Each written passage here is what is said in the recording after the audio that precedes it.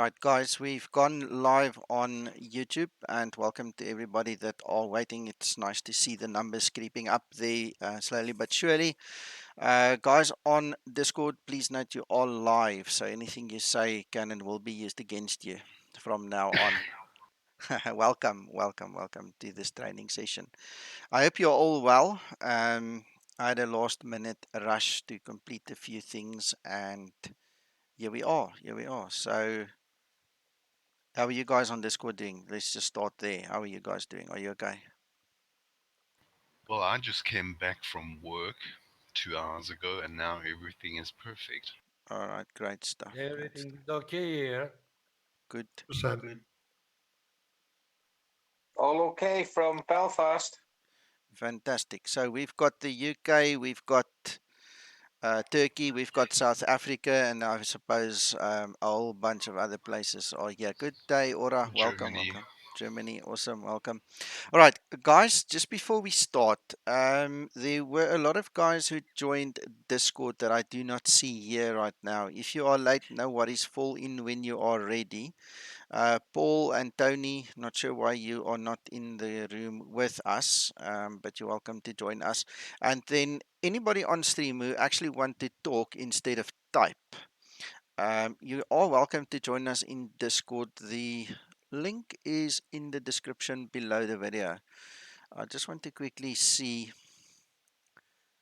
Yeah, it's still there. All right, so you guys can just follow that.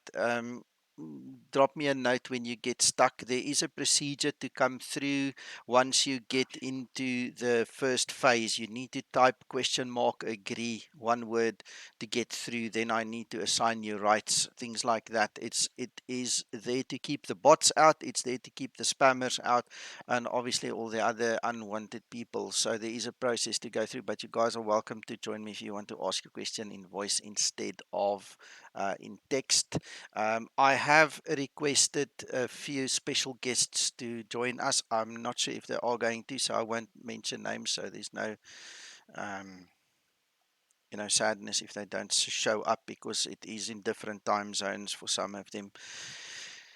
But for the most part, I'm basically ready, and I want to start from the very beginning. I had a bit of an eye opener a couple of days ago when one of the guys who I thought was reasonably well clued up actually disclosed to me that there's basic things he doesn't know. And I want to start today by recapping basic stuff, just talking about basic stuff. And I want you guys to feel free to interrupt me. I don't have a time limit except for maybe 6 or 7 hours. And I think by that time, a lot of you are going to be so fed up, you don't want to be here anyway. We don't want to go that far, but it is possible. If you guys have questions, it's time to ask them. I need you guys to be able, once we are done here, to get in the aircraft, go to an airport, do your flight planning, set it up from cold and dark, and then fly to your destination. That is the goal of today. But there's a couple of basic things I haven't really talked about on my streams because in my mind, some of the basic stuff is stuff I learned like 20, 30 years ago that I don't necessarily realize that some of the new users don't know these things. So please be interactive, gentlemen.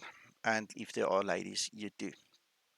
I know of one potential lady that would join us, and if she is here, it would be nice to hear from her. So let's greet the rest. Aubrey, Rainer, Jeffrey, and Uncle John and Abhishek. Hello, hello. Welcome to the stream. As you guys can see, I started the explain, and I'm going to start with a very basic thing and something that's very controversial that has caused a lot of fights for us, and that's starting the Zebo with the Cessna 170. For those of you that are not aware or do not understand, we have potentially 10,000, 20,000, or 100,000 or more users of the Zibo mod.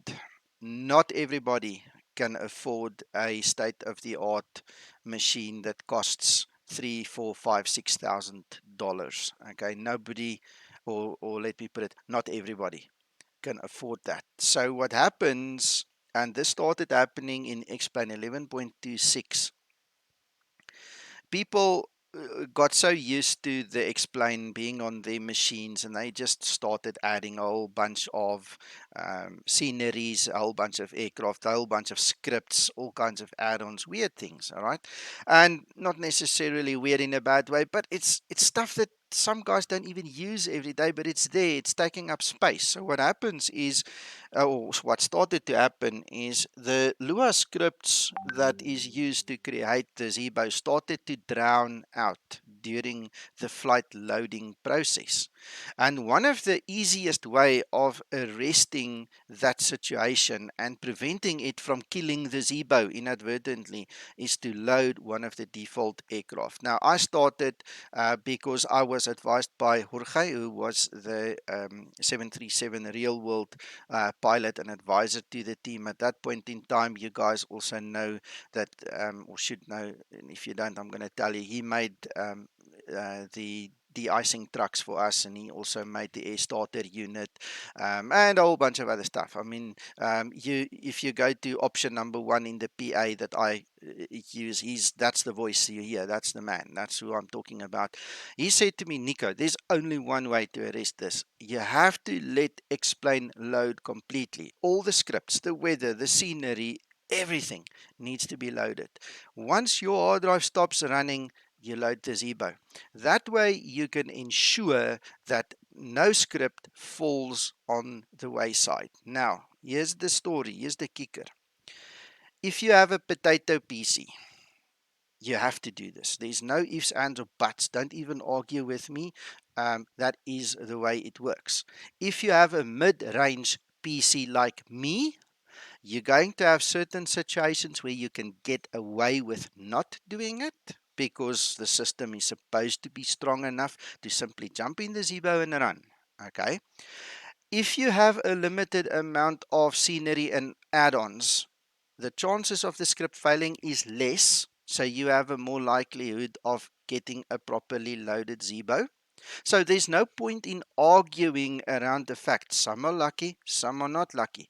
The fact still remains. If you want to be 100% proper and sure that the Zebo loads properly, load the 172, wait until your hard drive light stops running. Okay. Um, Guys, I'll come back to the text just now. I'll greet the rest of the guys, and I'll help the rest to get into Discord if you want to join us as well. So just hang tight. I'll get there now. All right. So coming back to this loading thing, you obviously then have guys.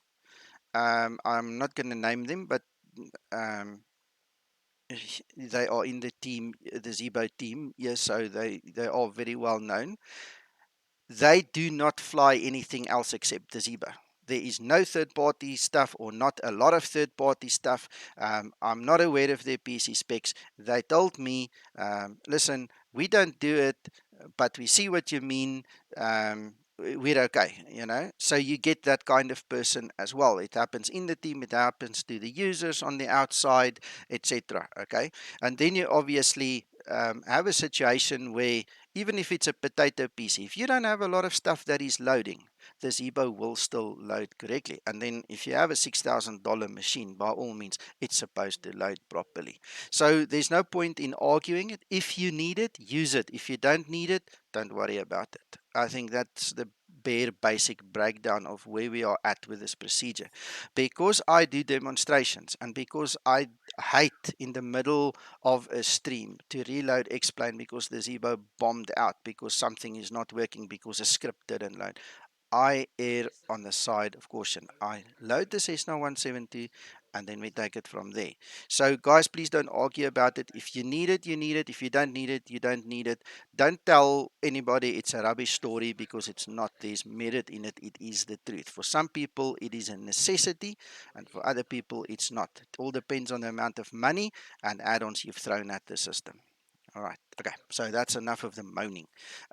Let's start this thing up, and we'll leave it at that, so I can just run in the background there.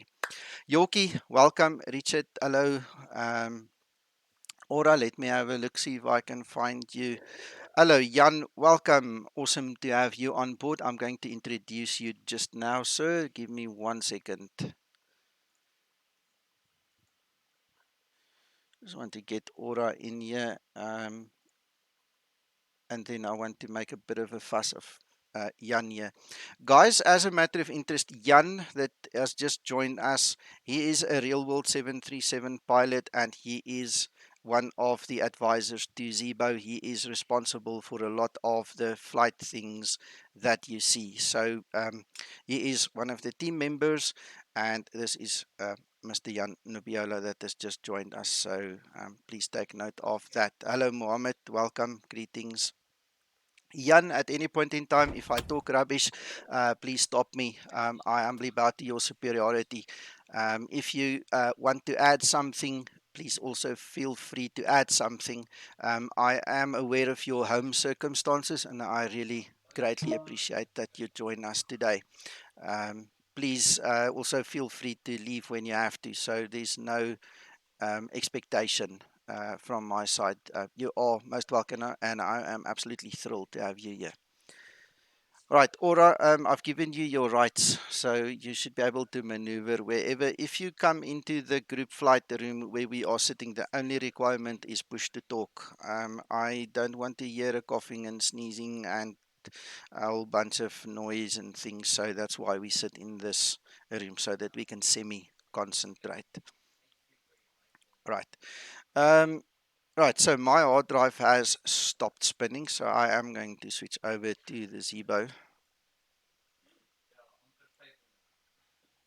And then I've got a reasonable assumption that everything will work fine.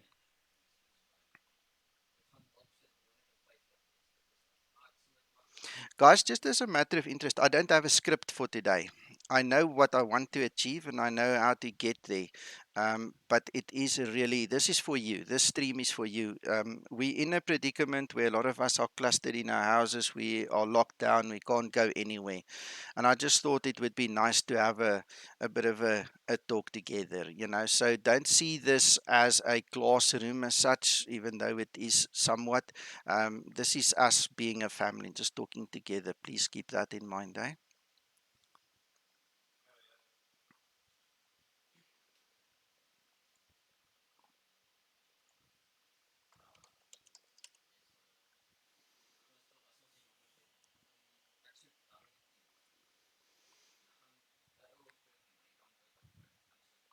Right. I'm also talking to a few people on the side here who still wants to join. So while it's loading, I'm going to quickly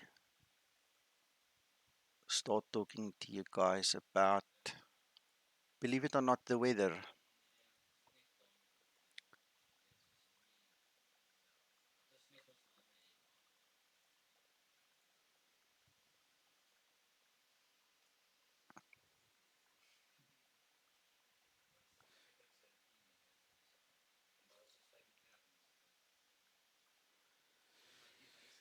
Okay, so I am not sure how many of you have ever seen this website. It's called windy.com.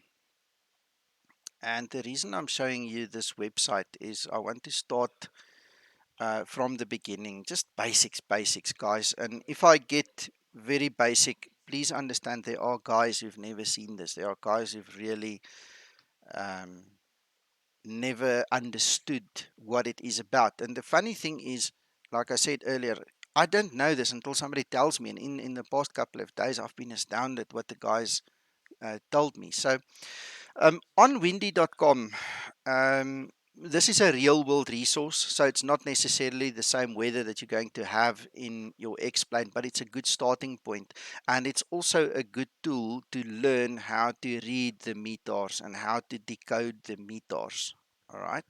So I'm going to show you the airport where we are going to be operating from. So it's easy enough to find it, LPPR. You just search it and go to the airport. There are a lot of information that you can bring up on the screen. Currently, I've got METAR, which is what I want to talk about. You've got two modes. You've got the raw mode. This is the normal pilot mode. If you ask Jan or any of the other pilots here with us, this is what the normal pilot mode would look like. So you've got your identifier, you've got the date, it was issued. You've got the Zulu time it was issued. And then you've got the winds.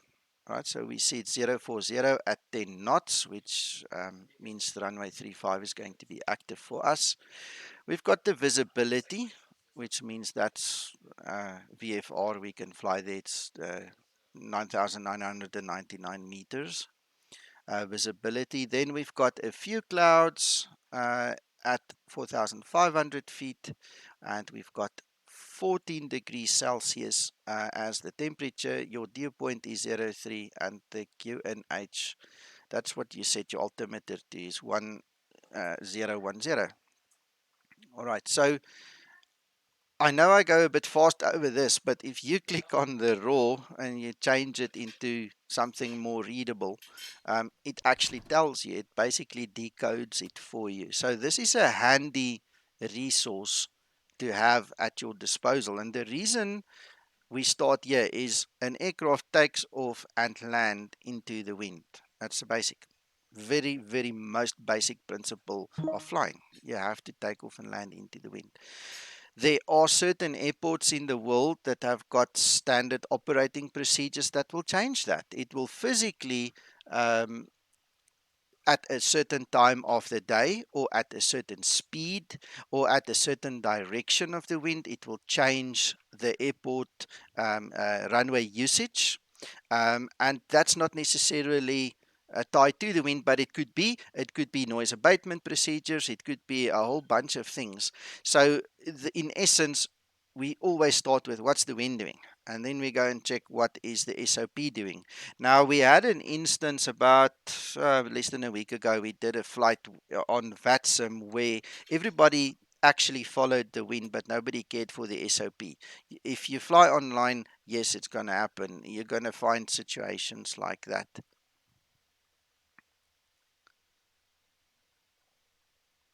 I'll answer you just now, Ryan. All right. So when I'm going to talk to you about the weather now, I'm going to talk mainly about the weather in Explain. Because if you think about it logically, Explain is a virtual world, and the only weather that is really um, of significance to you and to your flight is the weather that is in Explain, that your aircraft and you as the pilot in Explain is actually currently um, experiencing. You can't use a real world source unless it is synchronized. How do you know if it's synchronized? It's actually very easy.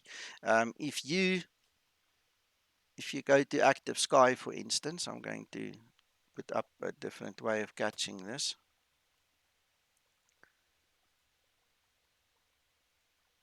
All right, so there is Active Sky. So now we can go LPPR, and we can actually put our mouse there, and we can actually see this is the wind that's currently going to affect us in the simulator. Now, if I look at that METAR, and if I look at the timestamp and the date, and I look at the rest of the technical data there, this is exactly the same. So this is one instance where you can use a real world source to actually show you what's happening in the sim. But I want you guys to learn a basic principle now. If this weather on the outside was off by half an hour, or the weather in the inside, whatever, whichever way you want to look at this, all right, you have to use the weather that's in the sim, because you're fooling yourself to think that the weather on the outside is magically going to appear in the sim. You have to concentrate on what is in the sim, and I hope you guys understand what I'm getting to. It if you're flying at an airport with an SOP, make sure that everybody else who flies with you also use the SOP, or drop the SOP, then use the winds. All right, so that is the very basic thing that I thought I would just mention to you guys. Does it make sense, guys, on Discord? Anybody? Yeah, that makes sense. All right. Affirmative. All right. Okay. Don't be shy, guys. You have to talk to me.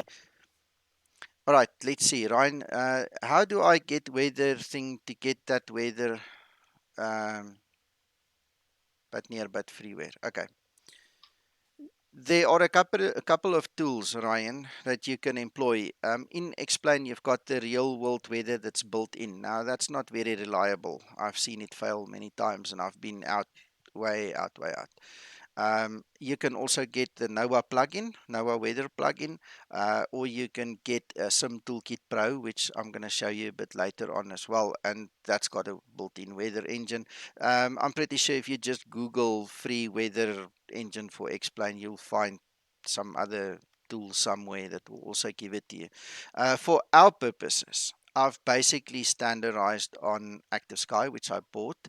But when people ask me for freeware stuff, I point them to some Toolkit Pro because you'll see the value of it a little bit later on. Okay.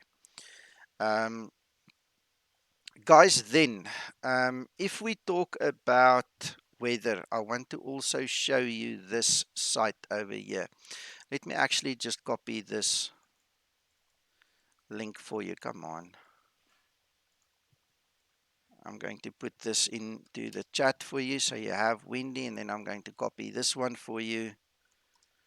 Also, this is going to be another good reference. All right, so if you go to either one of them, I've already showed you Windy. Windy's obviously got a lot of functions which we don't really want to go into now. But if you go to this one, you can physically type an ICAO code, click on it when it pops up. It will give you the METAR, and then it will actually, there's a button that you press, it will translate it for you. All right. So these are two basic tools I just want to give you to let you see externally how you can read it, where you can find it, and what it means, and how you can, decode it for yourself there. This one is a little bit out. It's not the same time. This is about half an hour out. And this is exactly what I meant earlier. You've got to be careful. You've got to be very sure you've got the same date and time stamp, and you've got the same weather here as you have in your Explain. All right. So if you want to use this as a tool just to teach you how to decode it, feel free. But always remember the dominant weather is the weather inside Explain. And that's the one that you need to use for your flight planning. Don't use external sources, they are irrelevant. Especially when you fly on Watson or any of the networks that contains their own bubble, their own weather system, you're going to clash with other people if you just go and follow your own head. Look what everybody is using. Follow the basics. All right.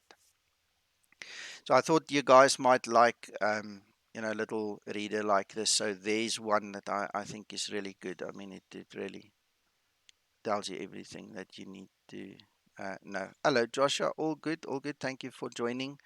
EW, thank you for joining. McTrying, I see you are here. Welcome. Right, so I'm going to move this off screen and minimize it for us. We are done with that one.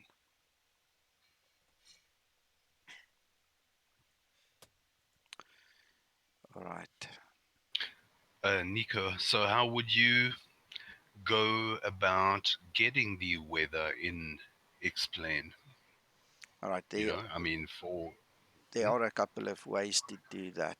Let me show you this one. I hope it shows us this.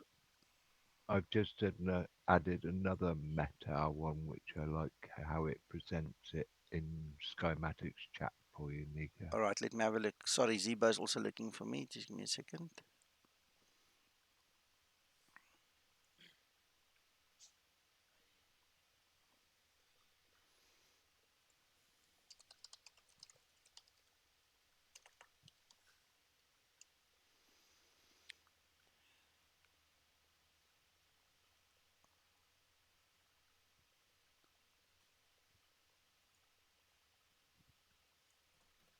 All right. Okay. To answer Steiner, and then I'll come to you, McTrying. I'm going to quickly have a look. Where did you put Schematics chat, you say? All right, got it. If you go to your map in Explain, and you click on the airport and you go to details, it actually gives you the wind, the conditions over there as well. It's not as elaborate, but that's one place that you can get it. All right. The Zibo mod itself actually contains an ACAR function on the FMC that I will show you once this aircraft goes live. But I'm quickly going to surprise you with something. I hope it works. Hello, Keith. Good day. Nice to see you. Ryan, that's the built-in map in Explain. So whatever your key binding would be, my one is just M for map. Just run it, check, see if you can actually bring it up on the screen. So that's one place of finding it in, and then the other place is going to be in the Zebo. All right.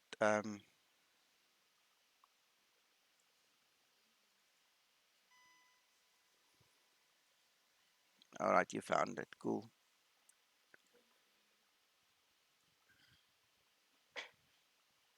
Nico, I'm in okay on Discord, but is there a link somewhere to a video that's going on now? Yes. If you go to Skymatics info below us, there is a link to YouTube, and that's my channel. Just go there. Otherwise, if you give me a second, I'll give you the actual video link. Give me a second.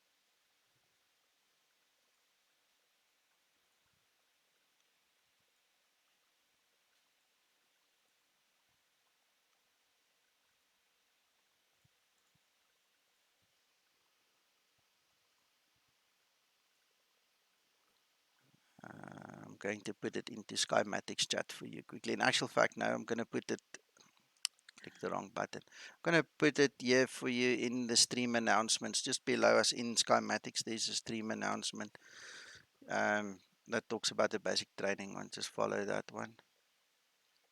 Thanks.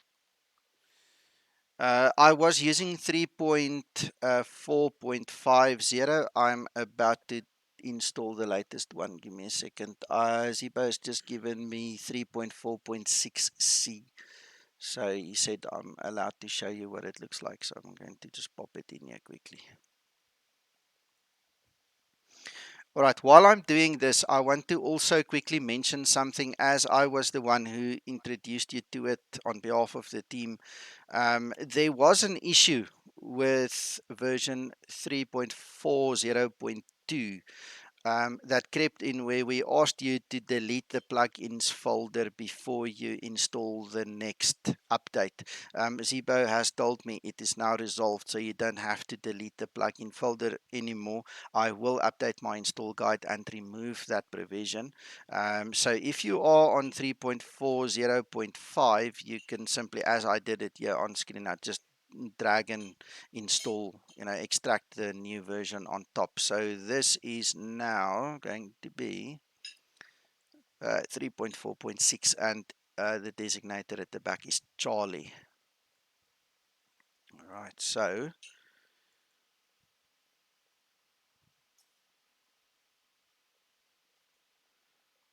just want to see what he's written to me, what has changed, if he's given us some info there. Let's quickly see.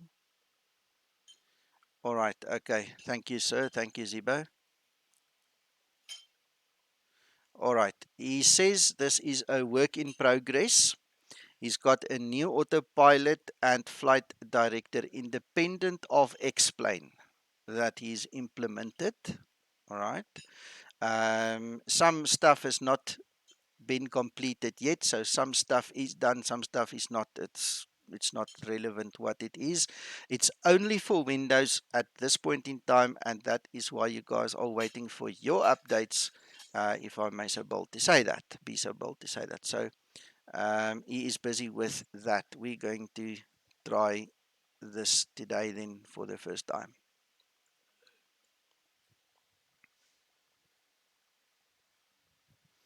Richard, I don't know of any bad report related to FS Global Real Weather. I have never heard anybody complain about it. I'm not familiar with it, so you might want to just drop us a line there, explain to the guys the story behind it, maybe why you use it. Is it free? I don't know. Is it something that you would recommend? Feel free. You can recommend it to the guys if you feel that it is something you want to do.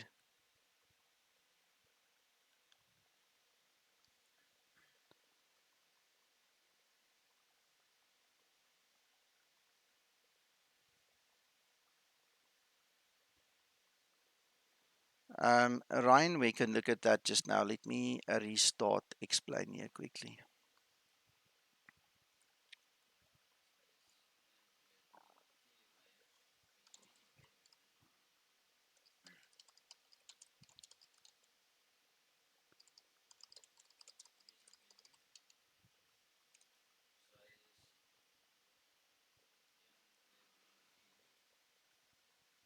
Is it payware? Okay. Okay.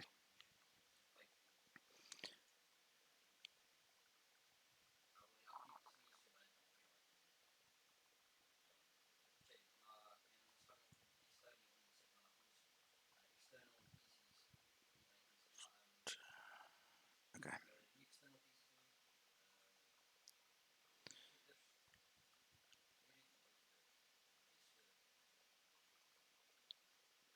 Ryan, if you go to your explain settings, where I'm now, you see there it says show main menu at sim launch. You have to put the tick in there, and that's how you get into the simulator to a menu system.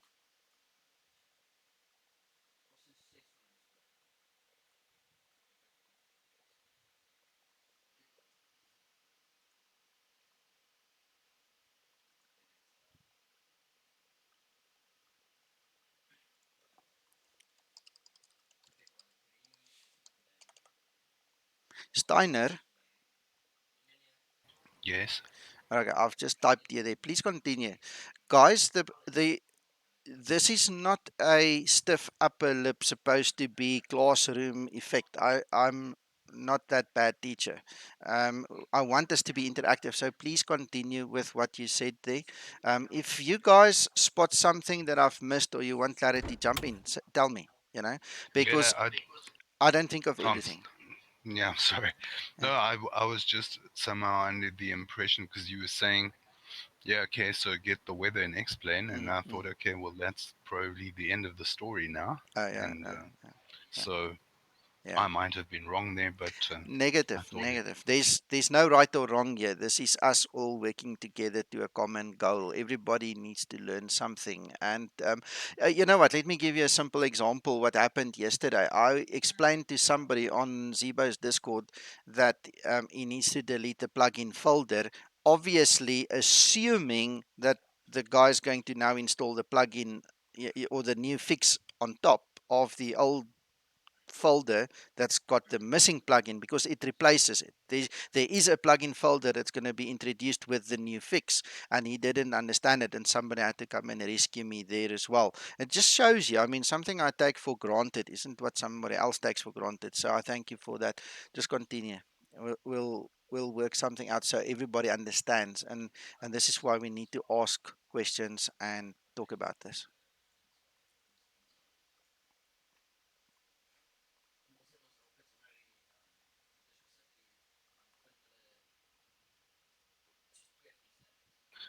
I mean, I knew about getting the weather from the map, but Mm-hmm. that is quite an inconvenient way, especially if you Yeah. want to get the weather for the destination, right? Correct, correct, correct. Because I don't think they explain map unless they've changed it. In my days when I still used it, it only showed you the first 50 miles or something. You can't even go to your destination. You can't get it. Yeah, that's Um, exactly the problem. yeah, in explain you also have the radio option. You can tune the ATIS frequency of the airport, and you can actually pick it up that way as well. But there are different ways of doing it. All right. So just for your information, guys, this is 3.406 Charlie. It's not been released, so please don't go look for it right now. It's a work in progress. Okay. Nico, if you use the ATIS function on the FMS, what Mhm. do you know what the source of that weather is? It will be your weather engine. So if you go to your flight configuration, it's going to pick up from either the custom weather file if you're using Active Sky, or it's going to pick up from whatever you've set there. That's what it's supposed to be. Okay, thanks. All right. The idea behind it is to give you the actual weather in the system. So while we are talking about it, I'm just quickly going to light up the system and we can just go to it and have a look see. Right, so if you go to the Zebo and you use the acars function, this is what we're talking about. We can now request LPPR. We send it and it takes a few seconds to come back and then we can actually read the METAR there. Right, there you go. So it is the 11th, 1400, sorry, the first, I'm talking nonsense, the first 1400 Zulu, LPPR, our station identifier, 040 at 10 knots, 999 visibility. Where is my active sky over here? Let me just drag that across the screen for you again and show you.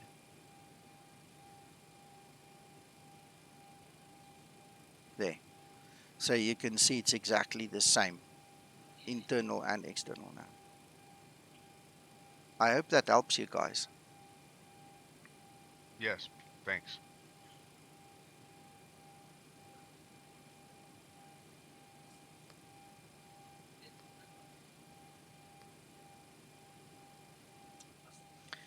Right, so that's the first basic.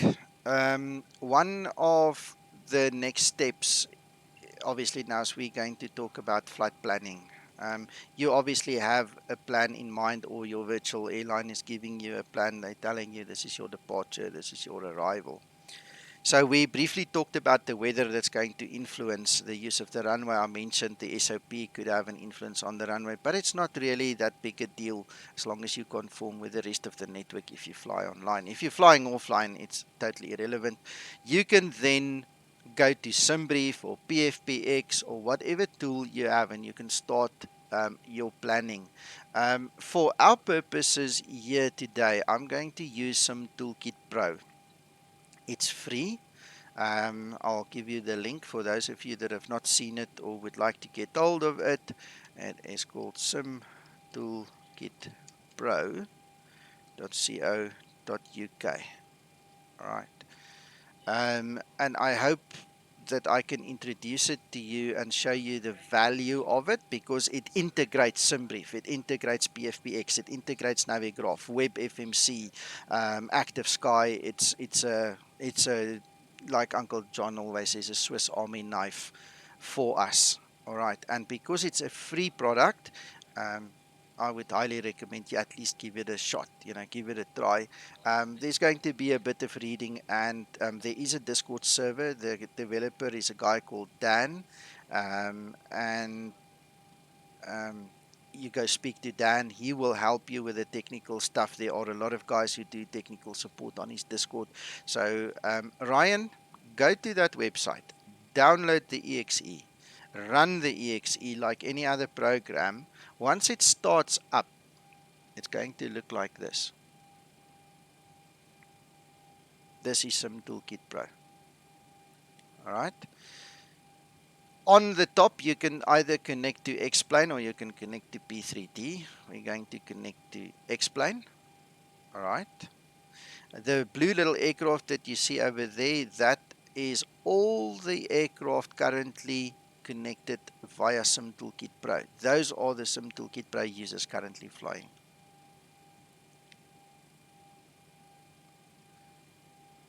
Yep. Yes, Jan. Yes. Now, if you look at this one, this integrates SimBrief for you.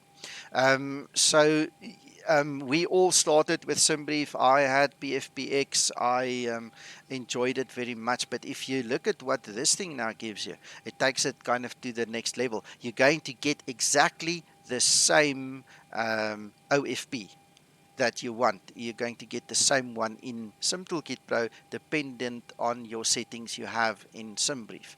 I use Lido. I don't use the Ryanair one. you know, so obviously it's going to look a little bit different, but you can set it to the one that you want, and it's going to bring everything in here. I'm going to show it to you step by step, and you guys can see how it works.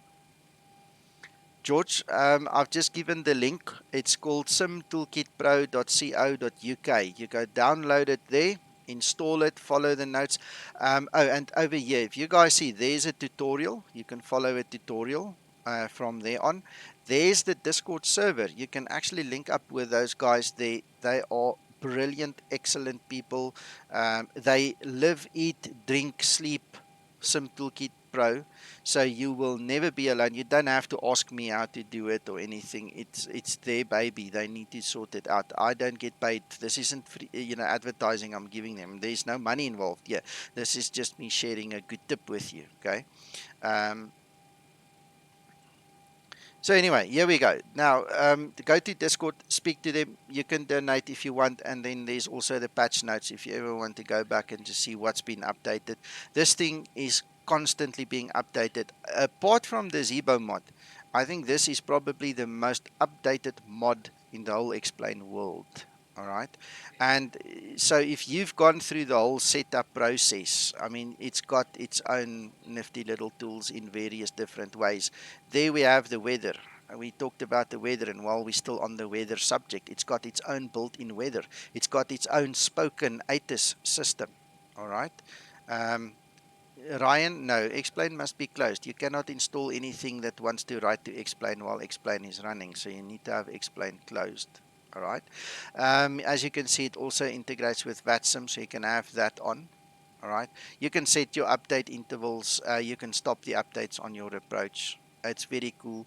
What it also has is you can set your weather manually, or it's got presets. All right. Um, Jan, yes and no.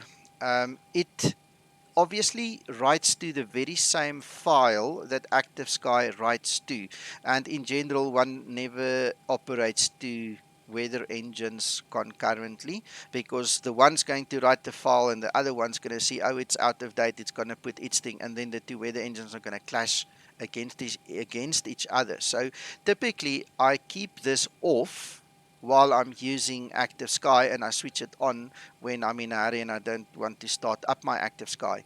What is, however, integrated is this tab here on the side. If you click the ASPX, let me quickly load a flight plan in there for us. LPPR, LPPT 250, and refresh. All right, then where is the refresh button? There was a refresh page. Come on.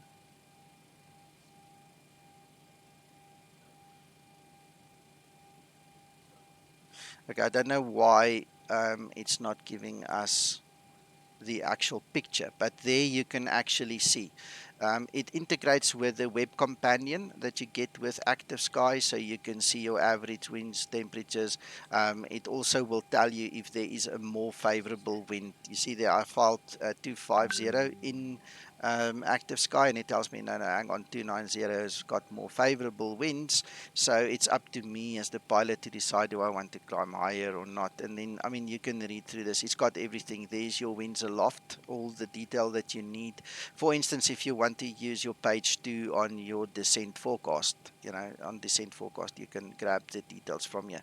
So this is, yeah, I'm sorry, I don't know why this isn't working, but it's obviously got its own reasons. So that integration only happens if you have ASPX installed. But again, don't run both engines simultaneously. If I go and set one of the presets here, Active Sky is just going to overwrite it anyway, but uh, it's a very good weather engine. It's very similar, but more reliable, in my opinion, than the one that's built into Explain. So either or, up to you what you want to use. So there's a couple of ways to also use this tool to get your METAR. LPPR, we can just simply go to the bottom here. You can type on the fly any ICAO code in there, and you can read your METAR straight from there. All right, it's a pleasure, Jan. Thanks for asking. Right, so that's one way of getting it. Then here's a very useful tool. If you go to the tool sets, you can actually go to a wind calculator. So you can go and you can type in LPPR, and then you can start just by clicking a runway. So there it gives you your METAR. It also tells you your runway or your heading, as it's written there, your wind direction and the wind speed. Tells you the headwind, the crosswind, and it actually gives you a picture. Now you can see, what did we say in the beginning? Basics. Aircraft take off and land into the wind, so we know that's the wrong runway. We flip it around and it now tells us runway 35 is active. Hey Chris, welcome, welcome.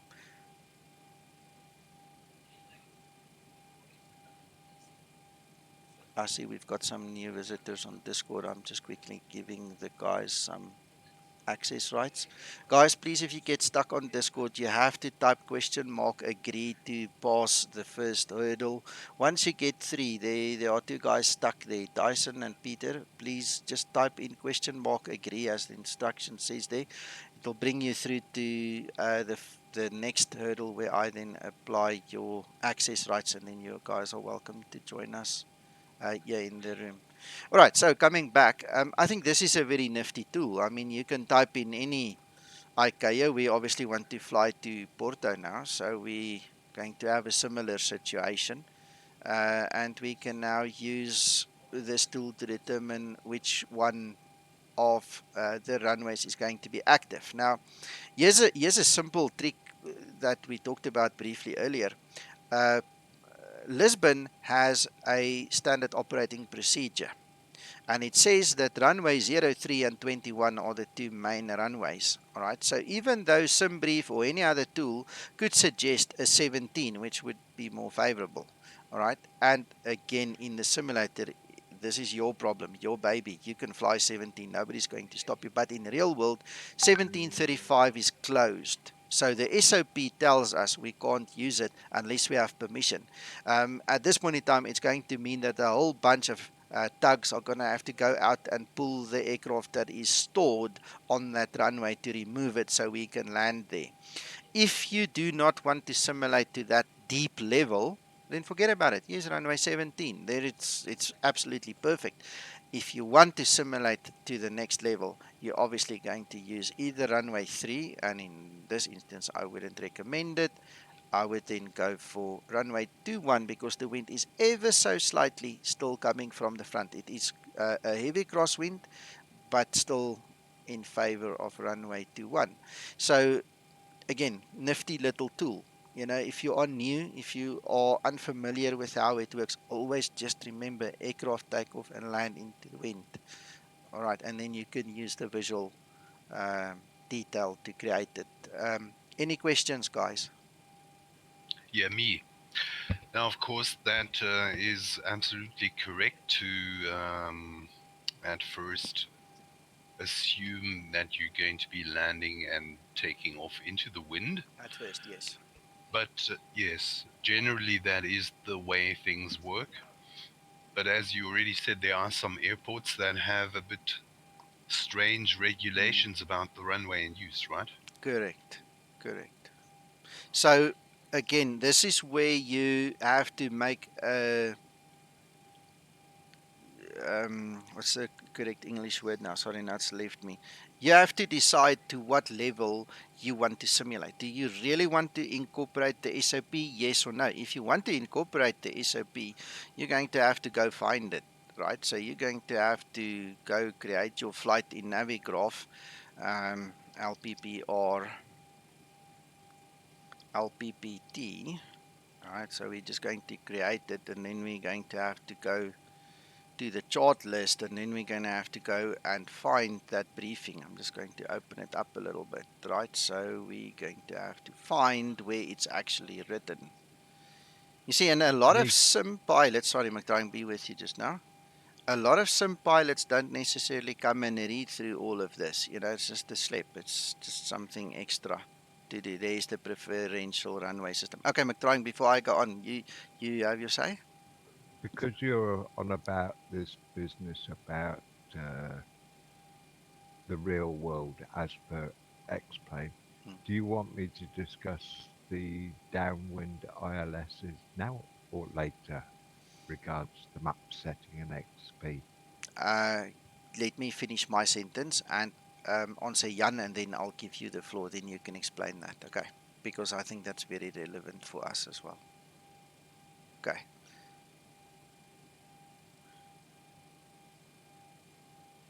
Yes, Jan, exactly. Like I said, you're gonna have to um, ask permission basically, or you're going to have to raise your concerns with the ATC, and then those guys will have to go and move and do whatever they need to do um, to get the runway that you want. But just as a matter of interest, here you have the runway preferential system. Um, so if you want to, I mean, I'm not going to really read it right now. There's a lot of information in here, but it basically tells you that runway 321 is the preferential runway in use, irrespective of 1735. All right. So if it's unsuitable to use, you can request 1735, and again, it comes back to the level of realism that you want to incorporate in your own flight sim experience. And obviously, if you fly online, you need to conform with whatever is happening on that side, because if you land against someone else, he's going to be pretty upset. So that's where the communication comes in. And yeah, then I suppose just like Jan says, if you are online, I've done it a few times where I've requested different runways or different procedures from the ATC. If there isn't a uh, proper good reason for them to refuse you, they are going to give it to you anyway. So you can request that. All right, McDrying, the floor is yours.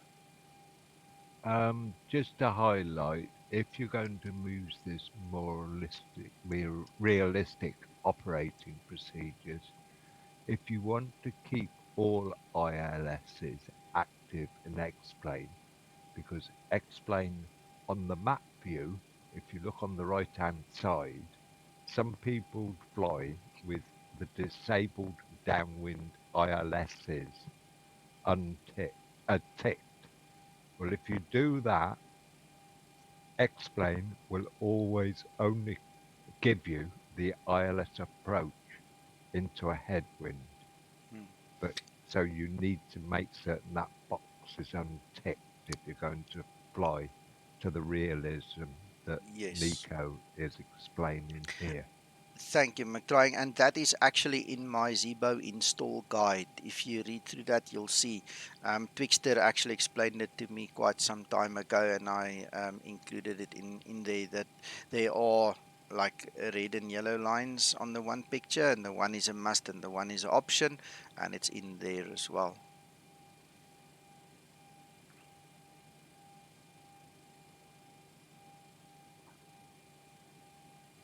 Yes, Steiner, that's the discretion of the ATC, my friend. This is also one of the things that we don't necessarily always think about, but it happens. It does happen, and it's there could be various reasons for that. Um, for our purposes, I think as long as we don't step on each other's toes when we fly online and there isn't a fight, you can probably do the same thing. But it's up to you as the individual pilot who follows the basic rules to just communicate, because that's just good manners. Communicate with the guys that you're flying with. If you're all alone, nobody cares. Okay, and you don't even have to do anything that I've just suggested, because you are alone. Nobody's gonna know you not interfering with anybody. But I personally like to do it a little bit more realistically. Yeah, and until that day, I was definitely under the impression that aircraft always take off into the wind. And then, when I saw that, I thought, okay, I must have somehow misunderstood everything. Mm.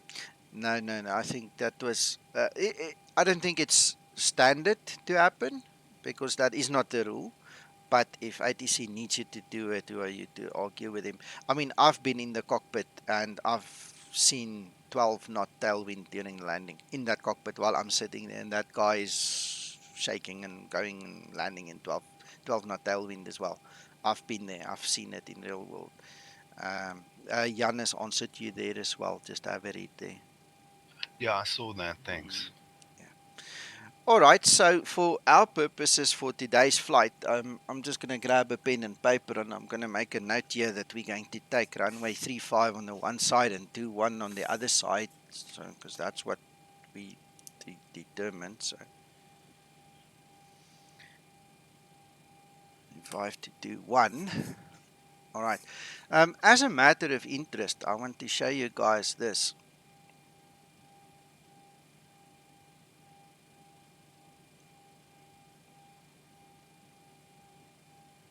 That's a good example, Jan.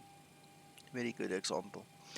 I want to show you guys this. Remember we had that one decode facility in McTrying's. Actually put another one on there. Let me grab that other one for you as well. I'll just use McTrying's one quickly.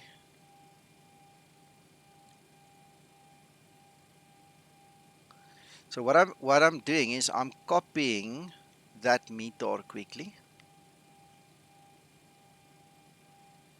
And can we actually paste it in here, McTrying? I thought we could. I was on this one. Porto. Looks like you have to pick it.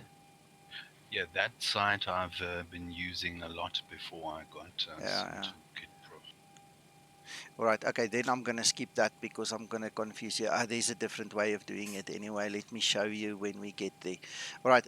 Obviously, this is now internal. Sim Toolkit Pro has downloaded the weather. It has it on file, and I'll show you the rest of the decoding when we get there. Because when I started using this, there was a need for a couple of things to be added, and I'll talk you through that when we get there. Jan, yes, yeah, I'm aware of that, yes. So, next step for us is going to be to go and create the flight. So, this is where the fun begins. You guys, I've set up my sim brief to talk directly with this program and vice versa. So, I'll show you how it works. We're going to type in our departure, our arrival. By the way, you don't have to put the ICAO code. If you don't know what it is, you can just put Lisbon. You just start typing and it brings up a list. So you can have it either way. We're going to use Ryanair.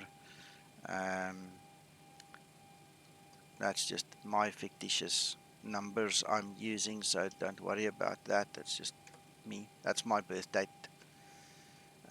If any of you were interested. All right, and then we can go to advanced. So what you can do, this is the easiest way of doing it, is you can now specify if you really want to. If you don't want to, it's no problem, because this is going to take all the information we give it now, give it to SimBrief. It's going to say, hey SimBrief, give me something back, and it's going to look at what you gave it, and whatever you didn't give it, it's going to give you anyway. All right. Or if you've given it specific instructions, it's going to use your specific instructions and then return something incorporating that.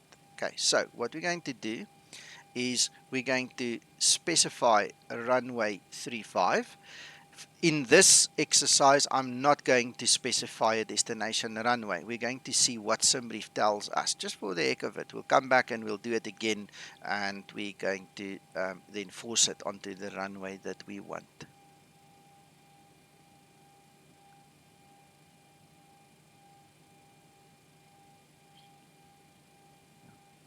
Ryan, can I ask you to rather send me messages in Discord so that we don't flood the chat with irrelevant stuff? Please just put it on Discord. Send me direct message there.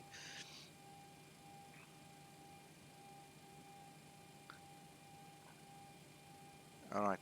Okay, so I'm not going to give it a route. We've said we want runway 35. There's no alternates. We're not specifying anything. In terms of performance, there's a whole list of things that we can use Ryanair. We're just going to use the standard 6.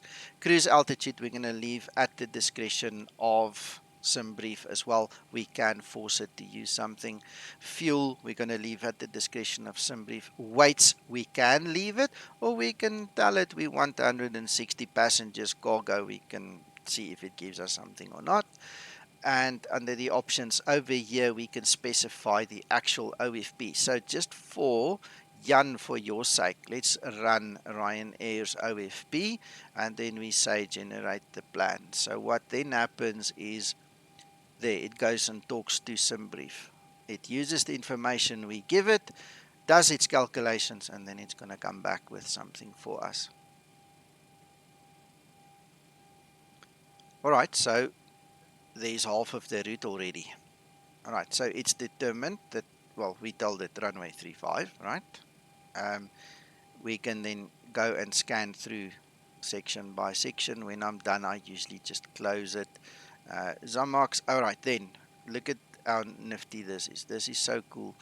We can now, from Zamox, go and find Zamox B, 5B or 7D. So it gives you a visual feel of where you want to go to. We'll take that one. Let's just scroll down a bit. You see here it's given us runway 21. So I wasn't too bad with my guess there, right? We can or we don't have to add a transition if we want to. And that basically just creates the full flight plan for us. All right. The cruise altitude suggested by SimBrief, because we didn't force it, is 330. Now, if you know the route, you'll know that's a push, because this route is very short. It's very, very short.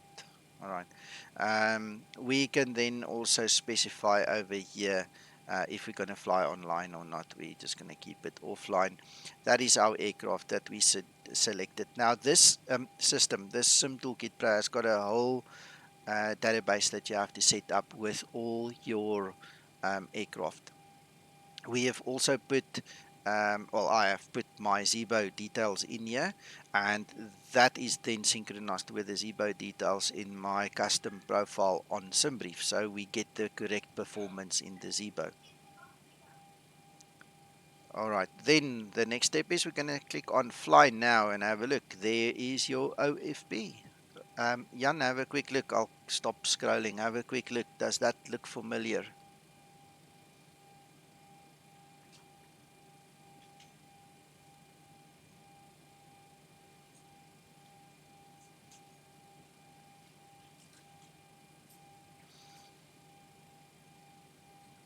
Right. The next thing I want to show you guys is we've obviously awesome, awesome, awesome. Thank you, sir. All right. So there is the actual route that we're going to take. All right. You can actually copy that route from here, and you can take it to Navigraph. There's so many different ways of using it. It's not funny. It's a pleasure. Just, I mean, you're going to spend a few days. Once you start using this, it's going to take you a couple of days to go and discover everything. It's really, really vast. So there we have the two airports. So we've got LPPR, LPPT. We've got the actual elevation. We've got the runway in use, the runway length.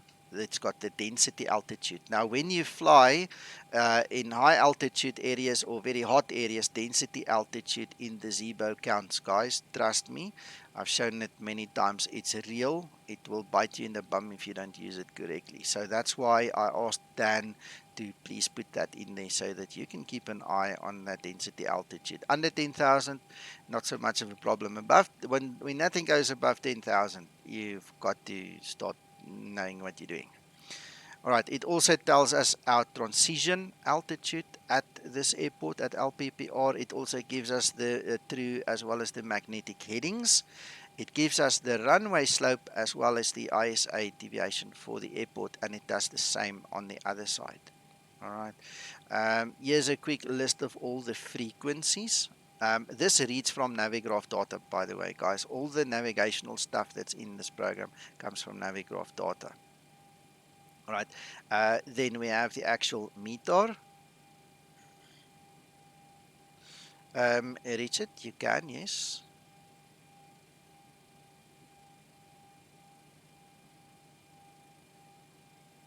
Jan, yes, that is something that you still have to set in SimBrief. So you have to configure your SimBrief with all these kind of things. I've actually got it on a 15-minute contingency. All right. And I've got a 30-minute reserve as well that is set up. So if you um, go through that, you'll see there's a little bit extra in there. All right. Then we've also got the METAR again for the airport, and we've also got the DAF. All right. I'm not going to spend much time on the DAF today. Not relevant for a entry level kind of a stream. All right. So obviously you've got all of this for the departure, and then you've got the same for the arrival. And the reason I've requested the ISA deviation, the runway slopes, and the density altitude, and things like this is what if you have WebFMC installed on your system, you can run WebFMC straight from here, and it interfaces with the Zebo already. So you can literally sit right here and you can program your whole Zebo straight from here without being in the cockpit. All right, so another nice feature that is built into the system. All right, so I'm going to quickly move this off screen. Nico, does Zibo Mod have to be running for you to use Web FMC? Yes, yes, sir. Yes, it has to. Because it needs to interface with the actual FMC. Otherwise, there's no talk. Okay, so you can't do that ahead of time, like if you're just running the flight planning portion, you have to have the This simulator running in the background. you have to if you want to use WebFMC. Yes, for WebFMC to answer you directly on your question. Yes, otherwise you can't do it. Yes, and you have to have the Zibo mod selected already, or whatever aircraft it is that you have a license for in WebFMC then. Okay, thanks. Yeah. Richard, let me give it to you. Sorry, I did say I was going to give it to you. Give me 1 second. I'm going to give it to you now.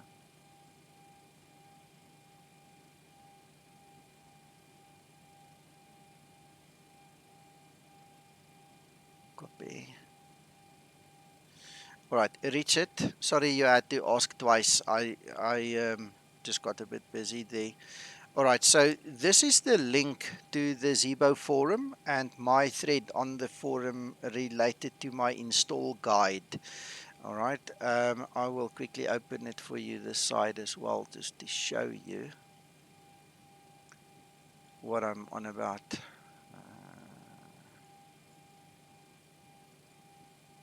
So in other words, what I'm saying to you is you're going to have to download my install guide because it's all contained therein. So let me bring it across. Let's just make it a bit smaller, just easier to read. All right, so this is the install guide, and if you go down somewhere, yeah. All right, this is the official performance data. It's based on the 160-seater model. All right, it's made up from the FCOM as well as the Boeing handbook and everything else. So this is the start of it.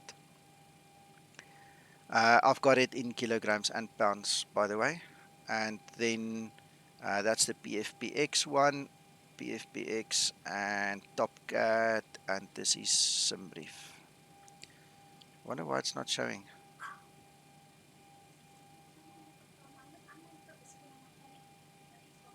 Okay, guys, give me a second. I just want to quickly get my son into his classroom. He's got a lesson apparently. Hold on.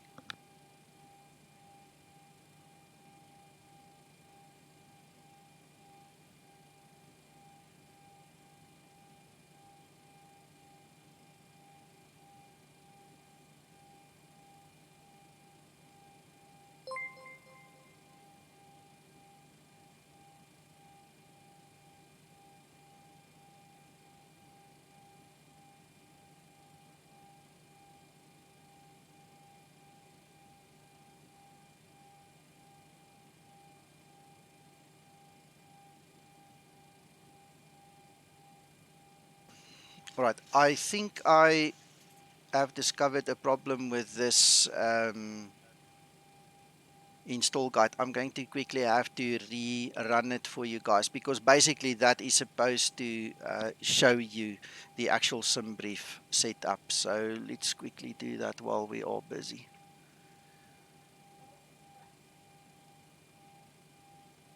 It's very interesting. I never ever thought it would not print it properly.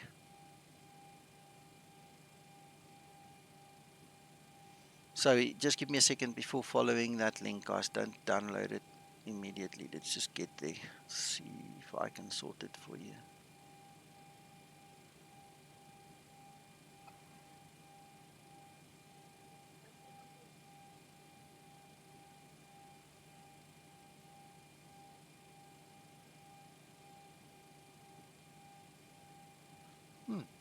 Right, download PDF.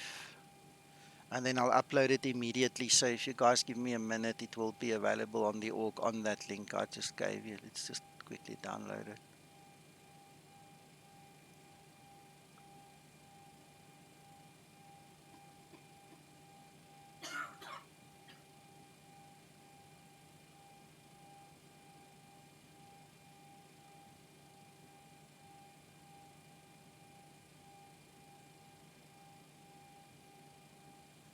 Come Google.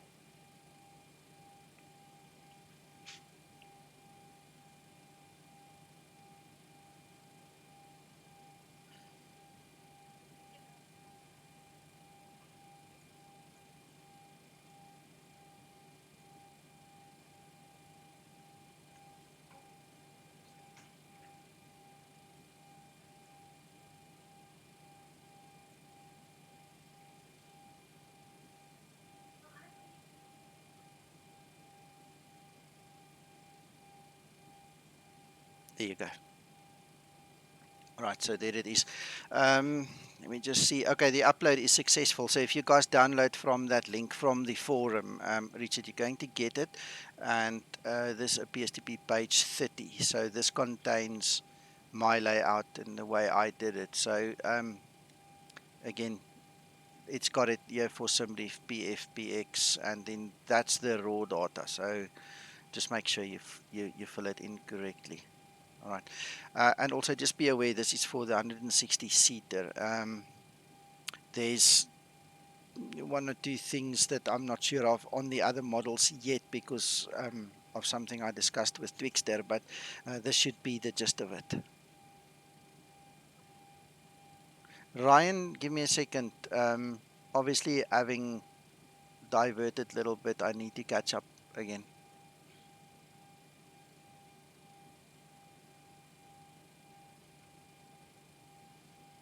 Ryan, like I said, I don't give support on SimToolkit Pro. I don't see how it could be a problem. Reboot your machine if you have to.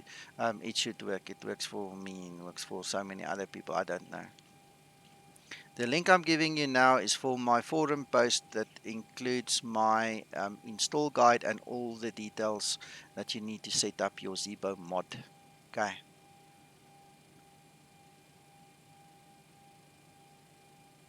Right. So that takes care of a couple of things. Well, sorry, Richard, and sorry, apologies to the other guys. I didn't realize that thing uploaded so badly.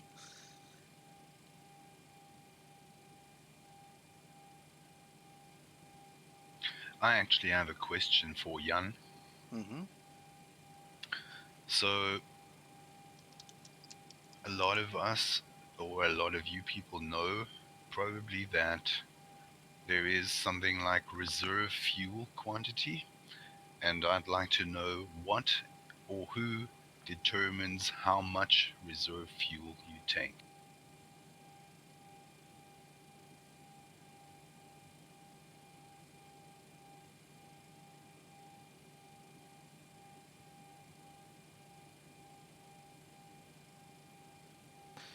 All right, I'm going to give you my answer while we wait. Basically, reserve fuel is alternate plus FINRES. So you add those two values, 1860 plus 1079. That's what you add together. That's how we do it, how I do it.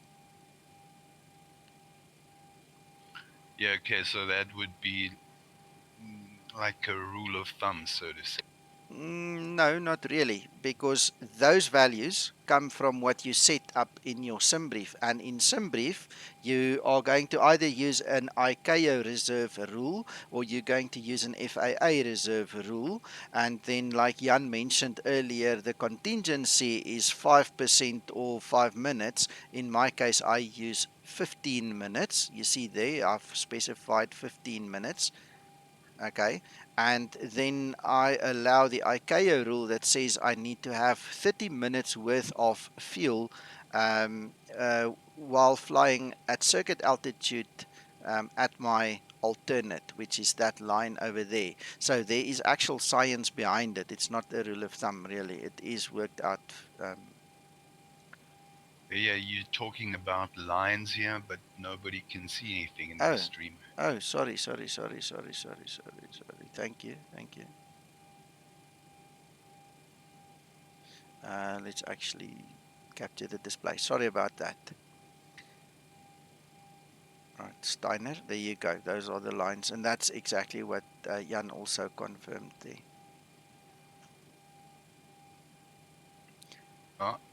There we go. Yeah. All right, so it's those two lines. And if you look at the top one, the contingency is 15 minutes. Jan said earlier they use 5 minutes. I tend to just put a little bit extra because that's, liquid um, survival gear,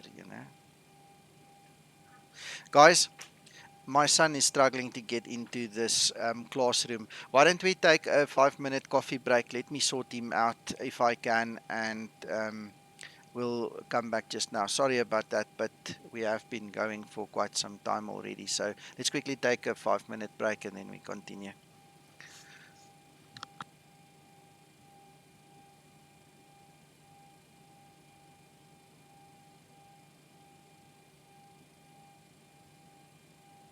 And of course, thanks to you too, Nico.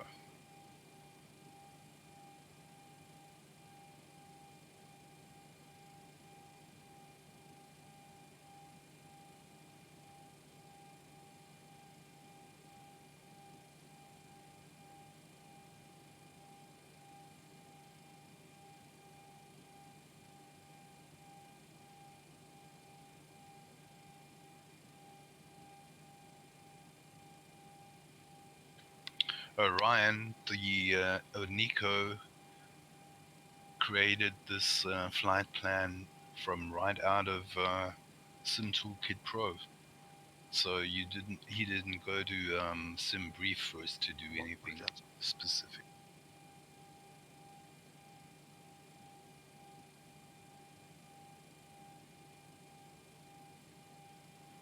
But Sim Toolkit Pro sent the data to SimBrief. So you are going to need a SimBrief account in order to get Sim Toolkit Pro to create the flight plan. Gents, I'm back. I don't know who went for that coffee break, but the situation on my side was a simple misunderstanding. They used the wrong ID for the video conferencing. So anyway, can we continue? Must I wait? Do we wait for somebody that might have left for a coffee quickly?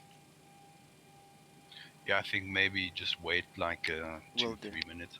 Will do. And yeah, Ryan, you need to set up a fleet, or at least in your fleet one aircraft, I think, in Yes. order for that to work. Yeah.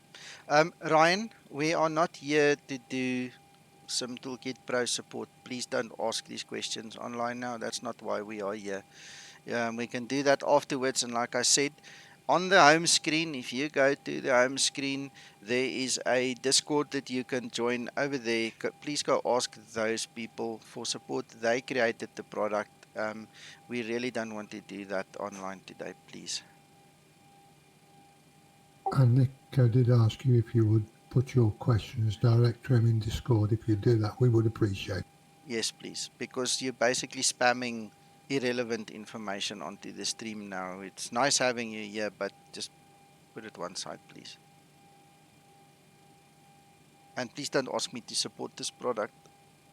I'm not advertising it. I'm showing you a unique tool that might have benefit for people. I don't want to do support on it, please. I do Zebo support that you guys can ask me.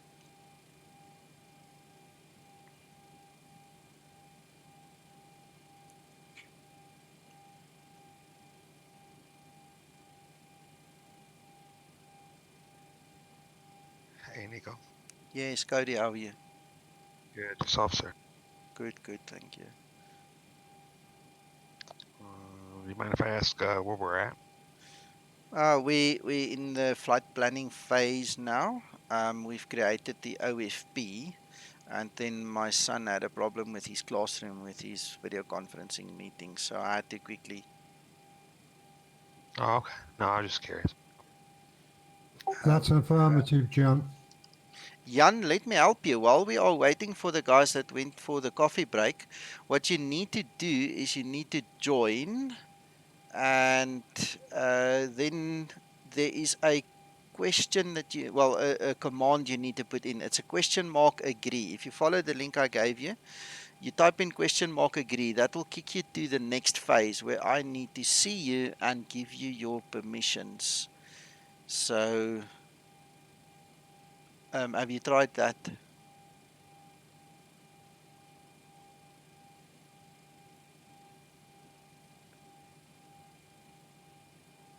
Okay, what is your username there? If you don't mind telling me, you can send me on Messenger if you want to, but I need to see you. I need to see you to give you permissions.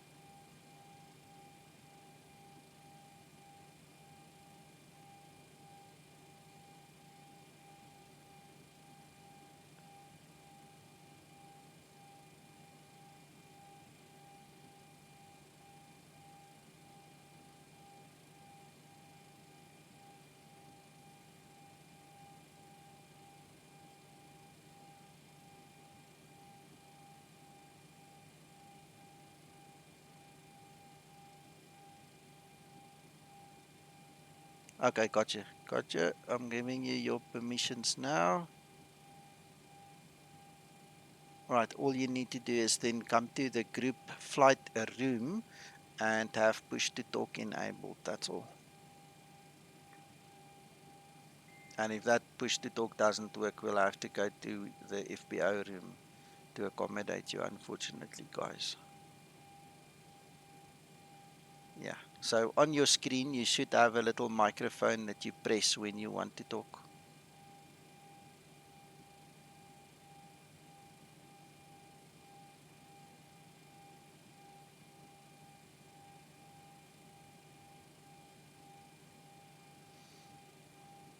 All right.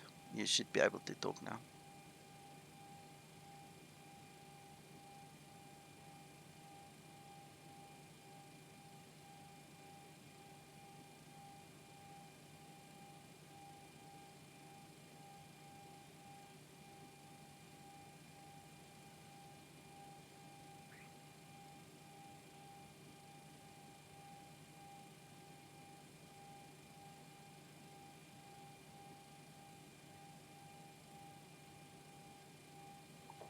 Uh, Hi, Hello, Jan. Welcome. Welcome. Nice to hear your voice. hi. Thank you for adding me. It's a pleasure to try to help. So, well, I will be listening, and if some question or something I can help, I will be ready for. Fantastic. Fantastic. Well, thank you so much. I do appreciate that. It means a great deal to me. Thank you very much. And I'm sure the rest of the guys on here as well. Affirmative. Yes. For the guys who came in late, Jan is on the Zebo team. He is a real world 7.3 pilot and one of the advisors who is helping to make this mod what it is. He is one of the contributors, so he really knows his stuff, and you are welcome to ask him questions as well. All right. I think we can continue then. Are you guys happy? I'm very excited Yes. about it. Thank you. Thank you. Excellent. Good. The The only thing that I have is because well, I explained the Yes. Oh, you're breaking up now?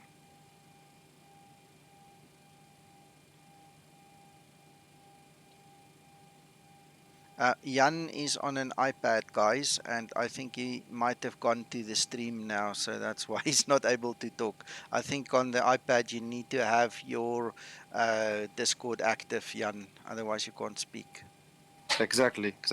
Yeah, I'm sorry. Please repeat what you wanted to say. I know it's going to be difficult, but we'll help you where we can. Yeah. I was saying that as you said, I have no access to a computer, so I can only join Discord or YouTube, one or One the of them. other. So Yes. maybe if some of you can share the desktop and I'm able to see the screen, but otherwise it will be only on Discord. I'm not sure I can stream on both sides, guys. Let's try that quickly. I'm not sure if I can do that. Jan and obviously the guys in Discord and obviously the guys on stream. There are 38 guys there. If it is not good enough, if the screen quality degrades, then I'll have to stop. But I'm going to start streaming both sides and it's not allowing me at all. I get a black screen. It's not allowing me at all. Mm, Yeah, no problem in this case. I can follow on Discord and. right, hang on. I got it right. I got it, Jan. There you go. So what you need to do in Discord is you just follow the screen sharing there. Yeah, now I see your screen. Thank you very much. All right. Okay. If it is a problem for YouTube, I'm going to have to stop it, unfortunately. Nico, I'm quite happy to transmit it. All right. Well, let's give it a minute and let's see. Okay, Uncle John. Okay, that's back up. Yeah, back up. All right. So the next thing I want to talk to you, because this is after all a Zebo and not some Toolkit Pro or weather demonstration and training session. So I just want to talk to you quickly about the Zebo. And I want to start with, first of all, the story about it being locked down. I just want to quickly touch on that.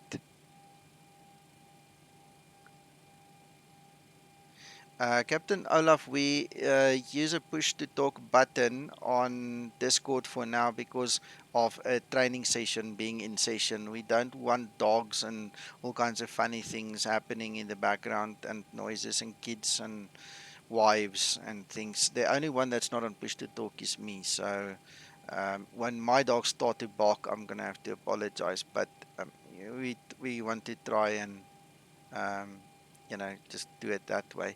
If you want to set up a push to talk in Discord, just go to the little gear, your settings, and in settings, you can go and set up a key or something. If you're on a tablet, there's a little microphone that you press just to make it talk. Okay. In settings, voice and video. Yeah, that's the one. Okay. So there are two rooms on my Discord server that I enforce the rule on, and the one is the group flight because we have to deal with ATC and we don't want to listen to everybody in the background. Okay, and then the other one is when I'm live on air, basically. So enough of that. Okay,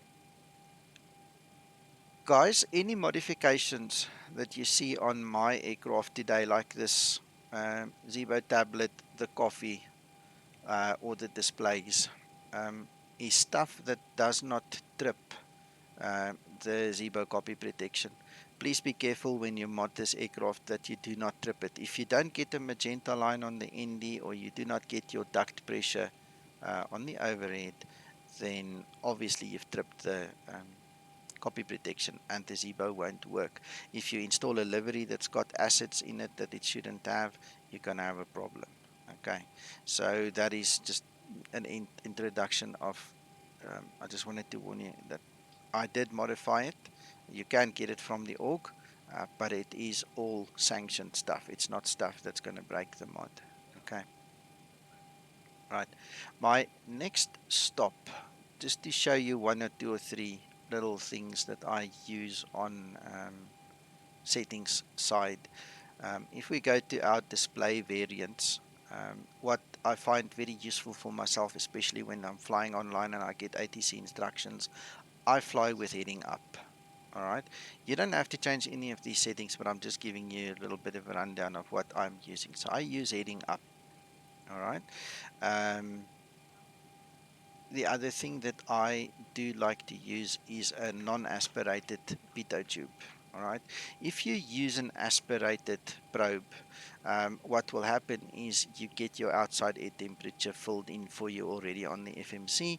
If you select no, then it will obviously ask you to put in the outside air temperature. So that's a significant thing for me that I put in there. Also, the multi-mode receiver, which is that device over there. I fly with a multi-mode receiver just because it's new and fancy, and that gives me so many more added and extra um, approaches that I can do. The ad for the captain is here. What I did was, because I struggled to get it done, I just created a little shortcut key for me to actually just drop it. All right. In my latest view set that you guys can download from various places, um, I've also made sure that that is more aligned with the center line and with the head and everything, that I can actually use it, because previously I didn't use that. Um, all right, then I'm just going to skip through a couple of other things, not important. Then a big thing that you guys need to be aware of is this autopilot yoke neutral tolerance. I use mine on real. If you guys take off and you struggle to connect command A, then please go use simply. All right, the tolerance is much reduced and more real when you use the real setting, obviously. So just be aware of that. If you struggle, go put on simply practice and then upgrade when you are ready. If you are using the simply or the real setting, either one, you can also come to visual effects and you can enable the flight director helper. Okay, so what I'm going to do is I'm going to switch it on for today. Basically, what it will do is it will give us a cue on the crosshair in the primary flight display. It will start to flash. That magenta line will flash between magenta and yellow orange, and then it will guide you to a position where you can actually enable the command A, the autopilot of the aircraft. Okay, so very, very important. All right. One thing in terms of performance and so on is also the windscreen effects. I'm using the Zebo effects for today. I'm not using the Skisselkoff effects. It also gives much better rain coverage. So if you want to get proper rain with little bit of drizzle, then use this one. If you want the more realistic rain effect, but then you need to realize you need a lot of rain for it to show, then you can use Skisselkoff. All right. There are one or two others I want to show you quickly, which is very important for me. Auto throttle engage lock throttle. I use it to on. The reason I use it to on is I do not want my Cytec throttle to interfere with the VNAV code. All right.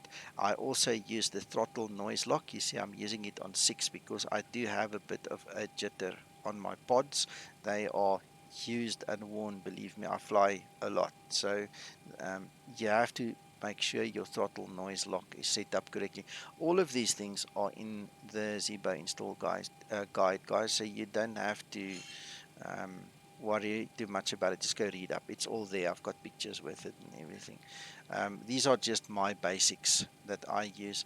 On the nose wheel axis, just for your clarity, I do not use yaw because I've actually allocated one of my levers on my throttle quadrant to be my tiller. So it won't work now because I've got the chocks on, but you'll see later on the tiller will actually move because I'm using a physical lever for it, an axis for it. And that's about it. I just wanted to bring those things to your attention so that you guys are aware of the settings. But like I said, it's also there.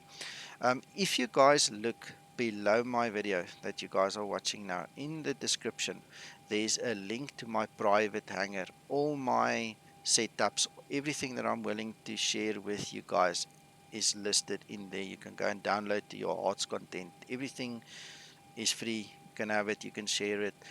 There's a lot of nice tabs, including, like I said, the pictures for how my setup looks, and you can go and play with that then. All right. So that's a basic. Mm, Nico, no, just to add. yes, you're breaking up again. Do you hear me? Now I hear you. Yes. Yeah, as you said, we have a lot of options in the 737, different configurations for different airlines. Mm-hmm. This is factory configurations, Yeah. and as you said, you're flying with heading on top on the Yes. navigation display. Uh,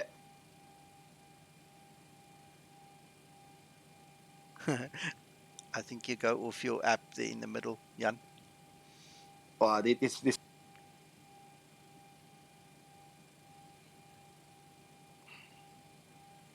That's weird. Okay. Yeah. hello. Hello. Yes, you're Yeah, back. You're back. yeah. So sorry. I'm saying that at least in Europe, the big operators, Ryanair, Norwegian, and I think Transavia as well, we use the track on top. But as you said, it's correct everything. So the different options for different Mm, airlines. So mm, if you want, someday I can pass you all the configurations for my. And yeah, I can pass you the configuration for Ryanair. yeah. Yeah. And yeah. Yeah. Um, I think what's important is the guys need to play around. I mean, obviously, the guys who simulate on a very high level are going to look for the information you're talking about. They're going to look at the virtual airline or the real airline to get, some information to lead them as to what the settings must be. And this is one of the strong points I find in the Zebo is it allows for so many different configurations. I mean, we were going here anyway, so I'm going to go to our payload. I just want to go to the next couple of pages. So if we go to the actual layout, what Jan is talking about here is now, for instance, Ryanair will fly the 189 seater.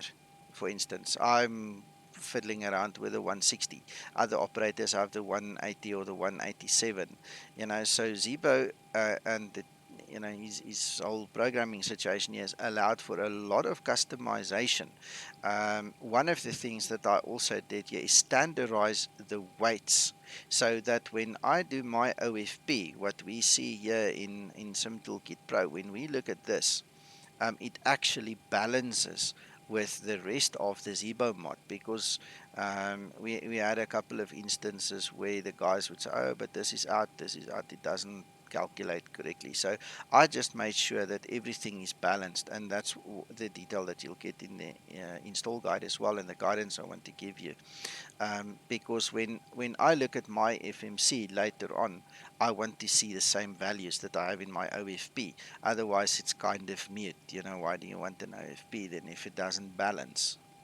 So I've gone to great lengths to make these things balance.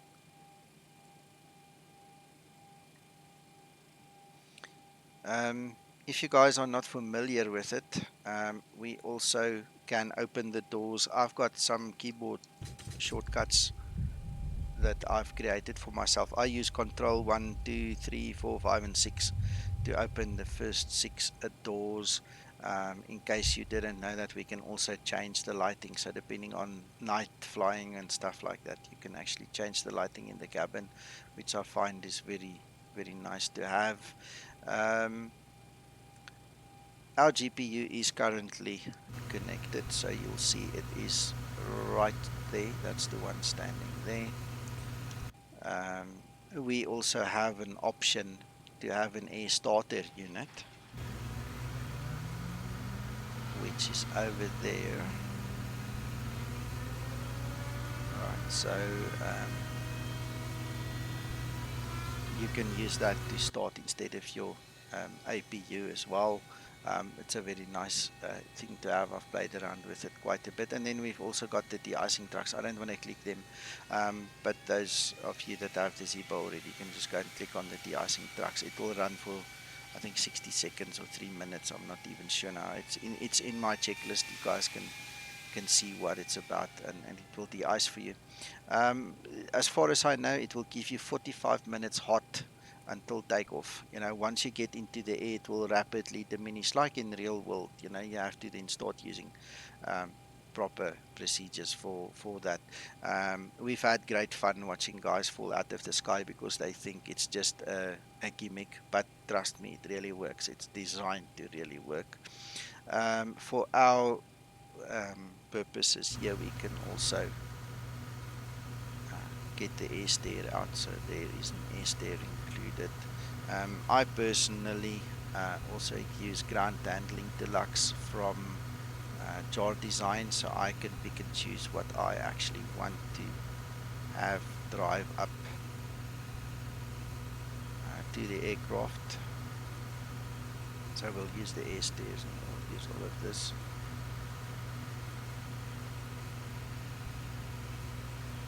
Ryan, it's in the tablet, ground services, air stair. Right, your door needs to be open for it to operate. So you can't close the door unless you pull it back, and you can't push that out until the door is open. All right, so just bear that in mind as well. All right, that's obviously the chocks. I always start my flight with chocks on, and better pushback comes and removes it for me. So I never remove that. The only thing I remove will then be the GPU. All right. Let's do a brief overview of the cockpit, just starting from here. We've got oxygen. You can actually press the button and listen to the oxygen flow as a part of your test. We've got a little read lamp, and you can actually move that around. So at night it's more relevant than now, but it is there. Then we have your standard clock, chronograph at the top, your elapsed timer at the bottom, and you've got UTC time. That's the date, that's the local time. So it's all got its purpose there. Our primary flight display, navigational display, FMC, standby, HSI there, the VOR stuff, CDU, upper display unit, upper display unit and lower display unit. Couple of things you can set with it. So another. The audio is just a little bit off. Could you explain one more time what the two knobs are below the These two. Sorry, these two. That below the steering tiller? yeah, on the tiller. bottom Okay. left. That is a night light, basically. All right. So I'm just going to switch it off quickly, and I'll show you at the top. You see the light is off. All right. It will come on your screen Okay. just now. And the other one is a light as well? It actually is inoperable. That is a map light switch, but it's inoperable. So that one is operable. You can see it actually works. Okay, thank you. No worries. You're welcome. All right. We're going to use these buttons again, but let me just show you again. We can put our engine information at the top, and then we can go to our system. So this will show us the hydraulics. This is also where you can do your testing of your control column and things, the rudders and the yoke and so on. We don't have hydraulics, so that's not going to move. I mean, look how nicely it's been simulated. It doesn't move far because it's got no assistance. I mean, this is like putting 40 pounds of pressure onto that. In actual fact, you're probably going to need more without hydraulics. Yeah, how much pound pressure do you need without that hydraulic being on? You're going to have to push it. I mean, it's serious stuff. So in order to move the controls by the hydraulics, you need at least 1,500 psi. Yeah, that's a lot. you can in see the 7.3, Mm. sorry, in the 7.3, you can move the controls if you do a lot of effort, no, Yes. by the cables when using manual reversion. Yes, yeah, but it doesn't move very far. It really does not move very far because the hydraulics isn't on. We'll show you later on. Again, it moves a little bit more. All right. Then a nice to have is if you take your ND display on the left and the ND on the right hand side, you can actually activate this display. So whatever happens on this screen will actually go and sit there. We'll revisit that as well. Um, just put it back for now. And very important next thing is going to be our auto brake. For takeoff, we need RTO. That's our rejected takeoff setting. All right. That will automatically enable full max braking. It will automatically deploy your speed brake here as well, and bring this aircraft to a very rapid stop. Now, the reason I'm also mentioning this specifically is if you recall in our settings, if we go to this one, auto throttle, engage lock throttle. When this is on, like I have it, you cannot simulate a rejected takeoff because it doesn't matter what you do with your throttle levers. It will not, the Zibo mod will not respond to them. It will not listen to them. The moment you go into toga mode, these things switch off so that you don't interfere with the VNAV code. So if you want to simulate a rejected takeoff, you have to disable this AT engage lock throttle. It has to be switched off. Well, actually, you can simulate an rejected with this, but you need a button to be Yes. coded as the auto throttle disengage, as we have in real life. And Yes, then, yes, yes, if you yes. have to reject the take, you push this throttle button, you retard the thrust levers, Okay. and then you can simulate the rejected takeoff. All right. Okay, so let me rephrase it. Jan is 100% correct. You have to disable the auto throttle. So that setting says when auto throttle is engaged, it's not going to listen to the throttles over here. All right. So sorry for saying it that way, but you're 100% correct. The moment that is on and you go toga and that thing is enabled, you have to disengage the auto throttle first and then pull on that one. All right. I hope it makes sense. Yeah, because Jan, we did a couple of tests, and if that throttle lock is on without disabling that, you're right. I never tried that. I must be honest. I never tried that. Never even thought of that. But that's correct. You can't simulate it until it's off. And I tell you what, Yes, this thing stops. it's it actually is it's the same in real life. In real life, when you do a rejected takeoff, you have to disengage the throttle and retard the thrust levers. Otherwise, you retard the thrust levers and then they go forward Back. again. Yeah, they will Yeah. automatically go for it. That's actually very good. You've actually opened my eyes to a little bit of a different perspective, because that actually having that then on makes it obviously more real. More real. Okay, Yes. cool. So I've learned a little something myself. Thank you for that. I just know from our test, the moment we hit the tow guy, you can pull back on this thing as much as you want. This hardware levers will not move those things at all.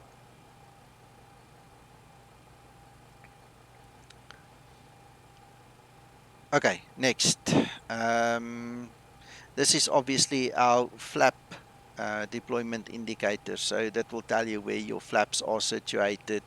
Um, there is a little list of limits to when you can use what flap, so you guys can just read off there. Um, just make sure that uh, you use a 4K model, or you have very sharp graphics on your 2K model. Otherwise, it's going to be a bit blurry. But there it is. That gives you the information. Um, I'm skipping some of these things that are not really that um, important. So, all right. The next thing that I can tell you guys is if you want to do your GPW tests, you can press that button. We're going to press a lot of these buttons, so I don't want to spend too much time on it now. And then obviously we do have a lot of the lights working in the system. So I'll turn some of these knobs just now.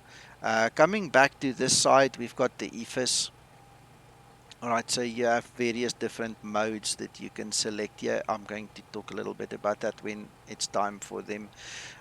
We have the course knobs for the VOR or for the ILS interception course, or when it's required to use them. We've got the auto throttle we just discussed. That's that little switch over there. And by the way, now that I've got the honeycomb yoke, Jan, I actually do have a button for it. I can actually work it from the yoke. So very much closer to reality now. All right, then Yes, we have this button on the thumb on the thrust levers. On the thrust levers, yeah, there, here. that one. Yeah, That one, that's the one over there. exactly. Yeah. All right, on your autopilot disconnect is that one, right? Exactly. Yeah. Yeah. Okay. So let's move on. All right, that's our speed where we can do our speed setup and interventions and things. We set up our speed over there. I'm just going to leave it like that.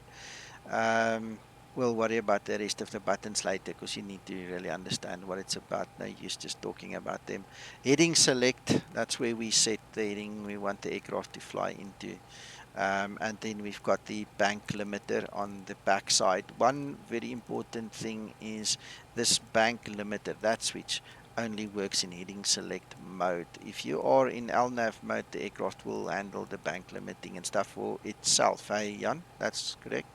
Exactly. It only works on heading select and Vorlog mode. In Vorlog mode, if you are intercepting the ILS and you feel that you need more bank angle, you can select more, like 30 degrees, and then it will pick the job. Sure, sure. So I see standard, if I just go, what's the best way to show you guys? The standard angle, which it starts up with, seems to be 20 degrees nowadays. So it's a good turn circle, unless you sit. Exactly.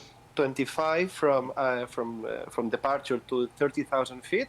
So fly level 300, and then you change to 10 degrees of bank, because it's very important. This because the heading select, the bank selector, it doesn't take into account the wing loading. So you can Yes, exceed the limits of the aircraft by turning 30 degrees at more than flight level 300. So to avoid that, remember to put this on to 10 degrees of bank when crossing flight level 300. sure, sure, sure. Okay. But that will only come into play if you are on heading select. The LNAV will take those into account, right? Exactly, only Yeah, heading select. But yeah. you can be flying on LNAV, and then the ATC tells you turn right, heading I'm wherever, and with you. then you can exceed You the need to limits. Yeah. remember. Yes, you need to remember. Okay, with you, with you. Captain Olaf, I see you've got a question there. You started the Zebo with engines off, but all the displays are on. Mm, Did you perhaps save something? I mean, in your tablet, did you save your switches in a different configuration, maybe? Because you can do that. I'm not sure if you are aware. By standard default definition, it should start up completely cold and dark. The other question is, did you start the 172? Maybe just load the 172, make sure that the tick box is not checked in your flight configuration. So that start with engines running must be off. If that is off, start the 172, then come back to the Zebo, see if that fixes it. Yes, that's true. Hello, Zebo. That's also true. There you go. There's the boss, guys. Hi. All right, Oh, so sir. we go to, where was that golden dog? I know it was here somewhere. Welcome, Zebo. Welcome to the stream. Thank you for joining us.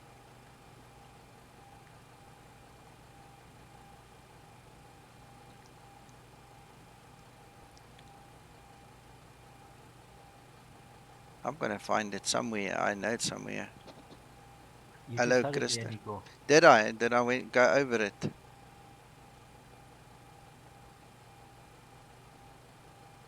There, engine no run. Cold is Ah, off. there we go. There we go. Thank you so much. All right. Yes, there you go. You could be in turnaround state. That is, thank you. Thank you. We found it.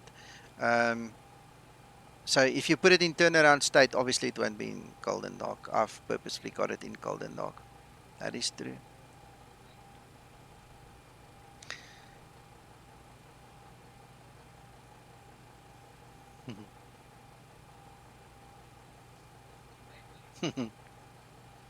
Yeah, have a go, guys.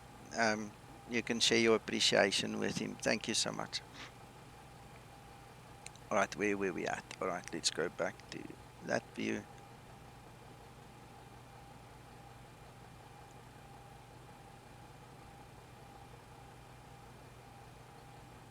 All right. I'll give it a couple of seconds, guys. You can speak to him.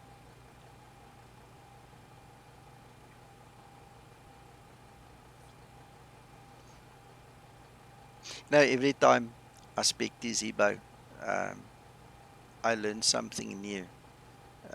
It's such an honor to speak to him, and it was so surprising. I didn't even think of the tablet, and I just look up and he says that, yeah, on the tablet, and I realize, oh yes, it's true, it's true.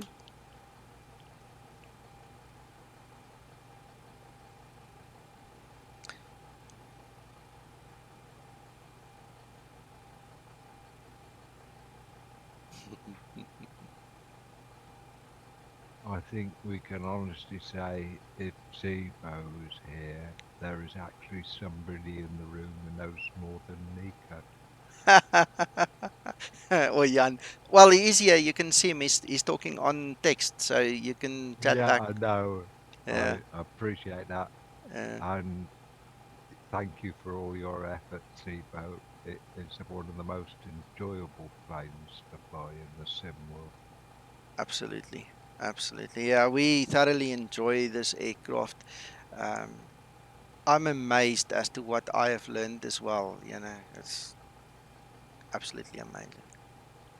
Hey, Mirsat, welcome, welcome. Amen to all above. Yeah.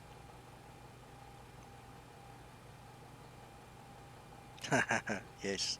Yeah, we are very fortunate.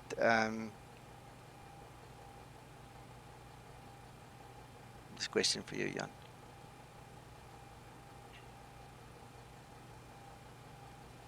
Sorry, say again. Zebo wants to know if you already have your PC at home. I don't want to speak on your behalf, so. No, no, no. My wife is confined with the COVID-19, so we are in different rooms. I don't only have my phone, so a total disgrace. But yeah.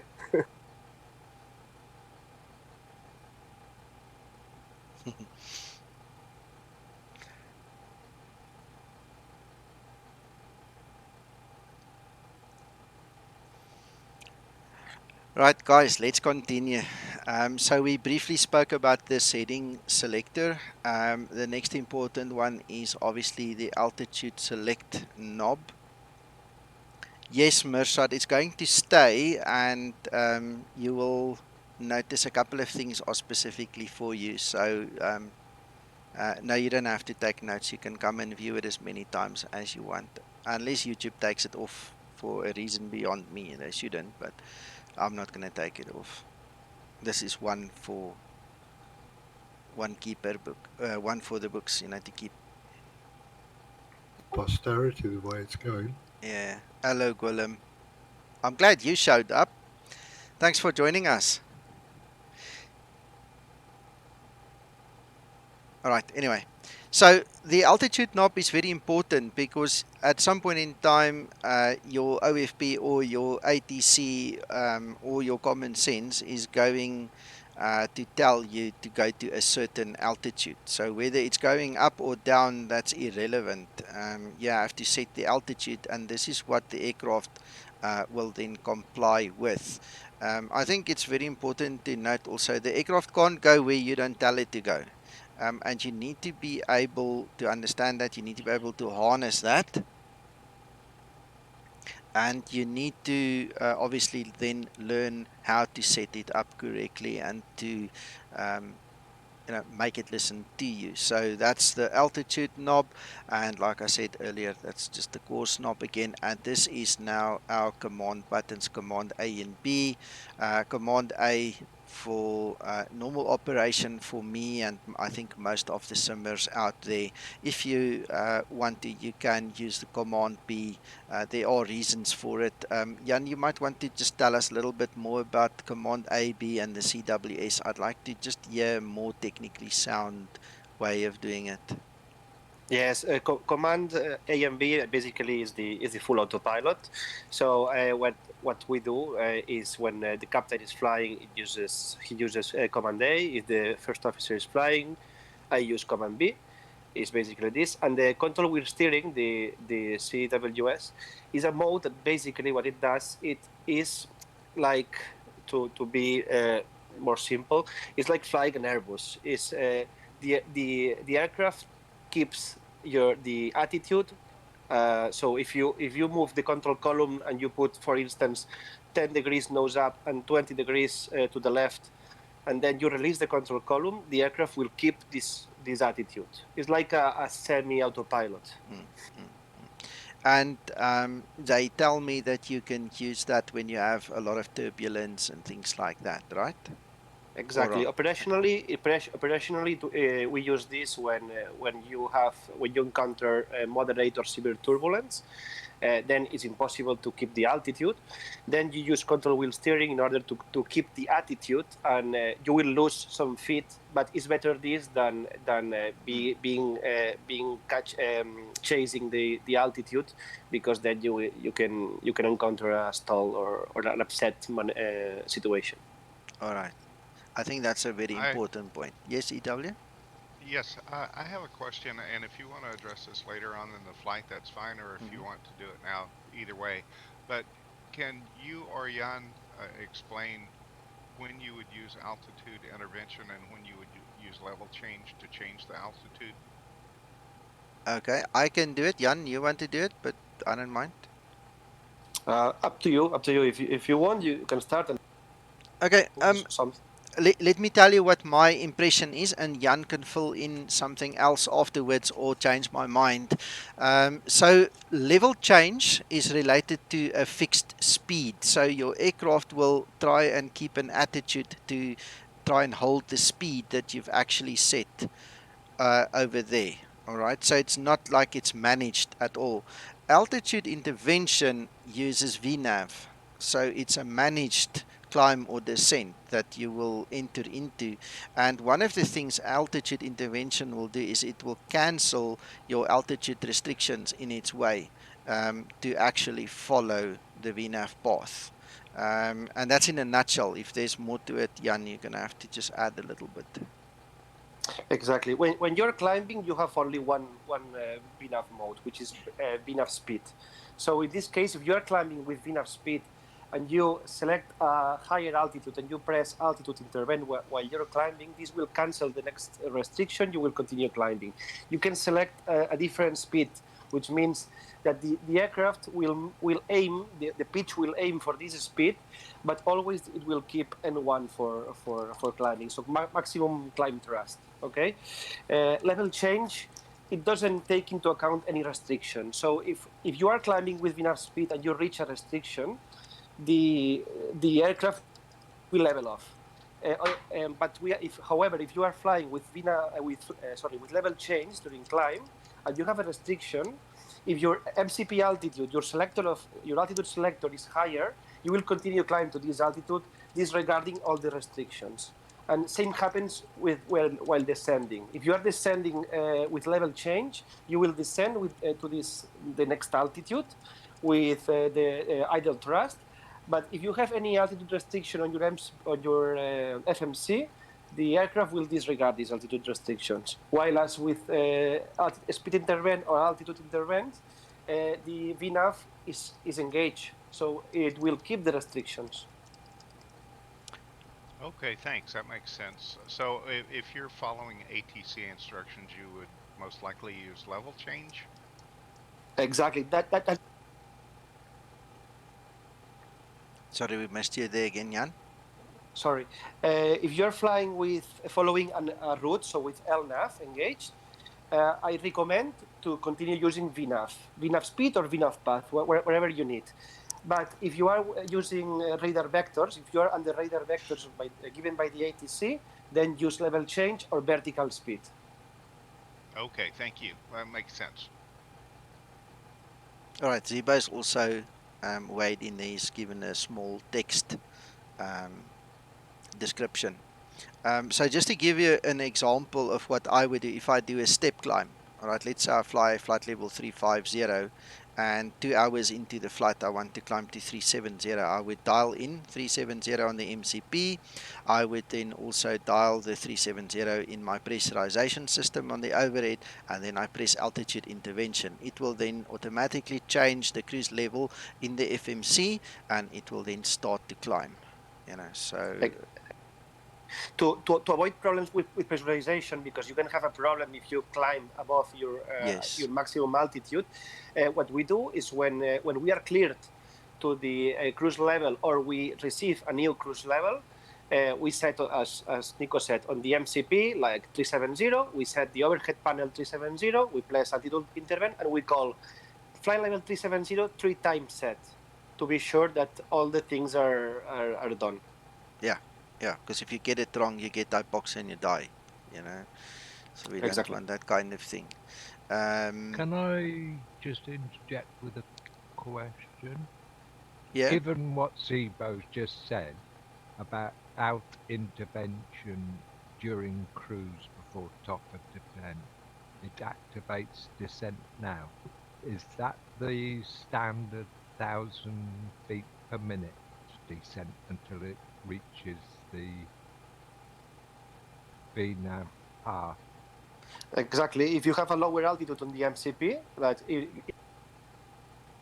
so in other words, it's the same as pressing the descent now on the FMC in the descent page. That's what you're asking. exactly, Yeah, is then it's the is same. That's this just confirmed. Thank you. That's Awesome, lovely. awesome. I didn't know that, so thank you, Zibo. That's also something I've just picked up. So it saves me from going to the descent page, even though it's not a bother. I'm just saying it's just one more option. Awesome, awesome. Okay, we've learned a lot, eh? We are indeed learning. Yeah. Just want to go to this page. All right. So, okay, we'll get to the throttle quadrant just now. These are the radios.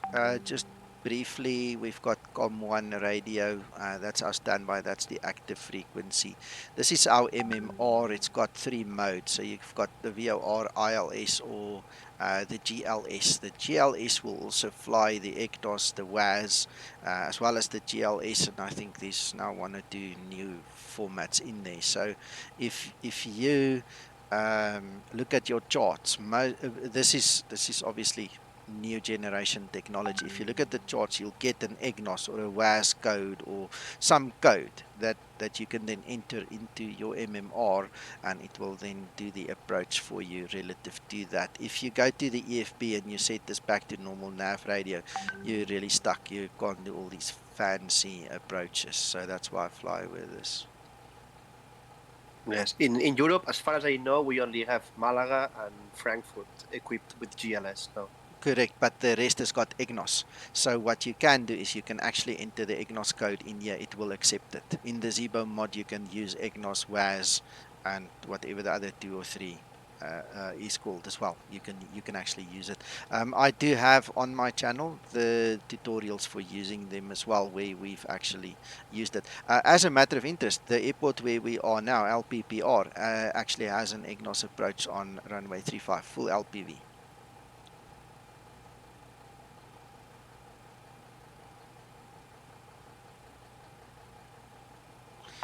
All right, next one. Then we've got the IDF over there, and then obviously all the different options that you can set on your comm radios. Not sure who's WhatsApping me, but this phone's driving me nuts. I hope you guys can't hear that. All right, what you can also do, and this for a long time has been a problem, you can activate and deactivate your marker. Some guys like to hear the marker, some guys don't. And then what is also nice about the Zibo, to my understanding, is these radios operate independently. And my wife wants to say something. Give me a second.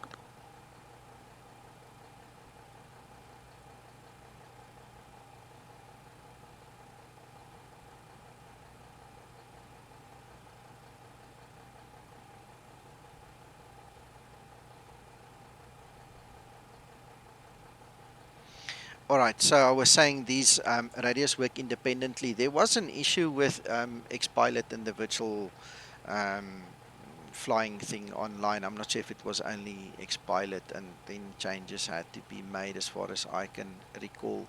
So these things can operate independently, and they do operate independently.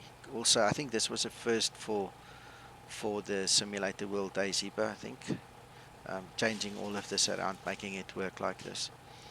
All right, Christer, you've got a question?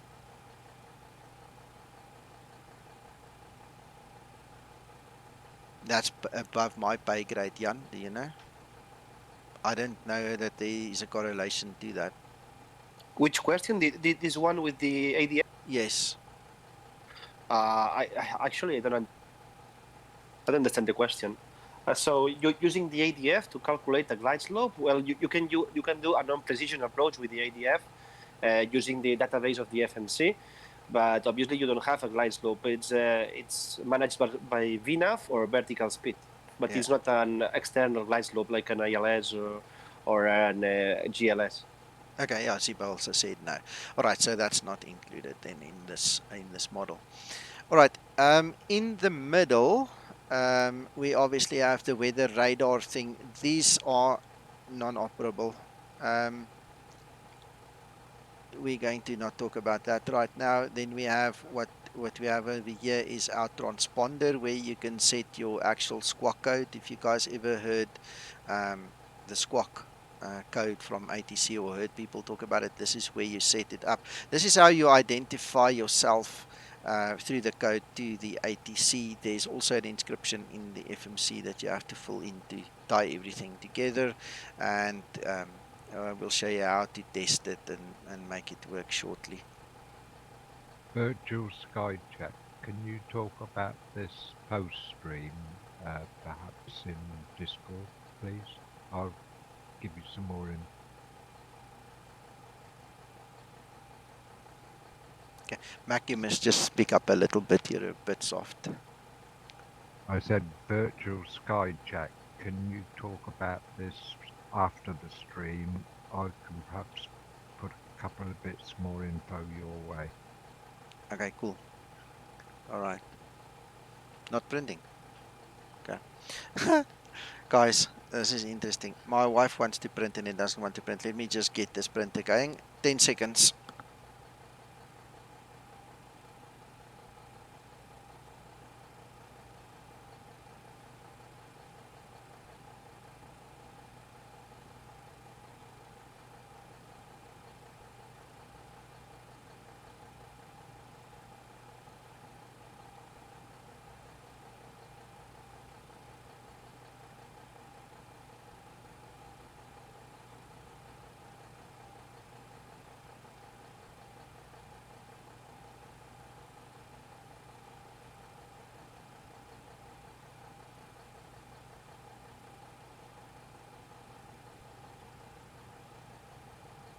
Jan, I've sent you a message in Discord.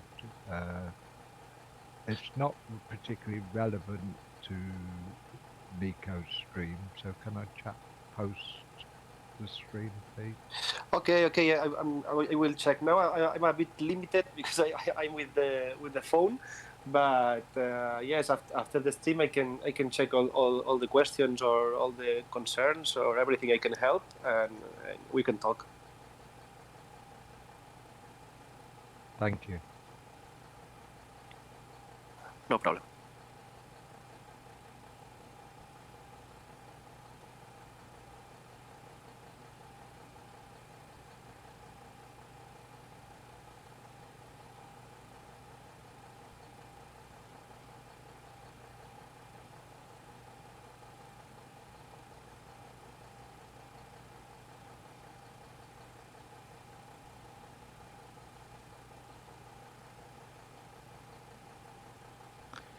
Right, guys, I'm back. I'm Hello. back. Sorry about that. My wife's also working from home because of this whole virus story, and I see they've got her working overtime. It's 6:20 here local, and now she can't print for some reason. Print doesn't want to print. No idea. Oh boy. Yeah, it happens. All right, I'm. Tell ya. Yeah, sorry. Maybe Zibo Go ahead. can help. Shame. No, he's doing so much for us. We're not gonna ask him to fix a printer. I'll do that a little bit later.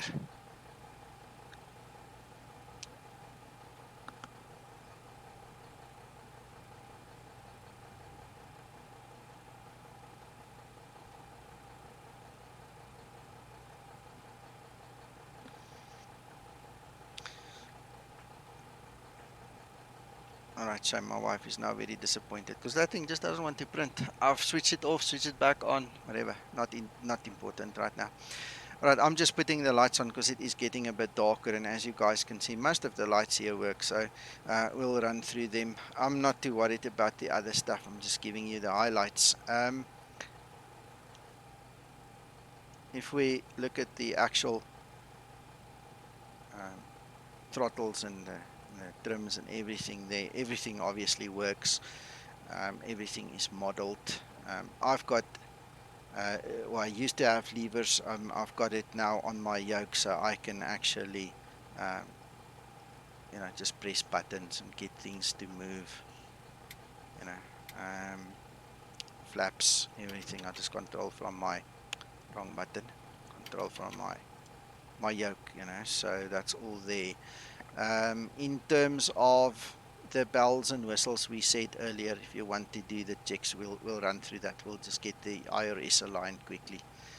So I think the next step for me is just to quickly get the lights in order. I like to have a nice ambiance.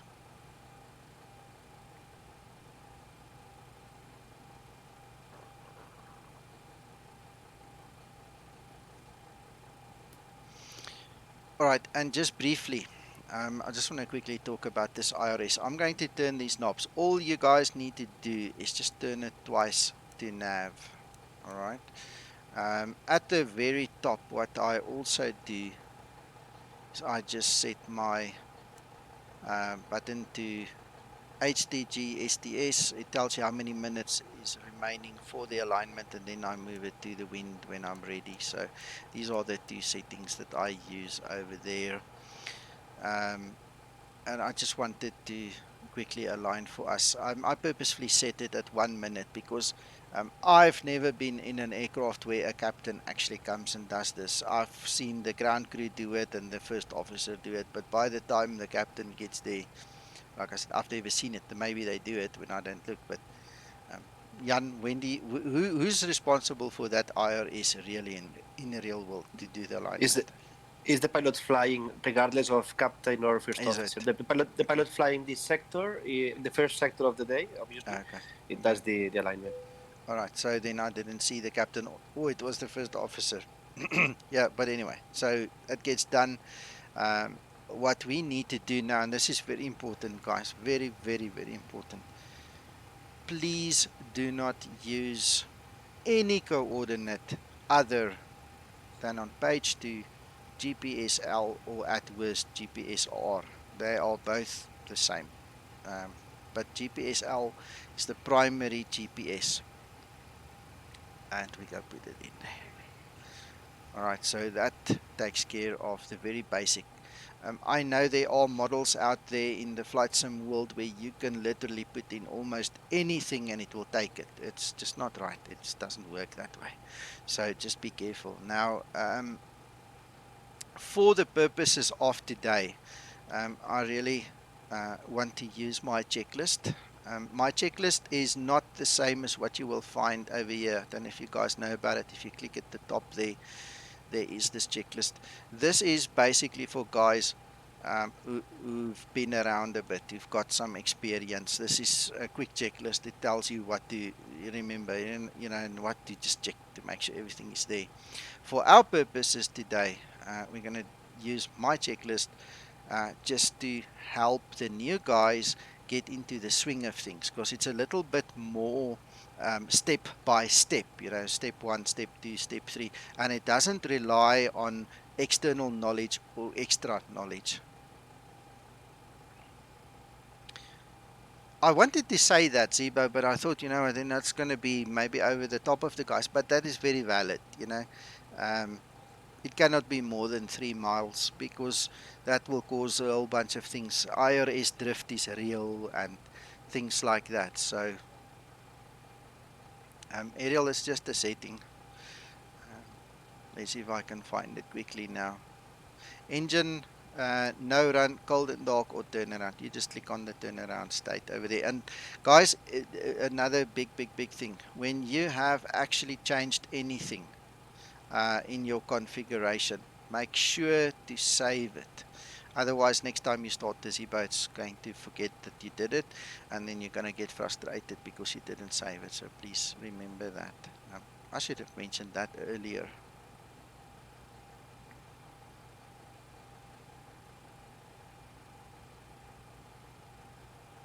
But I just want to quickly grab my checklist here and then start putting that on the screen, and then we're going to go step by step through it.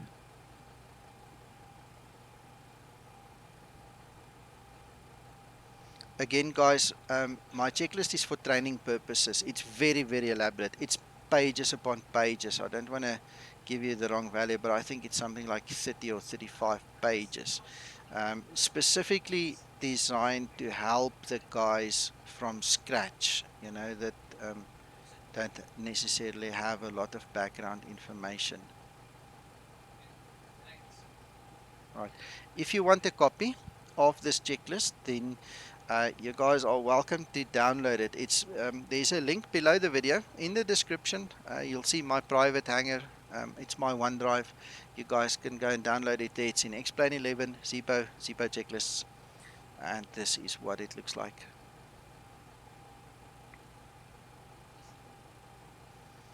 All right, so there's a whole bunch of stories. Then something new I've added, which some of you might not have seen yet. Is I've given an optional for your information section right in the beginning that talks about most of the stuff we talked about in the Sim Toolkit Pro, the stuff that we need to do a successful flight plan, to do the flight successfully. So it starts with our departure and destination. It works through the whole story of via the wind and via the SOP and choosing your runways and so on. So that's just a list, the first 2 pages of things that is going to help you do a complete successful flight. Some of it is high level, some of it is entry level stuff, but that is the gist of things that we think about when we do a flight plan. Stuff that for some of us are old hat. We've done it 1,000,000,000 times. It's not that relevant to write down sometimes, because obviously we've got it in Sim Toolkit Pro, so we just glance over, we've got it. In the real world you'll have it on a piece of paper, or like I said, it's part of nature. You've done it already. Captain Olaf, yes, it is tremendously big. It's 30 pages because, like I said, it's a step-by-step thing. It also gives you options. The checklist is going to give you an option for ice conditions. When you have density altitude above 10,000 or short field takeoff, it's got all the procedures. Everything is in there. So you need to decide, almost like a flow chart, what the conditions are. Then you use this piece of the checklist. What the conditions are, if it's different, you go to the other section.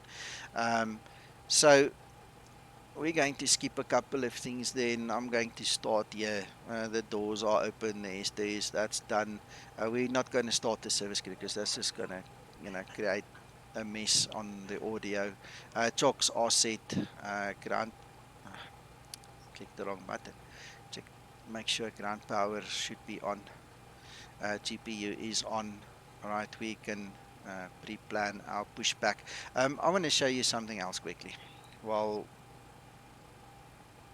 we still have this on screen and not moved on yet. So in Sim Toolkit Pro, we actually have the facility to zoom in quite nicely onto the airport. So the red little aircraft is us. And if we want to take off from runway 35, we obviously need to now push back with our tail to the right and nose to the left. So if we come back to better pushback, it's obviously going to just make it easier for us to obviously push into the correct direction, you know. So another nice to have. Plan acknowledged. Call me through the menu when you're ready. Gentlemen, this is also the latest version of Better Pushback. If you haven't updated yet, go grab the latest version, please. Much better, much smoother. I really appreciate this version. It's really nice. Right, so let's get back to that checklist.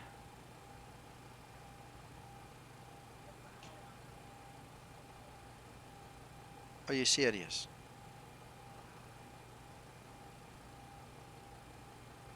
Do me a favor. Mail it to me. I'll try print it because I don't know what the break is. I don't know.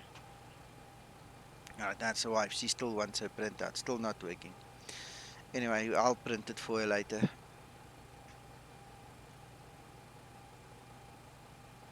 Hello, hello. Right, next. Okay, now we go to our fuel weight and balance. All right, so we need to set that up. And that's where some Toolkit Pro is going to also come into its full right.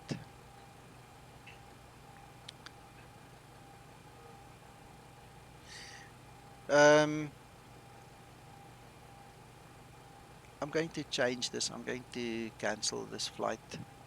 I'm going to show you guys quickly the way I would do it. Remember earlier we said that we're going to let some brief do everything for us, and then we just allowed it to do its thing. So I'm just going to change one or two things there, and I just want to change the layout to show you also in terms of the automation and the Lido format that it gives us to then a couple of things there.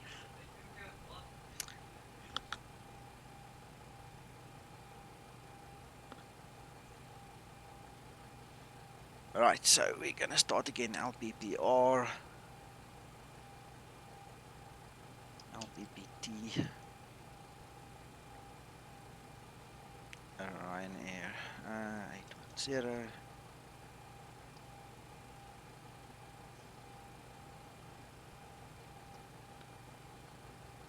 All right, so we're going to do it slightly differently now.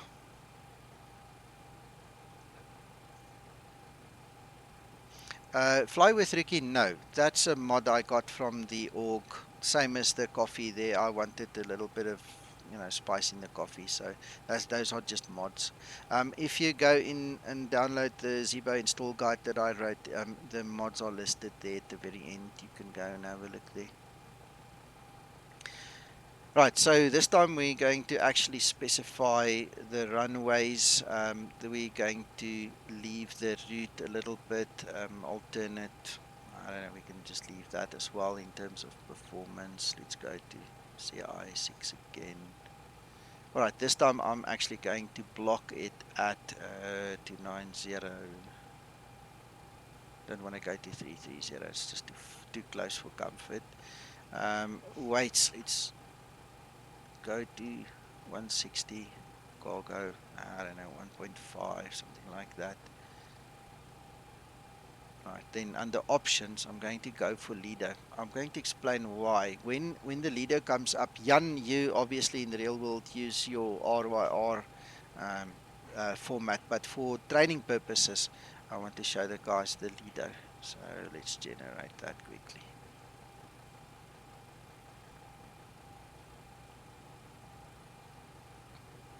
Are you guys on Discord still okay? You're very quiet. Still okay. Yes, Yep, just taking it all in. loud and clear here. All right, okay, now I'm just checking. All right, there we've got everything set up. 290, you see now it's changed to 290 because we requested that. Test 1, 2. Test 1, 2, you're welcome. We can hear you. Okay, so the reason I use Lido for training purposes is because of the layout and the information that it gives us. So if we go to the tablet right now and we're looking for the fuel and everything, it's got a specific block for weights. All right. Sorry, Jan, I don't know that other format, so I don't want to go and find stuff that I don't know where to find them as well. So another reason for just using this. Everything is just much clearer for me on this one. Right, so the fuel, it says 5.4 tons. By the way, I'm using metric. So it's 5.4 tons. I do not use pounds, guys. I'm totally clueless when it comes to pounds. I wouldn't know how to use it. All right, and the payload there is specified at 18.2. Captain Olaf, that is absolutely wonderful. Hello, Dirk, and welcome. Um, I'm glad you guys are in sponge mode. I hope you don't mind. It's a very informal, just chat along together thing. I mean, I don't have a specific script. I'm just talking you through it, the basics, and some is it a bit advanced and so on. So I hope that's okay with you. Right. In the latest Zebo, Zebo, if you're still online, correct me if I'm wrong, but I had a nice long talk with Twixter last night. The CG is now dynamic. All right, and the payload and where the payload is put matters. All right, I am not going to go into that because I've got like 2 pages of notes that I took down while Twixter was teaching me that it's also still a little bit above me. I need to go and experiment and play with it and all. So my advice for you is, thank you, Christer. My advice for you right now is just keep it simple. All right. When we do more training and when I'm also in a better position, I'll explain to you this whole story about the CG and the differences of how it moves and the implications of it, instability when you land and things like that. Okay.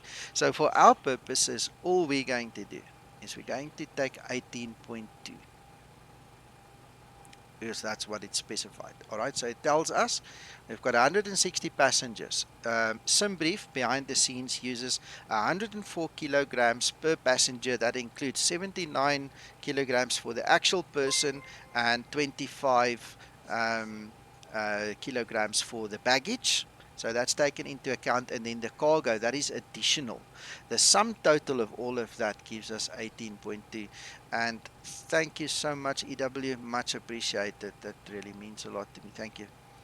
All right. So collectively 18.2. We're going to put that in there and we will let the Zebo code do the distribution. Okay. Please don't break your head because the figures don't add up to what you see over there, for instance, somewhere.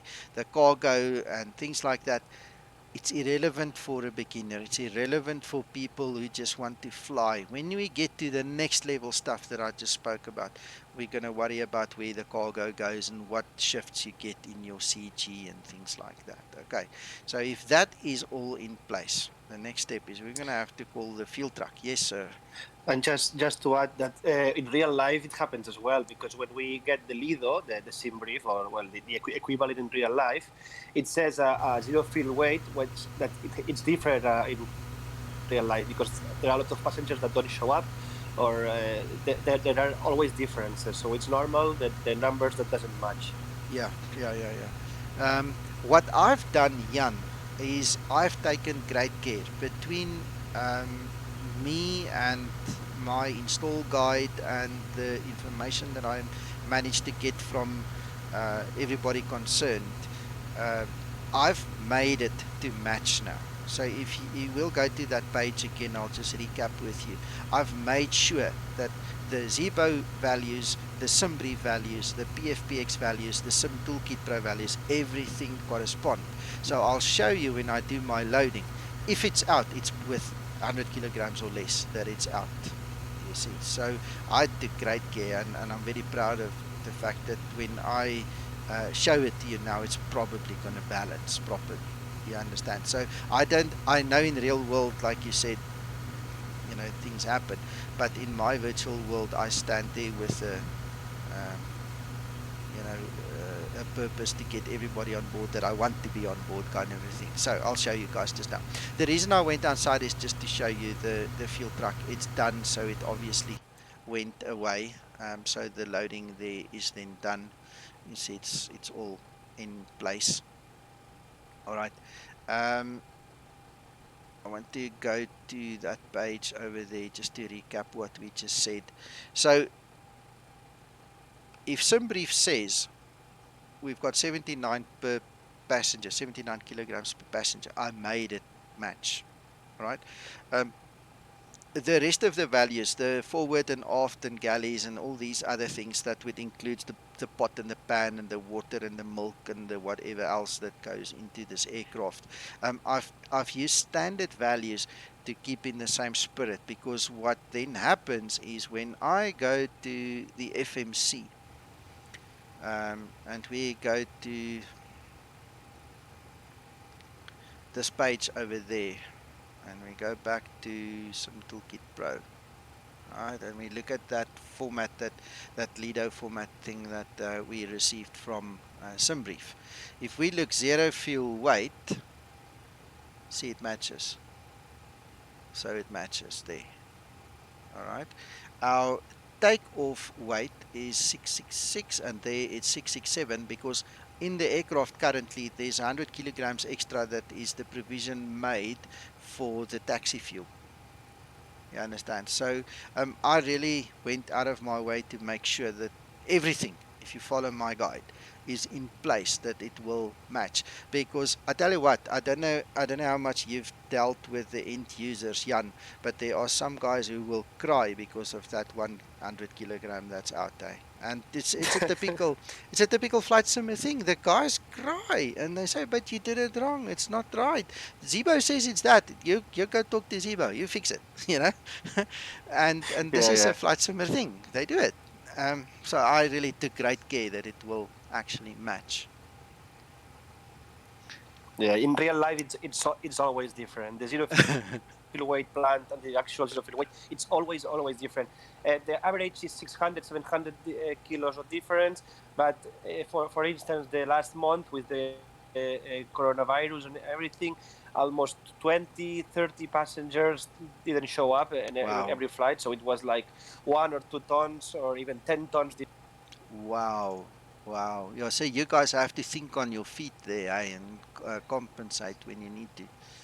Wow. Yeah.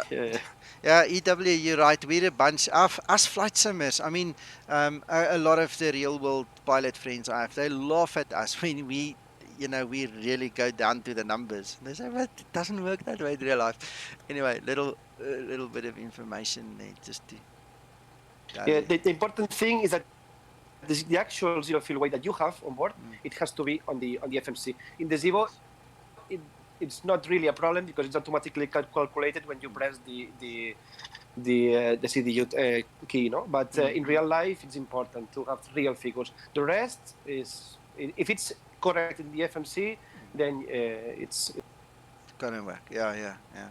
But it's interesting how flight simmers think compared to the real world, eh? All right, that brings us back to the checklist. A great bunch of nerds. Yeah.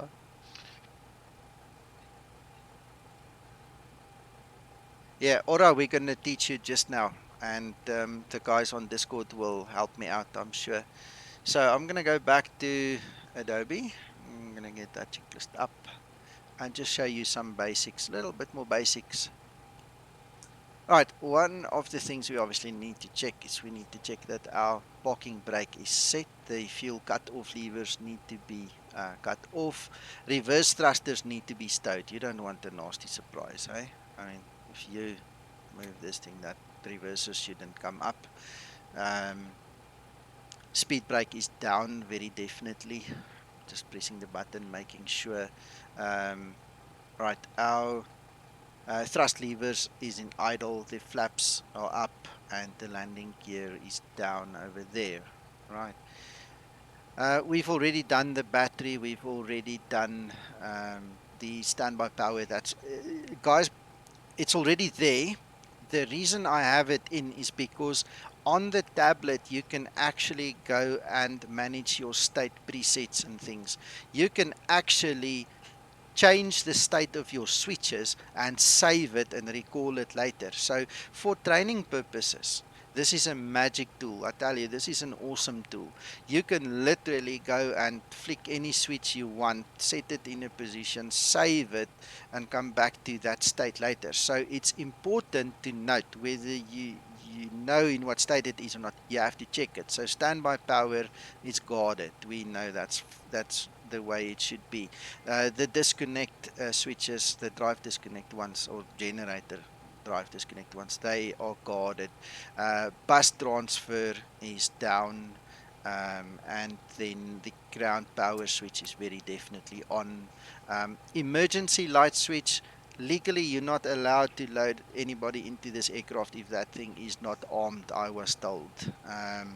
So that is very important, and you switch your nav lights on to tell the whole world there's a qualified pilot on this plane and it's gonna get some power now. So, Jan, that's about the beginning, eh? Yes, exactly. When you set up the overhead panel, Mm, also if the other pilot is doing the walk around, mm, he can confirm that there is nobody under the wheel well and the flight surfaces, and then you mm. can turn on the electric hydraulic pump. Yeah. All right. Okay. So, one of the interesting things that I've also learned about the hydraulic pumps is that you've got to be very careful for gusts of winds because that thing might surprise you and the control column might actually hit you if you have the pump B on at the wrong time and so on. So, these are just little things I pick up from the real world pilots. It's not important right now. Um, in the checklist, what I did just before we continue, just to put you guys into perspective as well. Obviously, there's a real world checklist, and there are obviously different checklists with different SOPs from different carriers and things like that.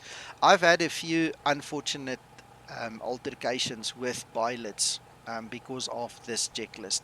So one of the things I did was I've changed some of the sequences obviously to make it more fun and enjoyable for a single pilot operator like what we are doing, you know. So you've got to take that artistic license into consideration.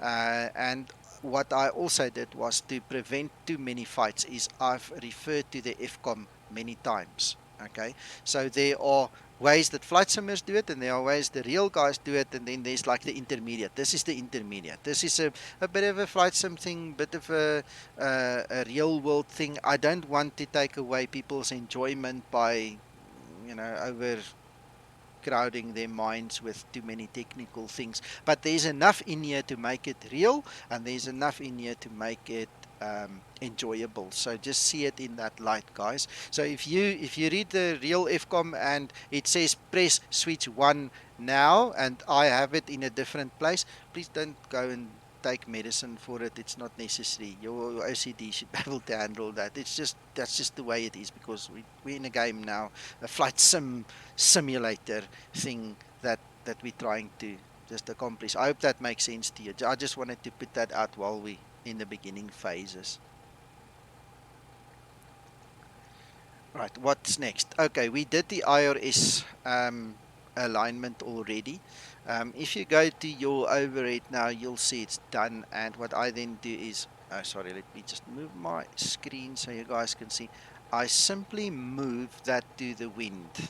All right, so that displays the wind that's currently enacting on the aircraft where we stand. So we have a wind of 341 at 010 that's blowing onto this aircraft, just as a matter of interest, you know.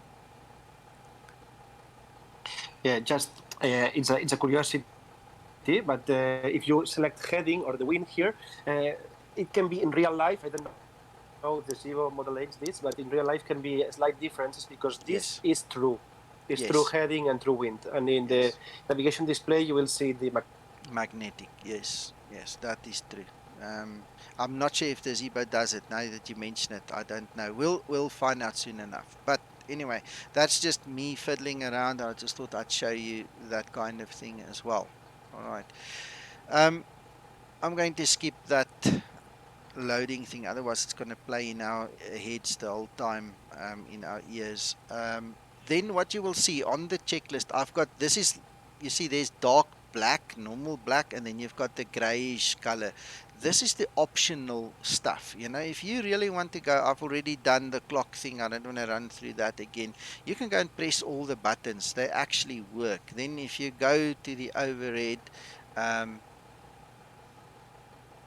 you can actually go and fiddle with your flight deck recorder. All right, and you can check that the lights work. They actually work. The Zebo is done greatly with the components. And again, thank you, Zebo, for that. So Chris, that is correct. In real world, buildings can influence it. There's a couple of things in explain it doesn't happen. So this is also the wind that I would typically enter on page 2 in the INET reference page, you know, for runway winds, because that's the real wind that's enacting on the aircraft. And it's not very realistic, but that's what we have in explain. So we use it. We use it. All right. Then just to let you guys hear, this also works, but there is a note. You have to wait 4 minutes after power on bus for these things to work. Can you guys hear them? I think my volume is way too soft. Let me just push my... No, I don't hear anything. Yeah, Yeah, I yes. can hear. Yeah, my volume is too soft there. All right, and then the same for the stall warning. I've seen this many times on the forum. The guys say, no, they don't work. But it's because you need to wait 4 minutes for power on bus before these things are going to actually work. All right. Some of these things, some of the tests only work if the IRS is aligned. You can have power on bus, but if the IRS isn't aligned, it's not going to work either. So, yeah. This is funny because in all the manuals. Oh, you're breaking up again. Sorry, in all the manuals of Boeing, it says that you have to wait for minutes after AC power is connected to have this test working. But it says in all the manuals, but in real life, it works straight away. It's funny. Okay. All right. Okay. Well, Zebo made it to only work after 4 minutes. That's why the guys complain, because they don't know that it's so. Yeah, And yeah. I've figured that one out. So that is why I'm telling everybody. All right. So there you go. That's our flap LED light test. You can, you know, go through the list. I don't want to bore you guys with all the elementary stuff. These are all optional things that, you know, that you can check. Zebo already made it to be in a working state, you know, so it's there, it's there. Cloud91, hello. I can do that. Yes, I can do that. All right, let's run through a couple of things, and when we get to a point where we have to do the controller tests later on in the checklist, we can show you guys what I've set up and what I've got going there. All right, so landing gear lights, GPS lights, that's all done. All right, then we're going to go down to the bottom again to test your GPWS. It's going to make a bit of noise now. The kids love it, so here you go. Fly slow. Pull up. Wind shear. Wind shear. Wind shear. Terrain. Terrain. Pull up. Obstacle. Obstacle. Pull up. Airspeed low. Right, so that's our GPWS test.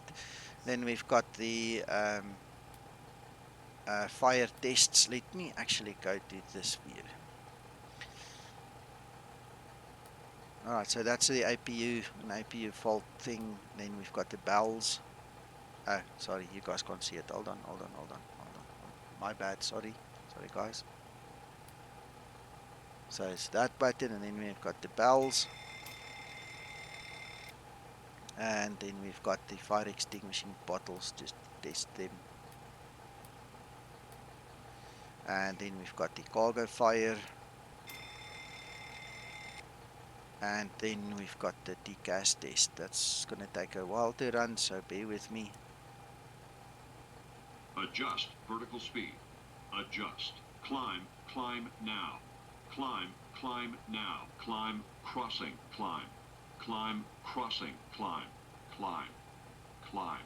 Clear of conflict. descend, descend, descend, crossing, descend, descend, crossing, descend, descend, descend now, descend, descend now, increase climb, increase climb, increase descent, increase descent, maintain vertical speed, maintain, maintain vertical speed, crossing, maintain, monitor vertical speed, TCAS test, pass. Okay. Gwilym, I'm not sure how they do it since the last two updates. Okay, there is a page that you need to go into in some Toolkit Pro where you load your fleet and stuff. Okay, and you need to set your Zebo parameters up there.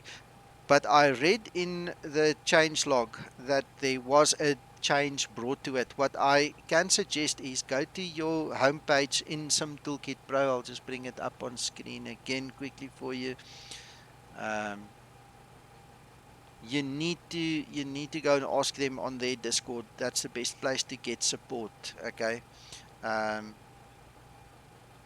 so please follow that link. I know if you go into your fleet somewhere here, manage your fleet and airframes. There's the thing, but I am going to be absolutely incorrect in telling you how exactly to get it there because they did change it in the last 2 or 3 updates. So please forgive me, but you're gonna have to ask those guys. Or there is a tutorial here as well. I'm not sure. I haven't looked what the tutorial does. Just go have a look there. You need to have the same in Sim Toolkit Pro as you have in your template on SimBrief for the two to synchronize and also. Please go ask those guys. Right. Um, Peter Martin, if you want voice, let me quickly have a look. I actually think I did give you permissions earlier. Hold a second. Let me just get to Discord. Peter Pilot. What did I do with Peter Pilot? I think I saw you earlier. Peter Pilot. Yeah, you've got permission. So what you need to do, oh, I see you are in the room with us. Okay, you need to press your push to talk button, and then your voice will come through onto Discord, and then you just ask your question. So whatever your push to talk button is, hit it. Ask us. Well, press and hold.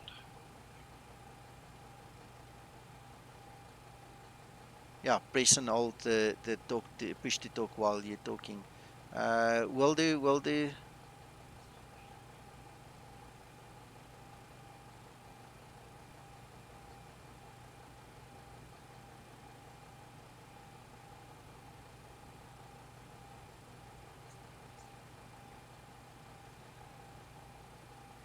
All right, Peter, when you're ready, you can just set it up, my friend, and jump in there. Jump. Do you want us to wait for you a minute? Let's wait for a minute for him.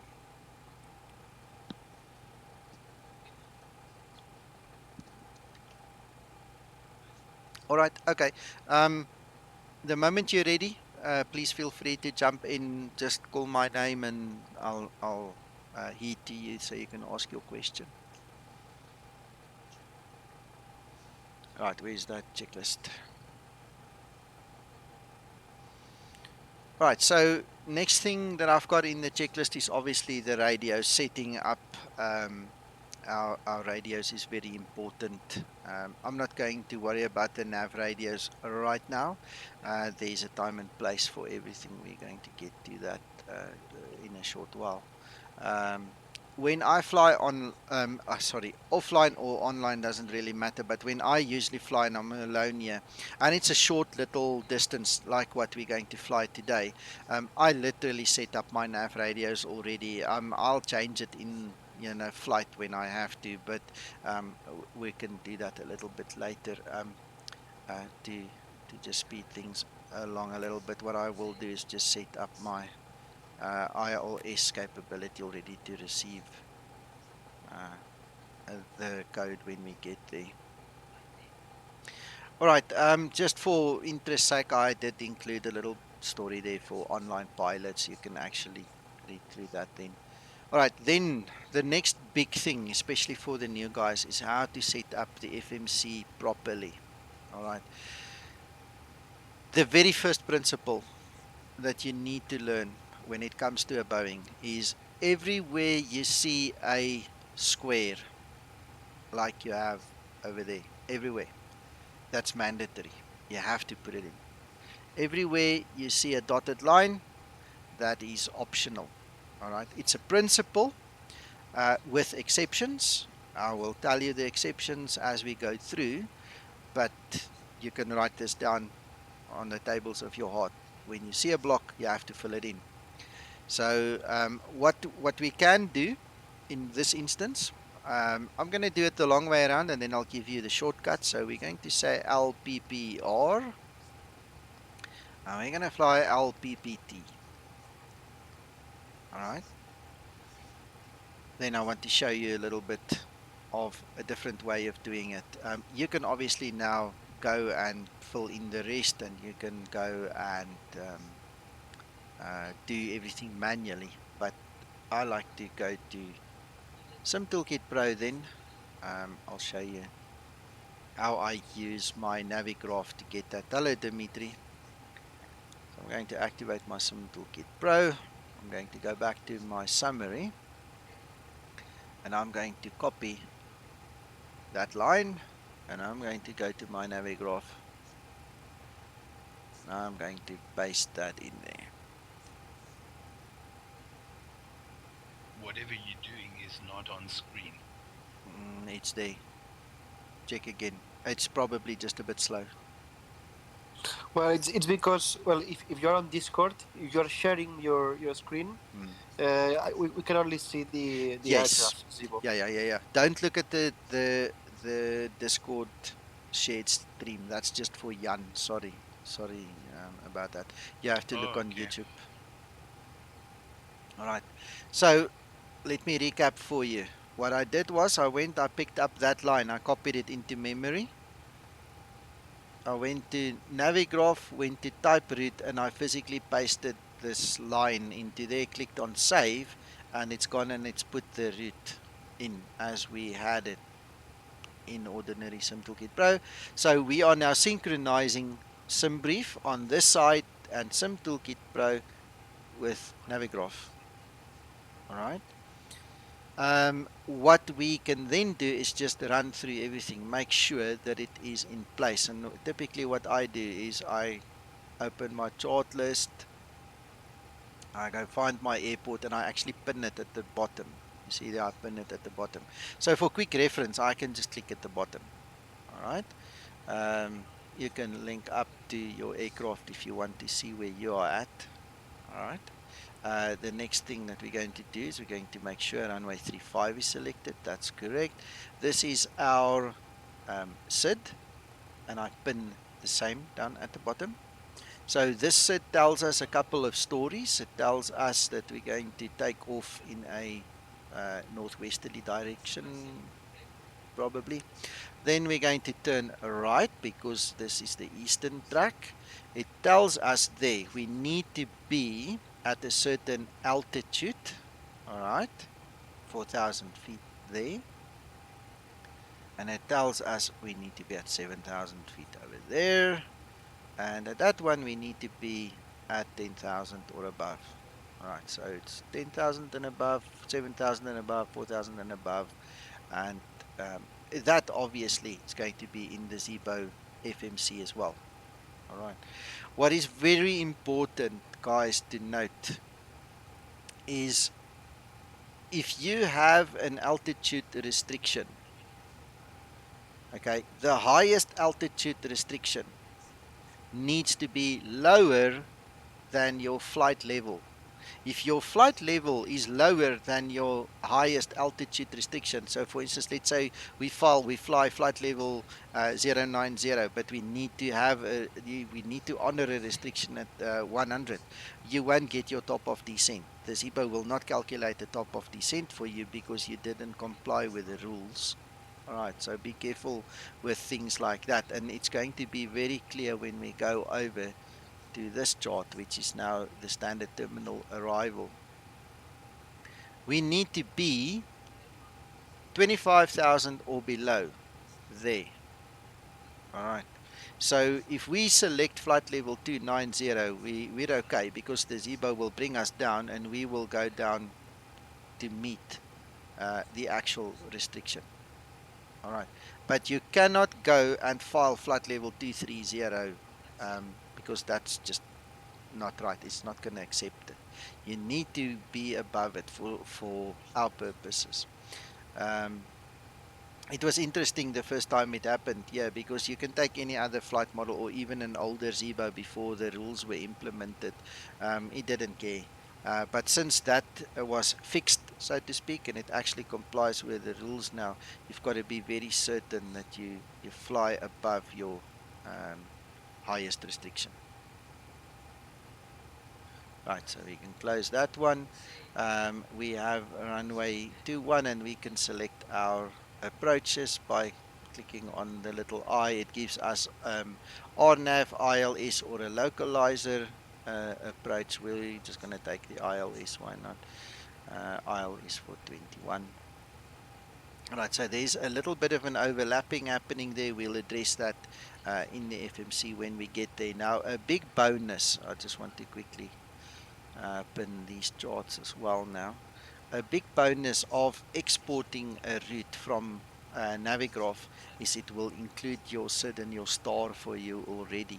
So please bear that in mind when you want to do an export function for your route to get that into the Zebo. Now, why am I telling you all this? Let me just qualify why I'm telling you this. When you are new to programming FMC, and you do not realize or understand that by putting the wrong waypoint in the wrong place, you're not going to have much joy. And believe me, it happens. I see it very often. You're going to get frustrated. It's not going to be fun. It's going to be a bit of a problem. So my recommendation, this is a personal me thing, is use the export facility. So we're going to go to flight and export explain 11. Sorry, you guys can't see that page. It's just me popping it in. The flight plan needs to go into your explain 11 output FMS plans folder. It will have a specific name. The convention that's used by Navigraph is going to be LPP or LPPT. There's no extra additional stuff. It's not case sensitive. It's spelling sensitive. Sorry, so you have to spell it correctly, and I'll show you how to import that into your system, and then we're ready to rock and roll. All right, so I'm going to take this away, and we are now going to type LPP or LPPT and put that into the company route. You see it's already filled in the runway. We can, if we want to, go and add our flight number. In fact, in real world, Jan, help me if I'm wrong, but this is where the transponder picks up your call sign, is it not? Exactly. The ADSB, it takes Yes, your call sign and your information. right from there. So, in the real world, it's very important. Flight sim, not so important to have it in there. For VATSIM and the other online flying networks, they basically use your transponder code only, but that's significant in real world. All right, then, guys, a very, very, very second important principle.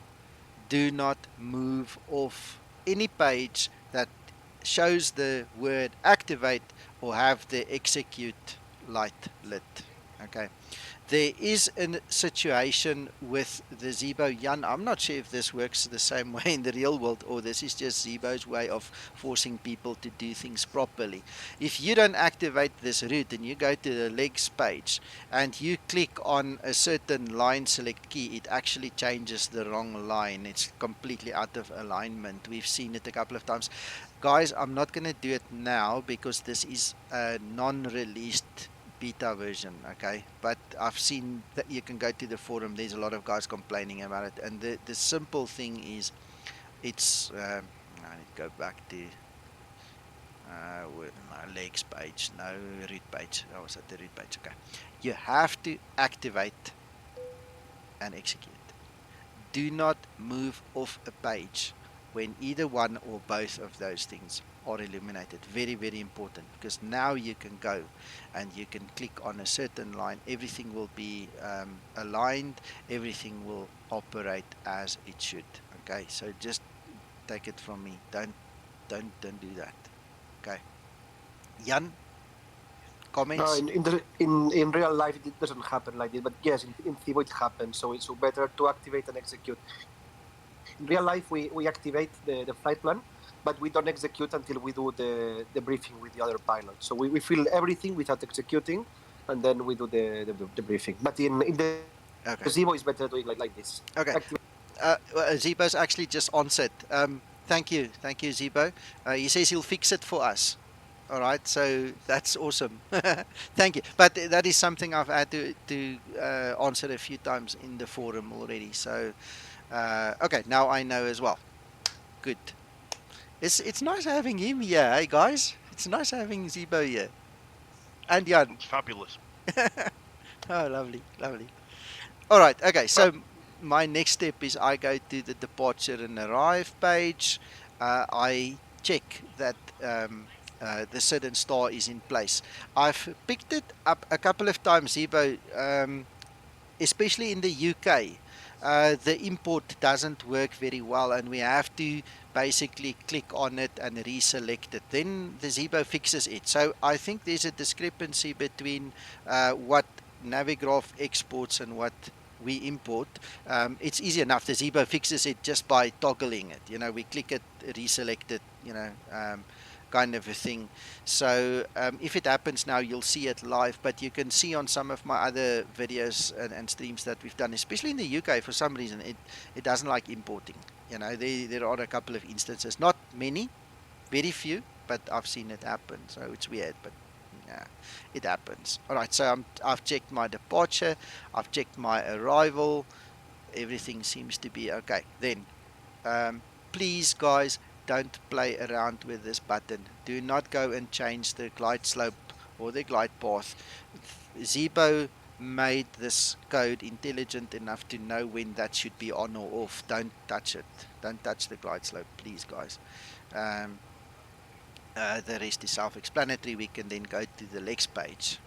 At this point in time, I would advise you, and it's also in the checklist, go to your plan page, and then we can step through the actual route step by step. And over here, you're going to pick up very quickly if there's a discrepancy. And one of the things that you need to be very aware of is, you see those two, they're in the incorrect order. So if you step through, it's going to move forward, then it's jumping back.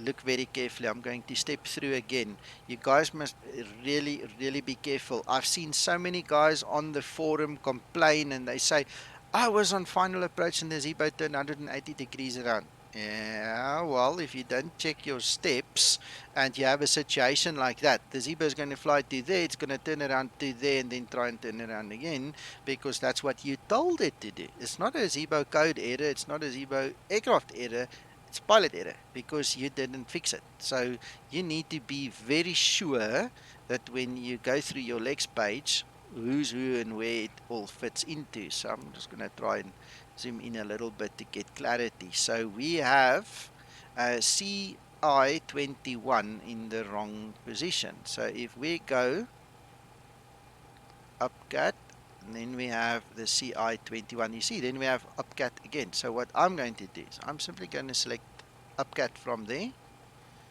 I'm going to go back to my previous page and put it on top of itself and execute.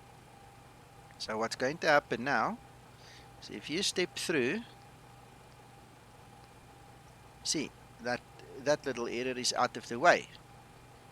But please make sure you understand what I'm saying, why it's an error and how to remove it. So it's very easy. You just go find, next waypoint inline, bring it to the top, paste it on top of itself or another waypoint, and that's how you're going to quickly just edit out the little error there. Right. Yeah, And it happens. This happens in real. Get used to cross check with the charts every point to check for discontinuities, because this FMC is sheet in, sheet out. So if you have to check that everything is correct, because if it's incorrect, the aircraft will do. EW, yes, you can use the delete button, but then you're still going to have to yeah, Ziba, I realized that. If you press the delete button, all right, you're gonna have a discontinuity, then you're gonna have to move it up anyway. Ziba's just made me aware I did it incorrectly, so I'm just going to quickly go back to the route and just re-enter it. LPP or LPPT. The final approach point is actually very important. Thank you, Zibo. What would I do without you? Damn it. Let's go back. All right, see, I don't do one. That's fine. I just did it this way. It's all right. So we need that back in place. So what we need to do is we need to actually get rid of the other one. So I'm going to take the C121 and I'm going to move that up. So I'm going to put it there and execute it. I think that's the right way. Let's see. Yeah, now we've got the final approach fix back in place. Ah, thank you. Thank you so much. All right. Okay. So there we've got it. Fantastic. All right. Then we can click on the root thing. All right.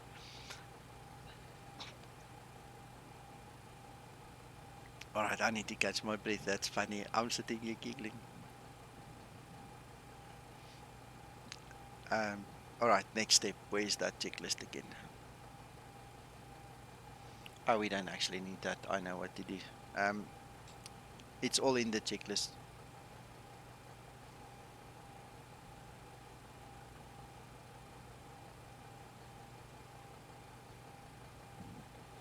That's fine, Zibo. It will work this way. We don't have to go and surgically adjust too many things. That's good enough for me for this.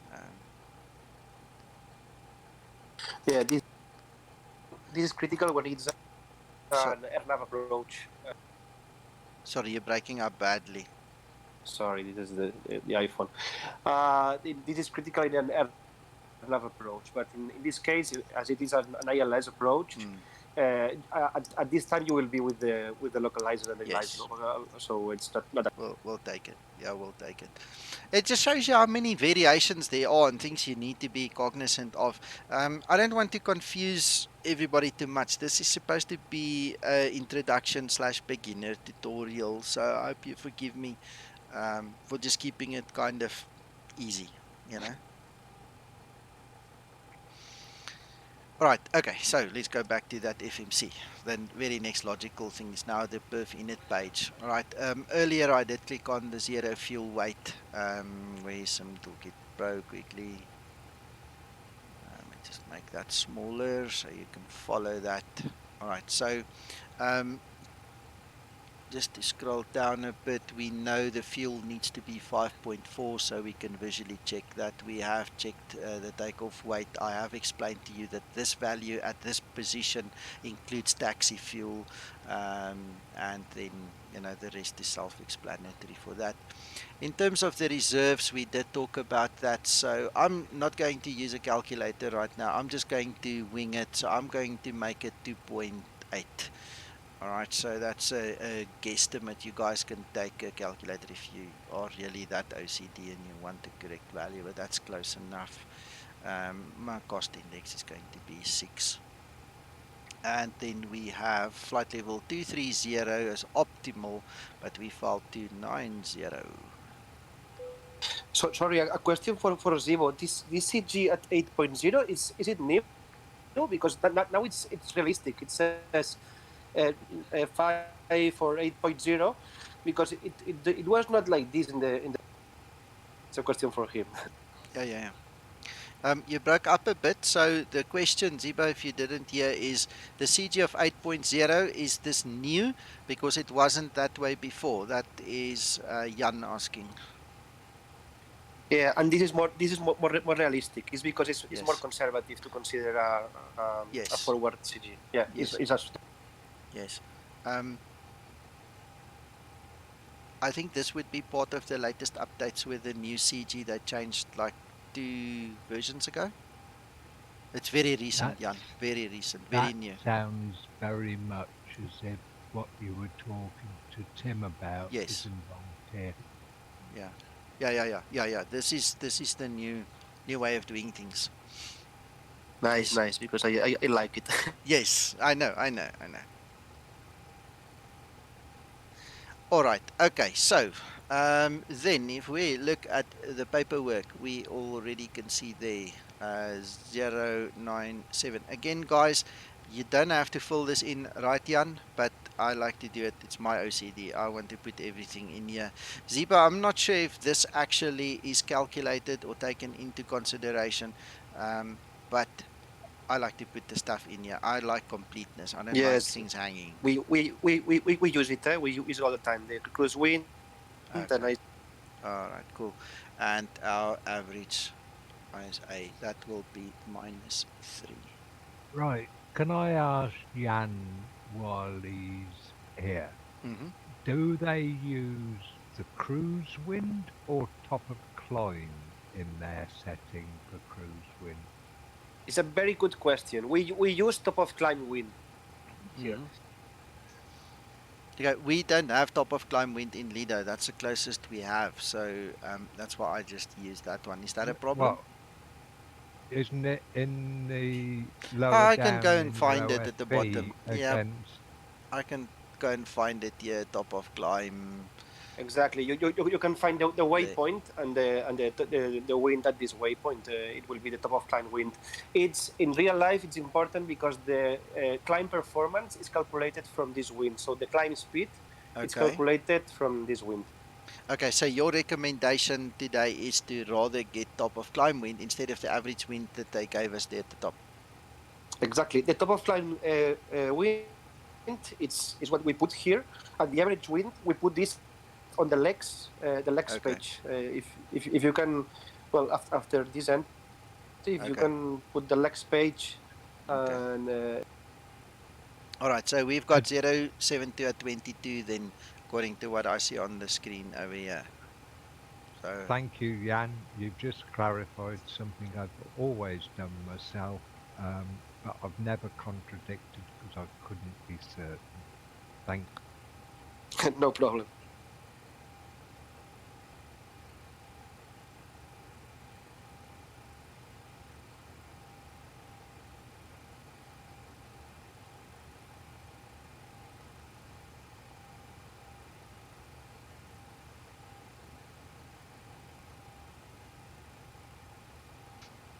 all right. Okay. So we live and learn. My daughter just came and asked me a quick question. Okay. Zebo says there, ISA deviation, a cruise wind is used for calculating field prediction at waypoints. Yeah. What we do to put the average wind is we go to the legs page and then Yeah. we press the RS key 6, the RS key 6. So legs No, page. Yeah. yeah. Remove the plan mode. Put the map mode on the Hold on. Hold on. yeah, here. Yeah, Yeah. and then you go root data. Yeah. Yeah, and here at MANIK, which is it's only 1 point here, because the route is very short. Yeah. Here we put the average wind. Yeah. Okay, that's interesting. Let's go back up. Let's go get it. I hope we can put it in. 097.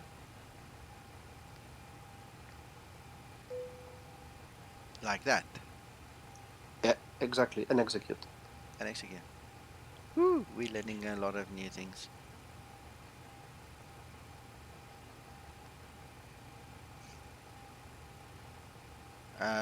Zibo says here, or set wind for all waypoints in leg pass. Yeah, okay. Yeah, that's fine. That's what we did, the data. Okay, I'm gonna save this video in a very special place, I'm telling you now. This is awesome. All right. Okay. So let's go back to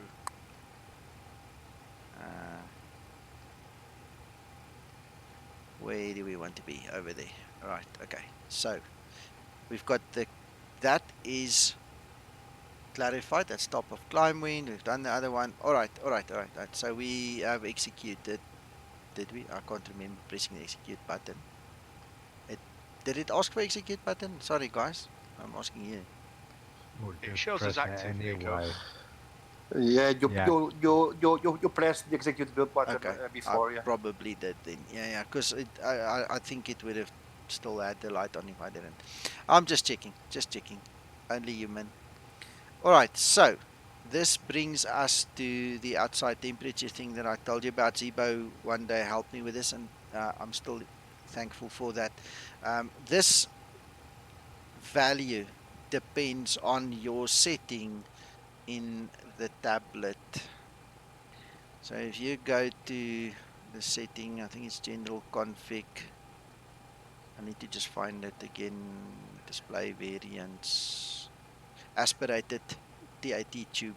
So currently it's on no, and you saw it didn't give a value. If we put it on yes, you see it automatically fills in the value. So in case you guys were wondering, that's up to you to use it. Okay, whichever one you want to use. Um, I'm just quickly setting it back so I don't want to take the STKP off screen just yet. I'm just clicking that one button and then we're going back there. All right. So if you want to use the outside air temperature yourself, more headwind on TSC gives faster climb speed. Okay, that's very good. That's very good to know.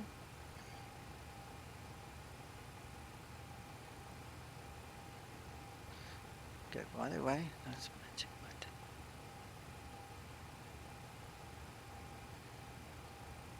Ah, I see, I see, I see. Got it, got it, got it, got it. All right. So, guys, without the outside air temperature, you're not going to get your V speed. So you can either read it off there, and you can enter it by going /13, like so. And you have to put the slash because it needs to go beyond that slash. Otherwise, it's not going to put it in. Or what you can do is also magic button. You can just double click that line select key and it actually puts it in for you. All right. So also a little bit of a tip. Okay. Yeah, Jan, this is there obvious. any... Sorry. Okay. Sorry, say again. Jan, is there any benefit over one of the temp methods and the other in real life? Sorry, I read you too. Yeah, A you're bit, very soft. Is there any benefit over the two outside temperature methods? I maybe the question is regarding the assumed temperature method or for the rated takeoff is this for 26K, 24K, 22K? I don't understand. What No, method? I meant whether you, in real life, those with saturated probes and those without. Is there any real benefits from a pilot point of view? Sorry. Yes, indeed. For instance, in our fleet, we have the non-inspirated profs, which means that at this point, when you want to check the actual temperature to put under the OAT, you cannot rely on the total temperature that you see on the upper DU, the upper display unit, because at this point the prop heat, sorry, the temperature prof is too hot because of the heater, and it gives you numbers like 90 degrees Celsius, which is not real, obviously. So to put this 13 degrees here, the outside temperature, you have to rely on the 80s or the ATC if there is no 80s at this airport, but not the temperature given on the upper DU. If the prop is aspirated, then yes, then it's. All right. Okay. So what that means is we need to look at this temperature of 12 actually. Is that what you're saying? Because that's the METAR. Yes. Okay. I sorry. I don't know if the source of this 13 degrees in the Zibo, because in real life it doesn't exist. When you press, you can the actual Yes. temperature it doesn't show up. I don't know the source of this temperature here. I don't know All if right. it's the true temperature or the temperature given by the prop. Mm. Okay, I've always flown by just double clicking, and even like you saw when I changed the setting on the tablet, it still gives 13. So I'm going to give the Zebo code the benefit of the doubt, and I'm going to stick to the 13 until Zebo says, no, we don't do it. How's that? Because I'm Yeah. Well, scared we're going to mess something up if we don't. Actually, the only problem that you can have here, Yeah, if the real temperature, if the real temperature is more than 6 degrees of uh, difference of what you put okay, here, then you will have an error on the V-speeds calculator. But okay. if it's 1 degree or 2 degrees, it Not doesn't going matter. to do anything. Okay, all right. There Zebo said there, 080 temperature. It is thing assumed. All right. Okay. also, you shouldn't rely on METAR. If you're going to rely on current temperature, you should use, if you're flying online, ATIS, because ITIS. Got METAR it. could Got be it. an hour out of date. Sure. Sure. Exactly. It's what we do in real life, yeah, Yeah. basically. Yeah. Yeah. Yeah. Yeah. Yeah. Ziba, I just showed them that you obviously missed that. I just showed the guys the difference between having it on or off because you showed me that previously. So I did show them that if you have the aspirated TIT tube on, it will actually get the value automatically. So I'm just going to stick with this version now, and then we don't have to argue about a METAR versus ATIS versus whatever. Okay, if you guys don't mind. I think whether 1 degree is not going to make a difference. Yeah, and Okay. Then the SEL temperature, it is a dotted line. It's not a block, so it's not a life and death situation unless you don't know what you're doing. This is has been discussed many times. There are many real world um, examples of a passenger aircraft almost crashing and killing everybody on board for having the wrong SAL temperature, having the wrong performance. Zipo, while you are here, can you give us an indication when the takeoff performance calculator will be completed so we can use the tablet?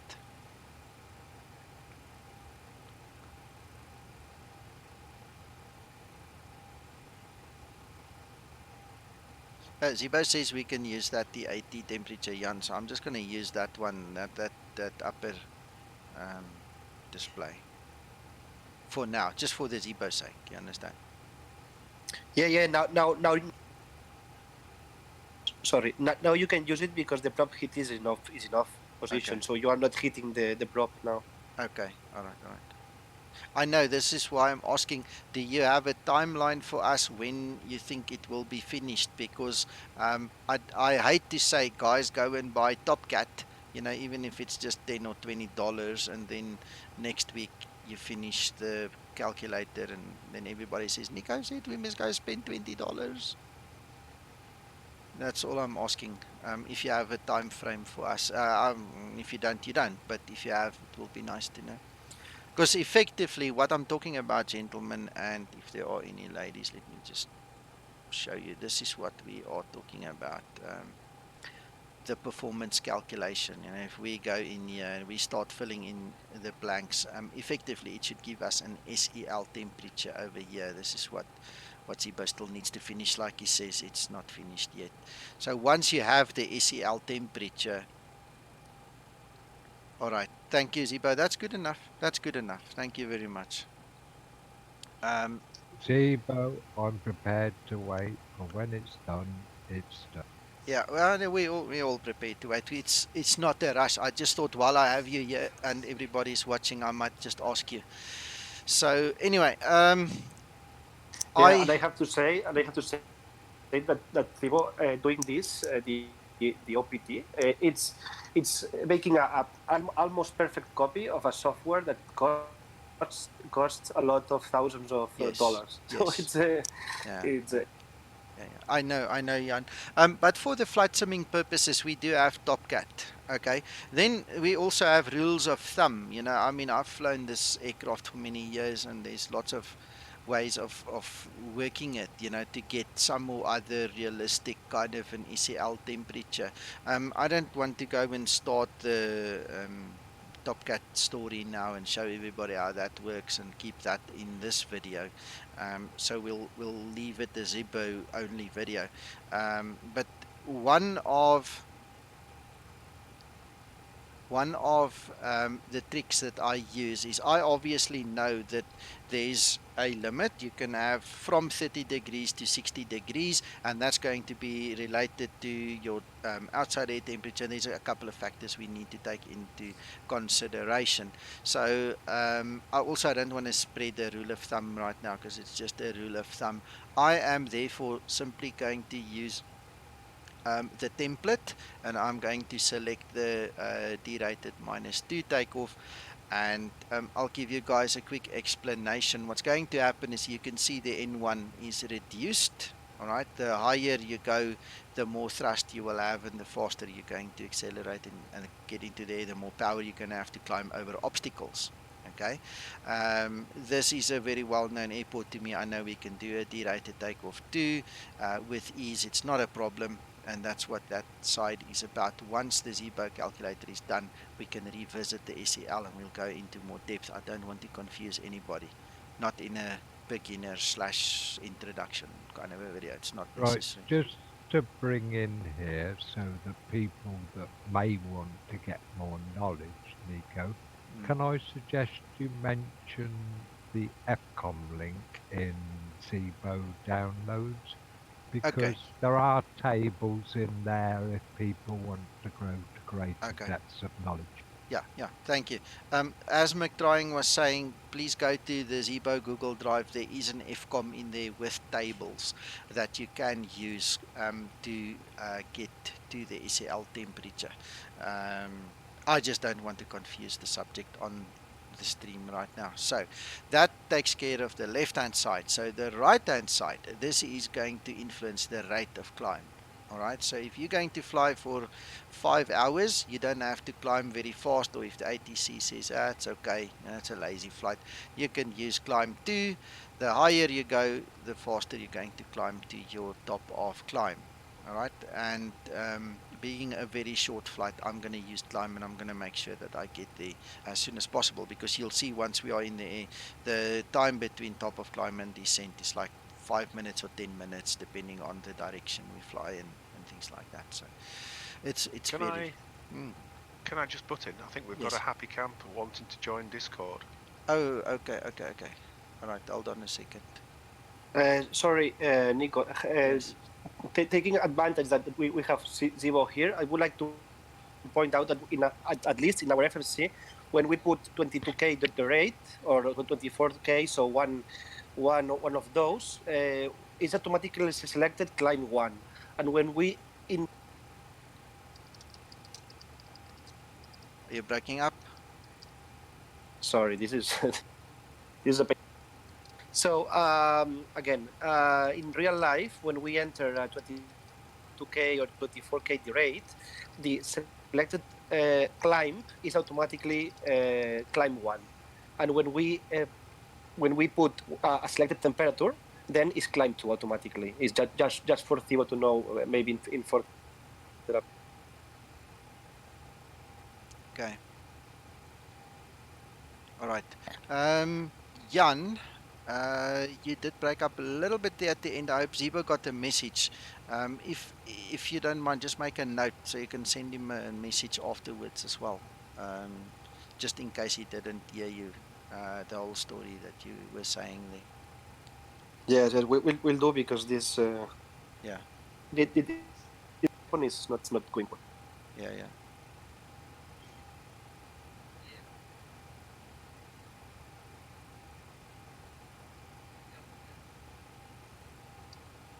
Sorry, guys, give me a second.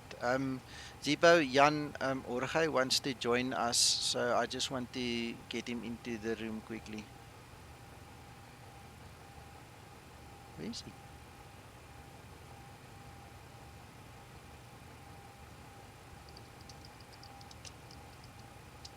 He's in.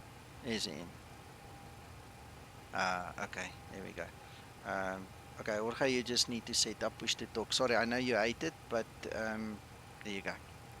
Welcome, welcome.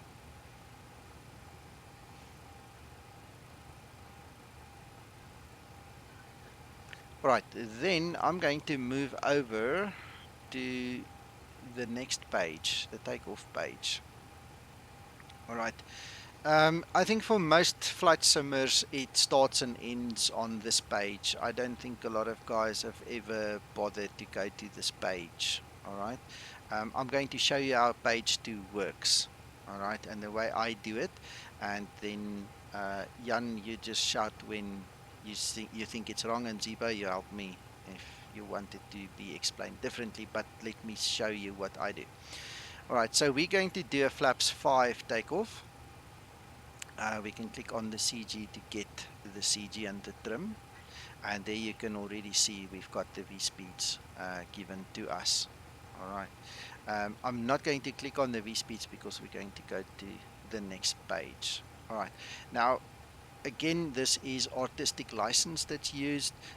We do not have the runway winds. The best we have would be the winds given to us on the progress page, which is going to be the same as what we have over here. All right.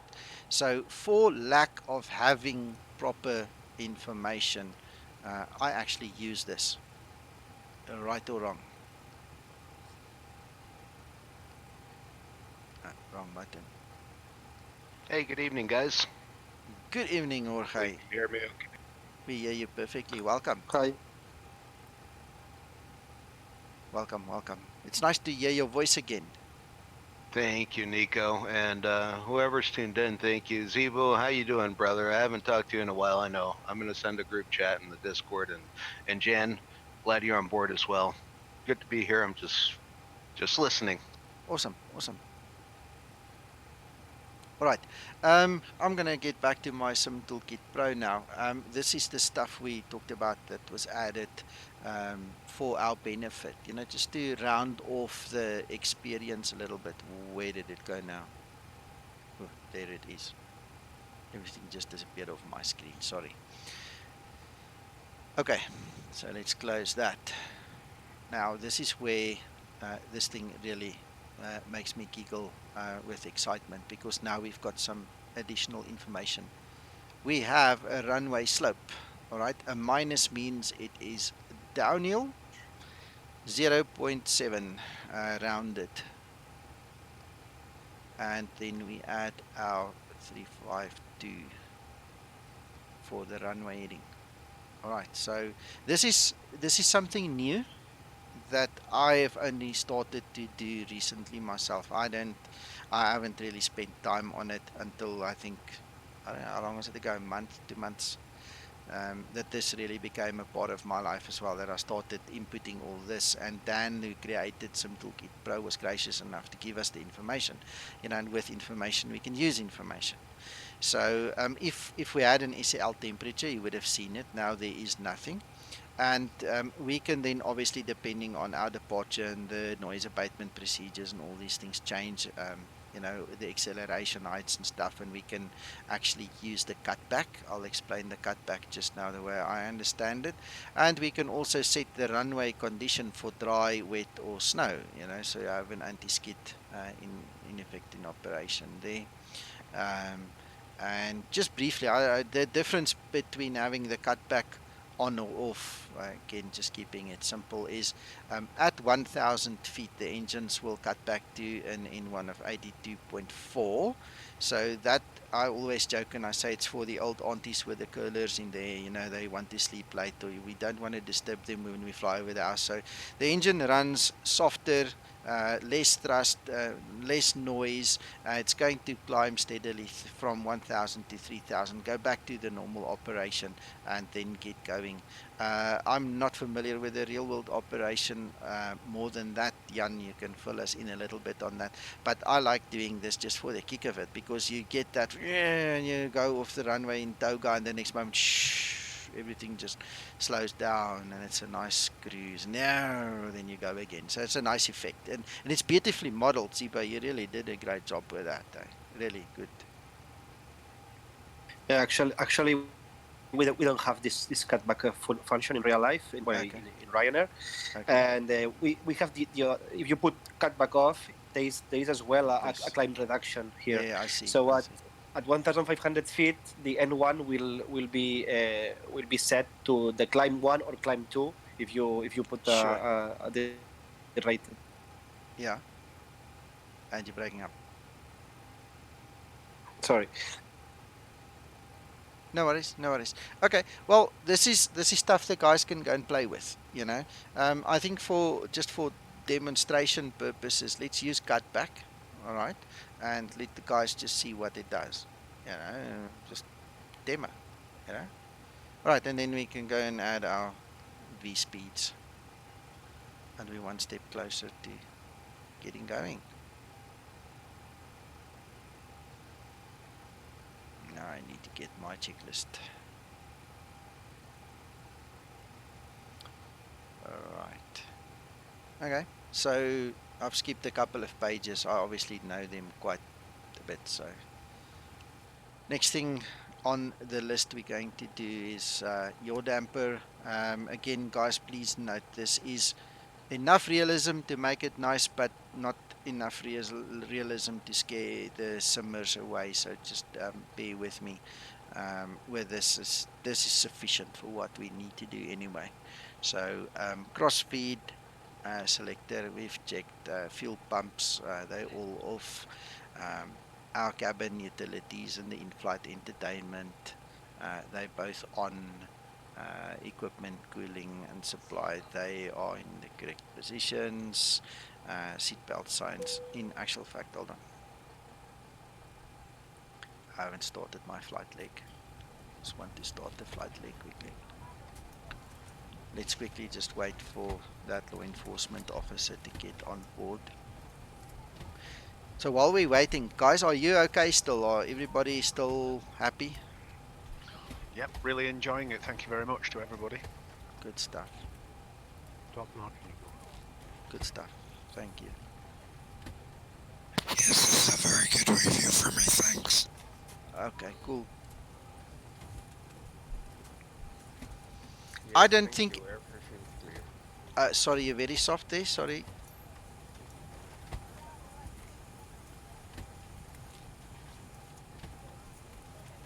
Okay, I missed the last speaker there. Sorry about that. It was very soft.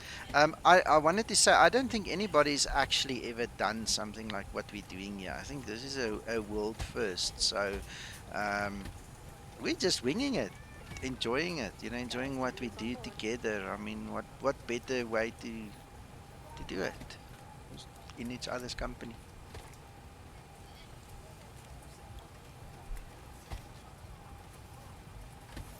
Okay, I think that lady just said he's on board. I'm talking too much. So, right, then what we're going to do is throw the seatbelt signs on. Okay. Captain Hatcher on the fasten seatbelt sign. We do ask that all passengers take your seat at this time and please fasten your seatbelt. Just as a reminder, we cannot leave the gate until all carrying items are properly put away. All overhead bins are closed and all passengers are seated. All right.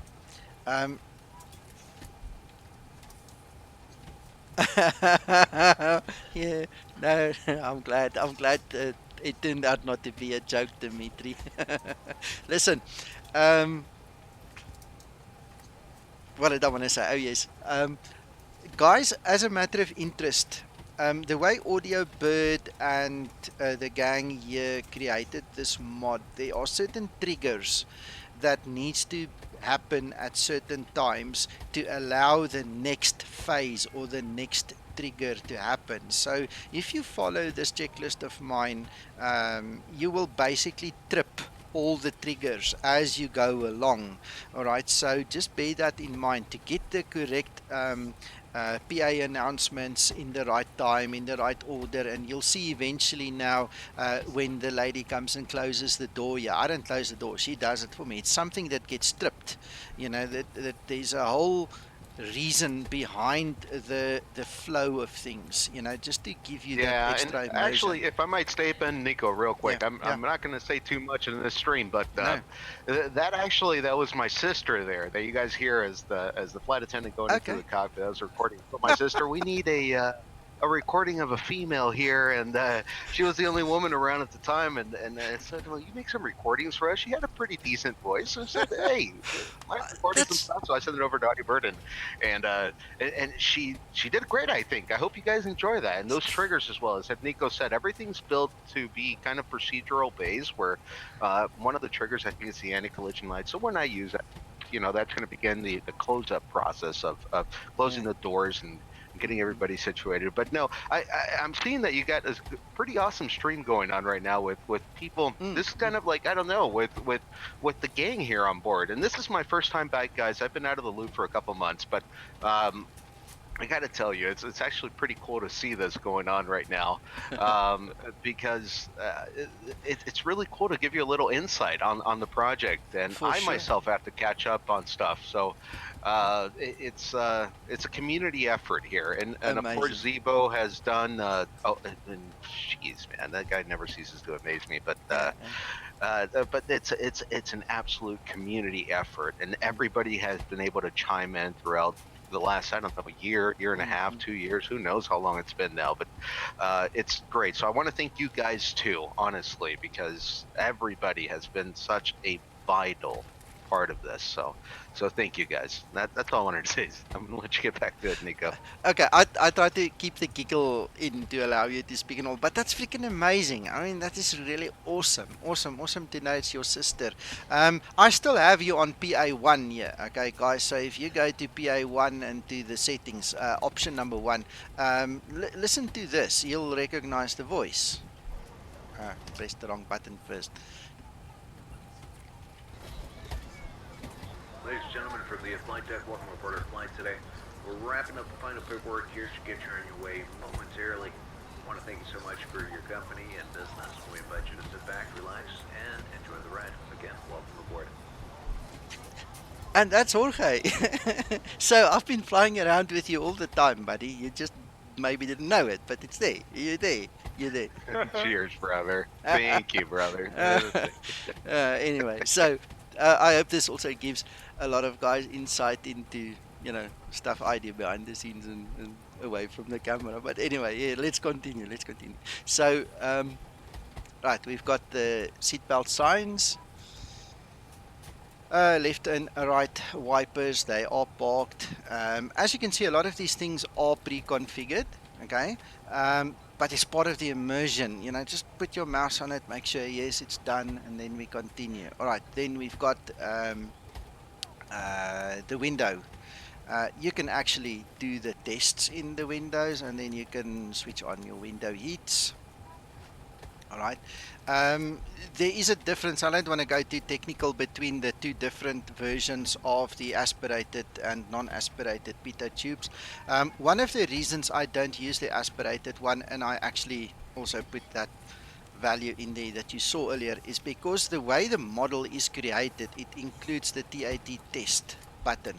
When you have the aspirated TAT tube, that's not supposed to be there. So for me, for the realism, I just keep it to what I can see. You're supposed to click it for 5 seconds. If the bell or the horn doesn't go off, the bees didn't make a nest, in the tube overnight, then you're okay to go. So just also a little bit of background information there. All right, then anti-ice, they are all off. Engine hydraulic pumps are on, electrical hydraulic pumps are off. Again, there are reasons why you would sometimes have them on and sometimes off. Just go with the flow kind of thing at this point in time. And that brings us to the APU start procedure. Dimitri, I like what you said there, by the way. Thank you. That sounds good. All right, then what we're going to do is I always wait until the low pressure light comes on. I count to 3, 1, 2, 3, and I just flick the switch. That for me seems to be a golden proper way of starting it up. I've had it where I've clicked it twice or so and it gets stuck, and I just count to 3 and I flick the switch. And it takes about 35 seconds, I think, to light up and do its thing. So we're going to just wait for that.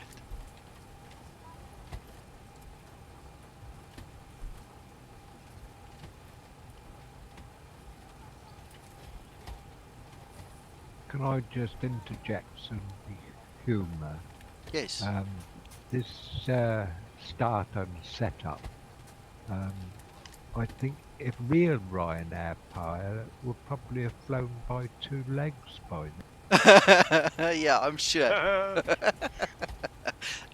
Mac, the other day in one of my streams, I got something happened. I can't even remember what happened, and I had to set up. And Uncle John went, "How did you do that in 10 minutes?" I think in 10 minutes I was already pushing. You know, it's so quick. I can do it much faster, but that's going to lose the effect of what we're trying to achieve No, here. you're You know? doing everything you intended in this. It's brilliant. I just Excellent. thought I'd add a bit. I'm glad. No, A bit of cool. weird Yeah. humour that was.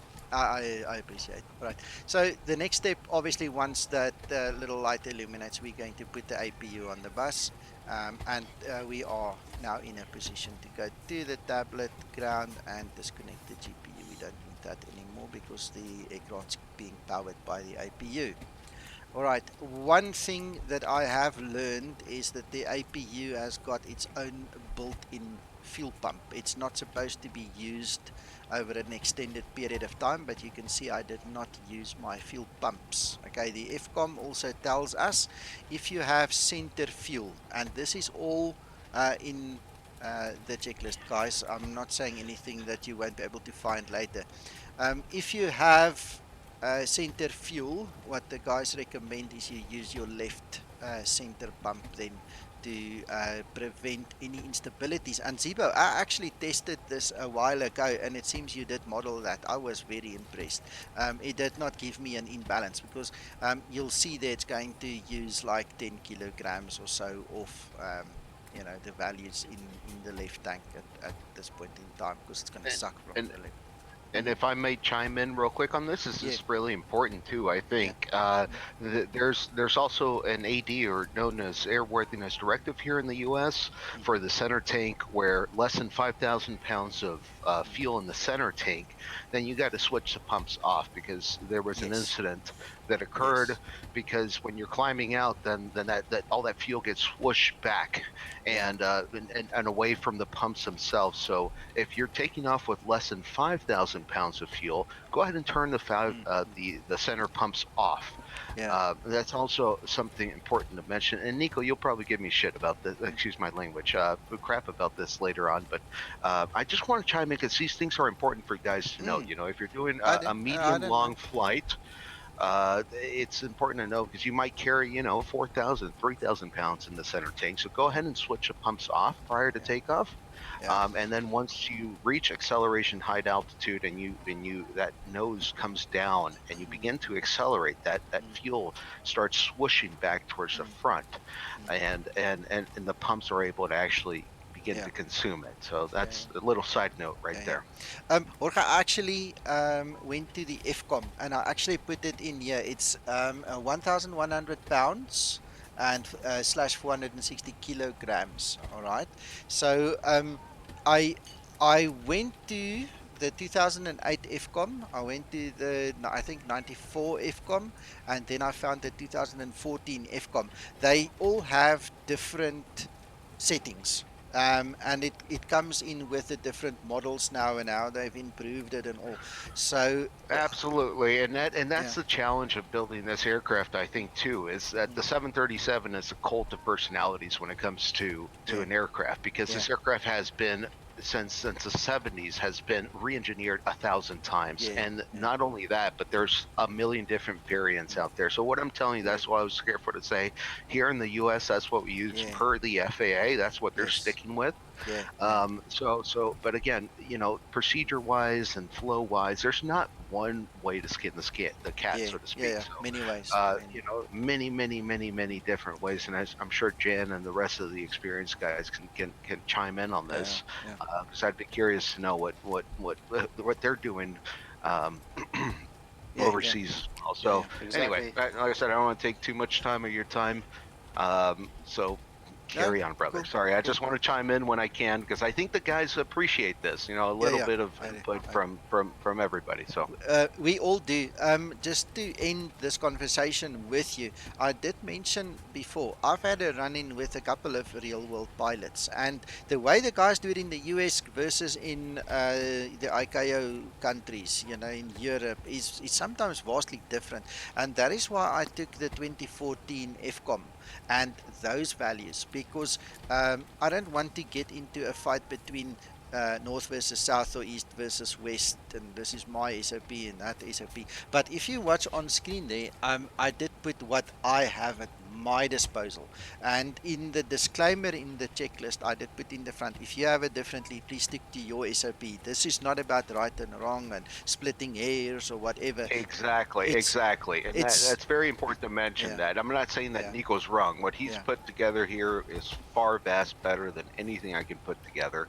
yeah, This is he's giving you guys the meat and potatoes, the yeah. actual data, and I'm just a little input because I a know, lot of I guys know. say, well, you turn this off and you turn this on at this time, but there's a Yeah, thousand ways to fly this aircraft, and exactly. and so it's important to keep that, guys, in mind. As you as simmers, it's really important to keep in mind that this aircraft can be flown a million different ways. Yeah. But the way he's teaching you right now is very, very much correct and very much by the book. So please keep listening on. He's doing a fantastic job. Thank you, Jorge. Exactly. I totally agree with you guys. And just for a minor thing, in our case, for instance, we don't use this procedure to shut off the fuel pumps because our aircraft is equipped with an automatic fuel shut-off valve. So when the center fuel tank is empty, it's the fuel tank, even this, if the switch is in off position, are automatically shut off. So we don't need to do this. But it's true that it happened in the past. So in some kinds, yeah. We especially on Facebook, the guys like to fight with each other, right? You know that, Jorge. You've seen it many times, right? So I want to show you something here. This sticker, this one, is a legal requirement for aircraft that do not have the automatic switch off valve that is mentioned by Jan. All right, so the Ryanair ones don't need this because they've got the automatic shutdown valve for the pumps. Exactly. Exactly. Now the Zebo, and I've tested this, actually includes those shut off valves now. In part of Zebo's evolution, he's included it, so you can fly this until it runs dry and then switch it off. All right, so that is part of the new Zebo dispensation. But for the purposes of the reality, I did still include, if you see there on the screen, there are still limits. In the old models, there were 7 different stages during your flight that you had to check the value of your center tanks. Now there's 3. You see, so it just shows you exactly what Jorge said. He's 100% correct. Yes, this thing is evolved many times. So in the current Zebo, you don't need that sticker. It's obsolete. It's obviously something the delivery guy put in there for nice to have. But those fuel pumps actually have protection in the Zibo mod as we have it today. So yeah, yes, that's interesting. I'm not certain, but I think if you read the notifications at the front of the FCOM, it talks about this mod for the auto shut off. I think the value's 15 seconds and it turns the pump on. Yeah, something like that. I don't know. I haven't read to that extent. I've just played around with it and I went and tested it. When Zebo was busy upgrading that model, we had a couple of guys who actually fell out of the sky because there was an error in the code, and things messed up, and when the center pumps ran dry, there was no more fuel going to the engines, and the Zibo Mod just tanked, went down into the sea. And I had to do a couple of test flights there, and then since then, I've done more tests, and I know once it runs dry, it's okay. Anyway, all right, let's continue. That was a wonderful insight. Let's get to the rest of the stuff. All right, so the next thing we're going to do is we're going to look at our air temperature stuff. What is important here is the bold stuff. So we want the trim air on. All right.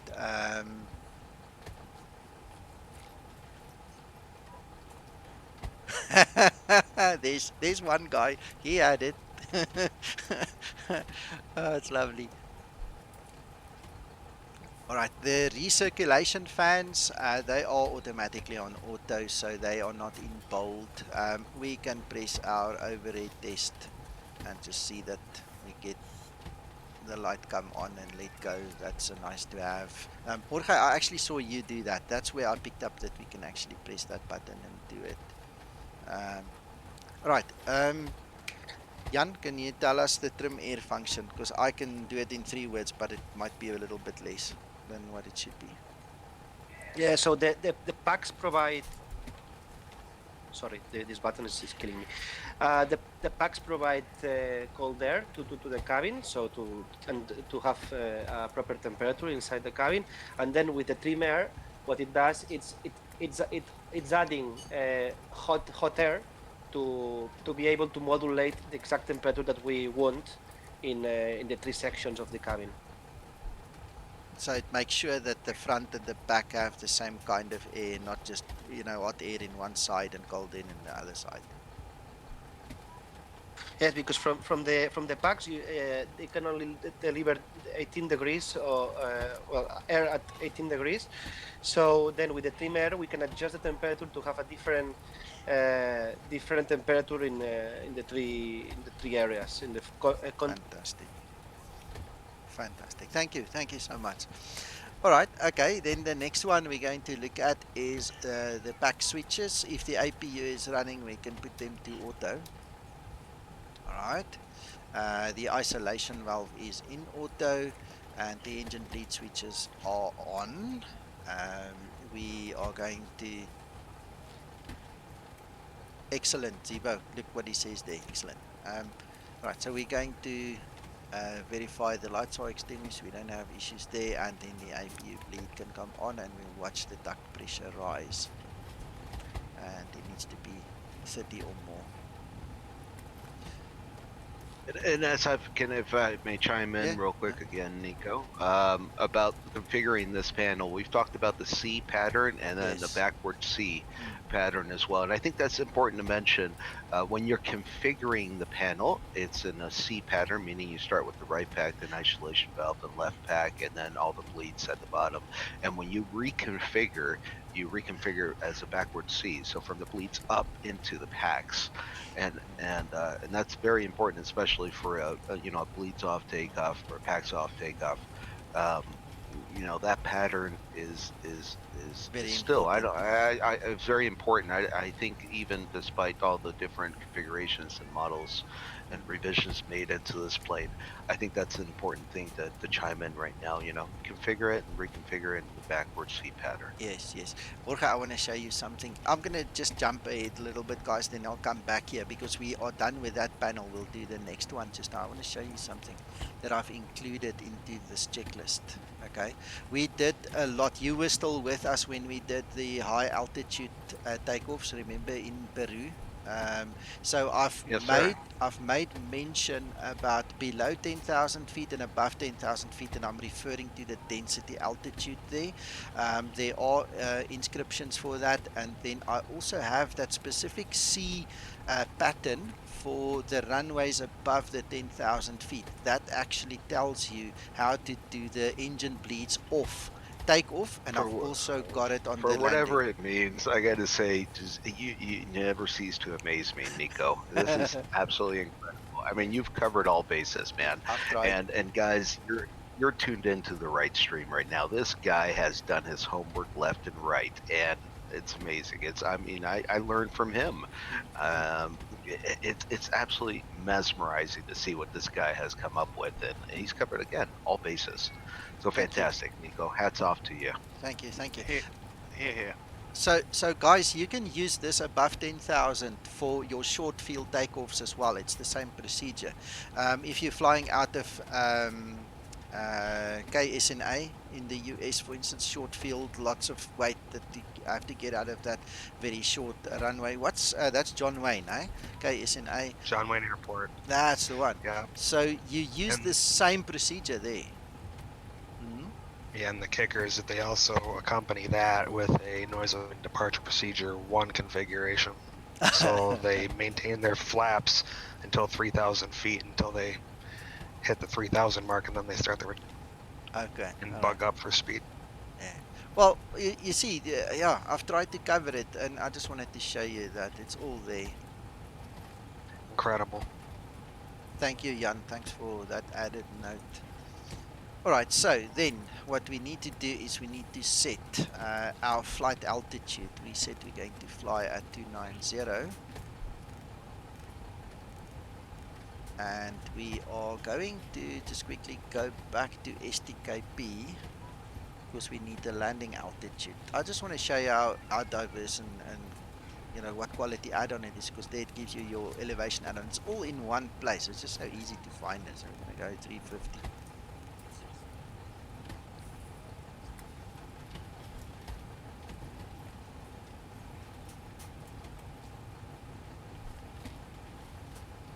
Thank you, guys. Thanks so much. Right, so where are we? Back to our checklist. All right, so we've got the flight altitude. This is very important, and if you do a level change and you're going up, please remember to add the extra altitude there, otherwise you're going to get outboxed and you're going to die. Thank you, Zebo. Thanks for that. All right, I did not build into the checklist. I didn't build the checks in there, but there are checks that you can do. You can go to manual and you can actually press the button if it goes the right way. You can actually see that little needle. It actually goes to close when you hold in close, and when you hold in open, it actually goes to open, and then you can actually go back to auto, and that needle needs to go to the open side. So I didn't build that in there, but it is there. All right, next one. So now takeoff and flight configuration. By the way, guys, I don't necessarily use the industry standard headings. You'll see one of the real world pilots said to me the other day, there is no such thing in a checklist. It's irrelevant. Okay, that's fine, Jorge. So just go with the flow. You'll learn it soon enough, and once you're done with my checklist, you can go over to something like you have there on the front panel. Okay, so just bear that in mind. All right, so on the MCP, what we're going to do now is we're going to arm the auto throttle. We're going to arm the captain's flight director, and then what we're going to do is going to switch on the RTO. Okay, we did that earlier, so RTO is on. And guys, very important, a lot of guys complain they cannot get the VNAV to work, for instance. This is one of the biggest causes of that. You have to have the FO, his flight director, on as well. Otherwise, you cannot press that button. It will not work. The moment that thing goes off, you can click that thing until you're blue in the face. You have to have both flight directors on. So that's a cheap test built into the system to make sure you configured it perfectly.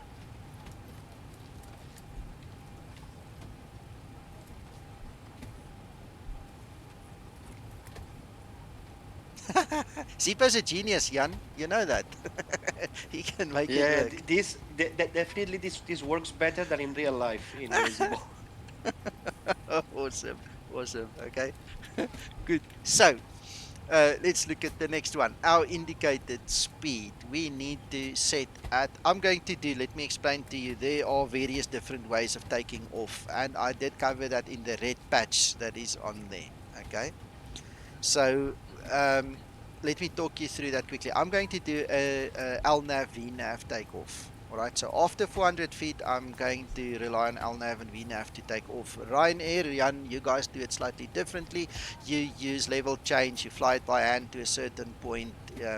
Things happen differently. I tried to describe it for you. I don't want to get into the differences right now to confuse people, but it is there. You can see the two main ways of taking off, where we use heading select and the rest fall into place, or whether we use LNAV VNAV. I use LNAV VNAV for training purposes because it's the quickest way just to teach somebody to get going.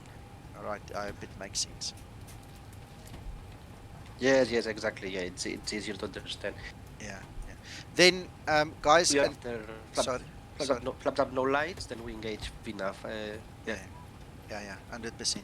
So this is another cheap test that's built into the system. If you are in this position of your flight and you have an actual SID that is connected to your runway, I'm not talking, there are a lot of American airfields where the SID starts like 100 miles off runway. It's like in the freaking sticks that you have to fly to pick up your SID. I'm talking about an ordinary SID that's connected to a runway. If you get to this stage, you've got your flight directors on and you press the LNAV and the VNAV buttons, and these things illuminate. They go into the arm mode. You know your aircraft is configured for flight properly. You don't have to worry. But if one of these lights don't come on, it's back to the drawing board. You need to check your flight directors. You need to go back and see you've executed all the pages in the FMC, and you need to, go and double check everything you've done. So this is just a cheap trick. Use it, guys, please. Don't go and take off. If you don't want to use it this way, just click it again. It will go away. You see, it's off. But don't pass this test. Okay, for new guys, it's imperative. Make sure this aircraft is configured properly. The last thing you want to do is get to 500 feet and nothing works. You can't engage, the autopilot. Nothing just works. It's going to drive you crazy. And this is just a quick way of testing it. Okay. Good. Next one, we're going to go to our EFIS panel. This is the EFIS panel. I told you guys I'm going to show you a couple of things we can do here. I don't use the VOR on takeoff, so I can physically switch it off. You can enable it. You can set it up. There are many reasons for using it. Again, this is a basic entry-level stream. We're not going to go into what if an engine fails and you have to turn around and all these other fancy things that you need to do. Basics, just basics. So that goes off for me. One thing I do like to do is I switch on the data button. So when I zoom in, I can actually see the ETAs at each waypoint and a bit of information there. Okay, so I press that one. I make sure we are on the map mode. All right, and I would select the range that I would feel comfortable with. In this instance, we'll make it 10 nautical miles. And this is also where we're going to check on our altimeter setting. I'm just going to quickly look at my active sky. Currently it's 1010. All right, and for the heck of it, I'm going to put it in there for standby as well. So that's configured. This is all configured. And we're going to go through. So before taxi, let's get our STKP on screen quickly. Sorry, Nico. Can Yes. I jump in? Yes. Did you skip putting the V speed? No, sir. I did actually. Thank you very much. Thank you. Right, so the V speed is 147. I came up to do it, and that's when I started rambling about the different procedures. Okay, that's why I forgot about it. So that's done. The other thing we also need to do is the runway heading.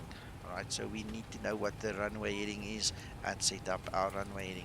Thank you, Paul. I would have felt like an idiot if I got there and I didn't do it properly. You saved my bacon. Alright, so STKP again, show you guys. You can obviously refer to the chart, but there it is anyway, so it's gonna go. Oops. Nico, I have a question on an issue I've been having. Maybe this would be a good time. Sure. On any of the knobs where you click and hold to change the values quickly, I find that sometimes, even after I let go of the mouse button It still and runs. move the mouse somewhere else, it still runs. Is there something I can do to prevent that, or Is just your thoughts? well, first of all, let's quickly ask your buttons in. Now I need to find it again. There's a setting here in the tablet somewhere. Can I just ask, are you running your Zebo? Which operating system is your computer running? Windows 10 Pro. No, Yes. not you, the person Okay. who asked the question. All right. Yeah, my Windows 10. Okay, that's fair enough.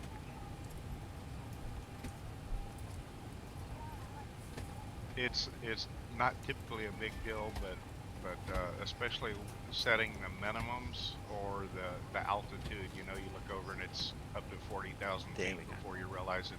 Yeah, yeah. Make sure that your smart knobs is switched on. If it's on, try it on the off position. See if that makes a difference for you. So it's under hardware configuration. There's smart MCP knobs.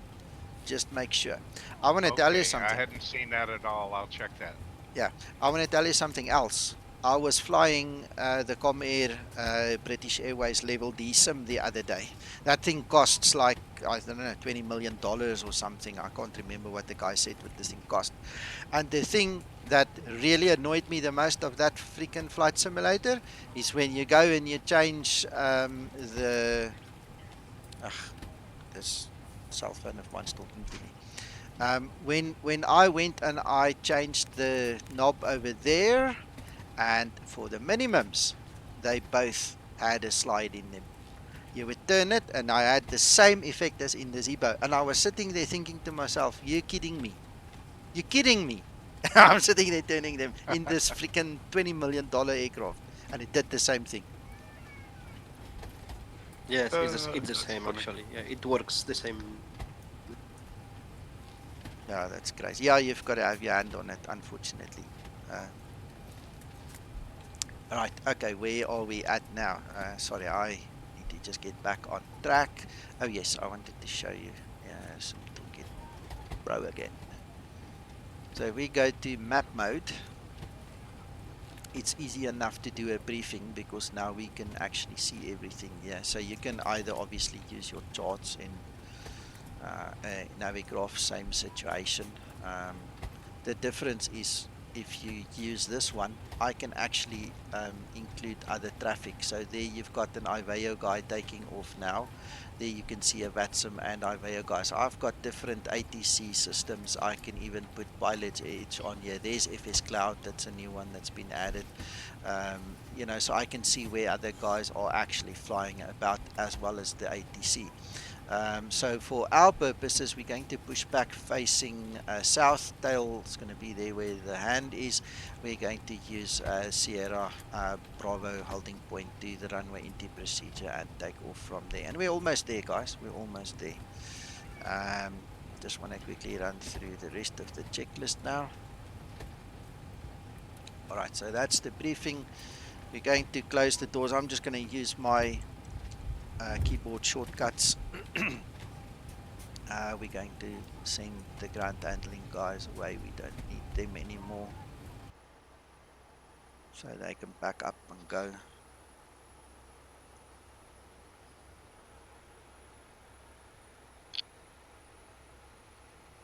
I have time for a question real quick. Yes, of course. For Jan or Jorge? For what? For Jan or Jorge? Oh, yes. Sorry, I didn't hear. Yeah, real quick. So I know Nico's using a different briefing system than I am. I'm using a application that comes with a briefing system from a 737NG pilot. Use a T-Ribbits format. My question is in regards to the emergency briefing that's done by the pilot flying on first fly.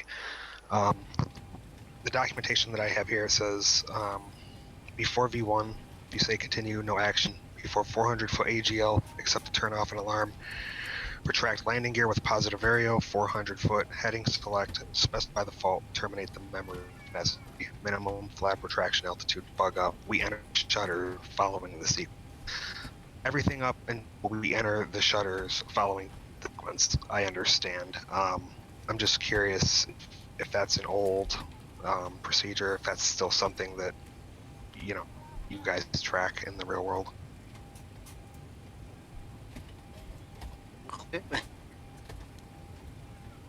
Are you breaking up, Jan? Okay, well, in our case, well, it's very similar. We have the emergency briefing, which is it's always the same, but it's quite long, the briefing that we do in Ryanair. But the part of the if in case of continue is the same. So sorry, this button. Are you breaking up? This is annoying. I'm Sorry, sorry. guys. I'm sorry. So it's 400 feet nav, flaps 5, so it's the same. It's the same. So it continues straight ahead at 400 feet. You identify, and you continue on runway heading, and doing the memory items, and you climb to the stop altitude. That is the MSA normally, and passing the MFRA, the minimum flight retraction altitude, you start accelerating. Yeah. Okay, so what is it meant by we enter the shutters following the sequence? Is that related to the ND? Sorry? It says here that they enter shutters following that sequence of MFRA and bug up. Just having an issue with the this phraseology. What does it mean to enter the shutters? For in my minds, I'm listening to this click click click click click. You know, the shudder on the stall. From the yoke. I read you too now, but yeah, as I heard, so it's in a normal takeoff with a stall warning, because you don't have to reach this upset situation. So in this case, you continue straight ahead with heading select at 400. At the MFRA, you do the backup, the flaps on schedule, and then and that it. And so in some airports we have engine out seats, which is special procedures, because in some airports you have a mountain in front of you, so you don't have to continue on runway heading. Okay. Thank you. Cody, if you want, you can send Jorge or Jan just a I message think I will. afterwards. Okay. Yeah. Thank you, though. I appreciate it. No worries. All right, guys, so we know we don't have center fuel tank. We're going to skip that. It's not relevant. What we're going to do is switch on the fuel pumps now. All Hey right. guys, I'm back. Sorry about that little break there. Don't worry. Welcome back. All right, we're about to push, Jorge. Right, so what I'm going to do now is also I'm going to put on my electric hydraulics, and I'm going to put the beacon on and look at the trigger now.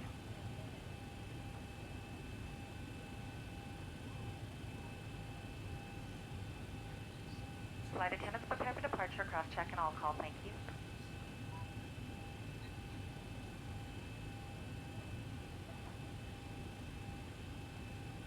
All right, we've got everyone strapped in. Give us a ring if you need anything. And there she closes the door. You see, so all the triggers are in place, just to emphasize that again. Right, the last thing I want to do is my stabilizer trim, so need to make sure we somewhere close. Reasonable. And progress.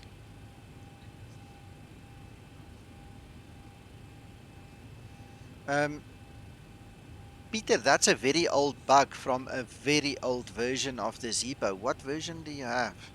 Because I think you need to upgrade.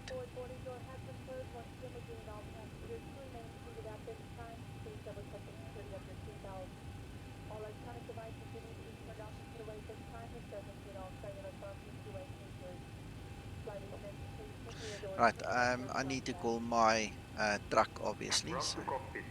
Stow is driving up. Yeah, you need to upgrade, sir. You need to get to 3.40.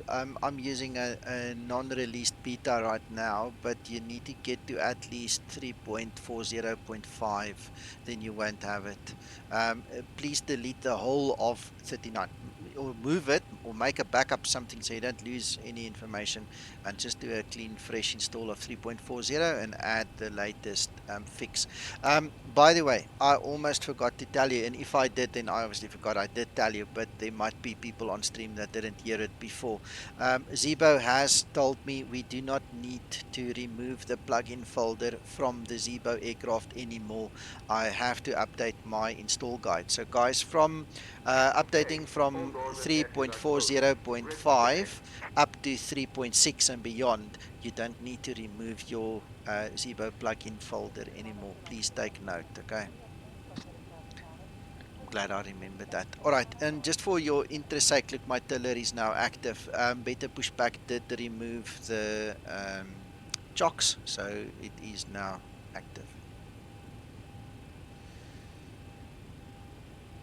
Right, okay, so engine start procedures.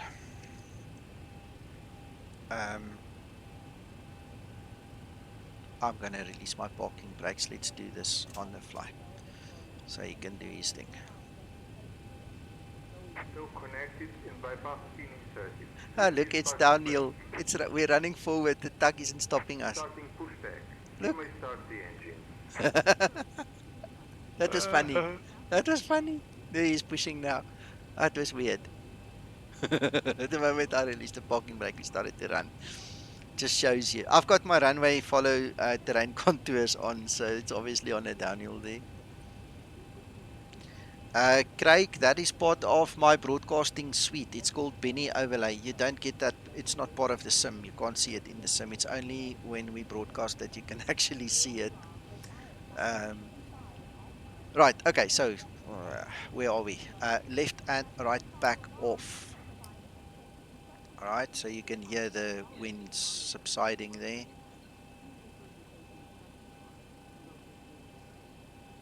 Steel, that is a mod you can get from the org. I just changed it to look fancy.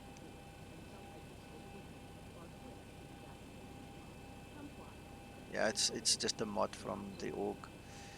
Right, so what I'm going to do is I'm going to enable my timer. I'm not going to... Oh, you know what? In Portugal, we also have to do that. I learned that the other day. We put on our TARA, so it's squawking Charlie there. Don't use the de-icing. It's not necessary. And then we can start our first engine and watch... Oh, and I pressed all the buttons earlier, you know.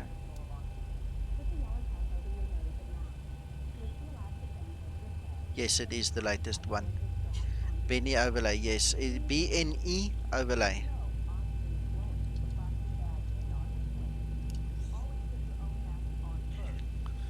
Right. Let's light the fire. And then at about 56% into, the switch will kick out and we follow the next portion. Complete. Set parking brake. Parking brake set. Disconnecting tow.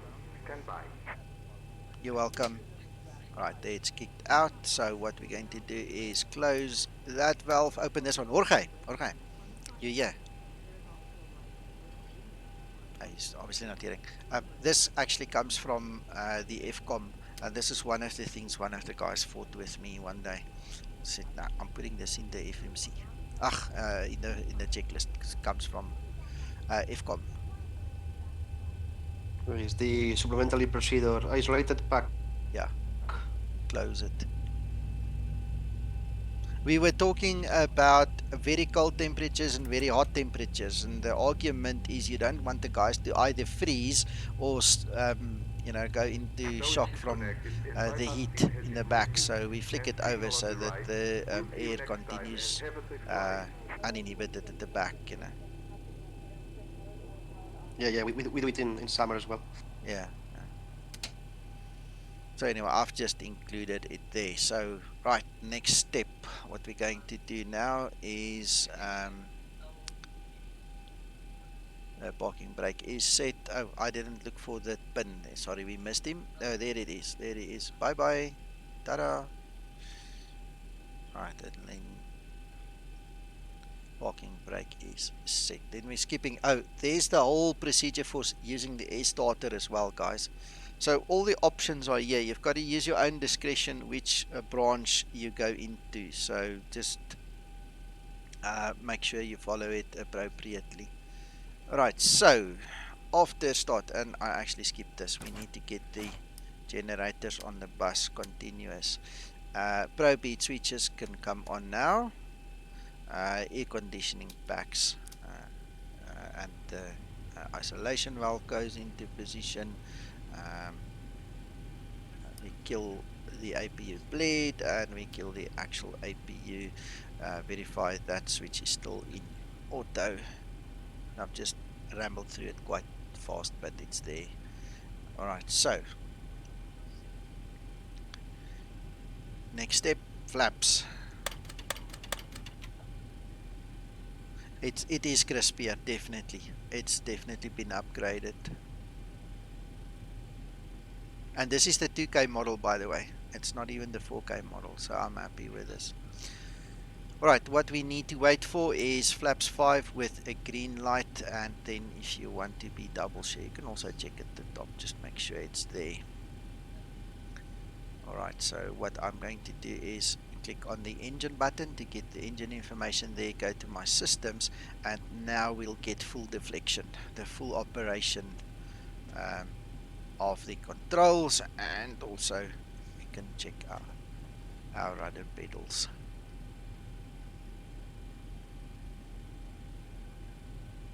Thank you, Zebo, for that. That is amazing. I noticed that very quickly. It's brilliant, brilliant. Right, we can stow that one. Now, let me show you this other thing. I'm going to put the terrain radar on just so that you guys can see the effect. If you want this lower DU to operate, all you need to do is flick the switch to ND on that side and on that side, and there you've got that display goes and sits there.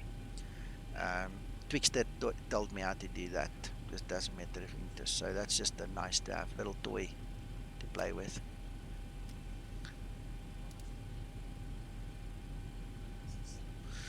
Right, where are we at? Taxi lights. Taxi lights can come on. And runway turn off lights we don't really need right now. Aviation Claude. Yes, sir. Thank you for reminding me. Great stuff. Okay. Let's go to the controllers quickly. Joystick. Alright, so control sensitivity.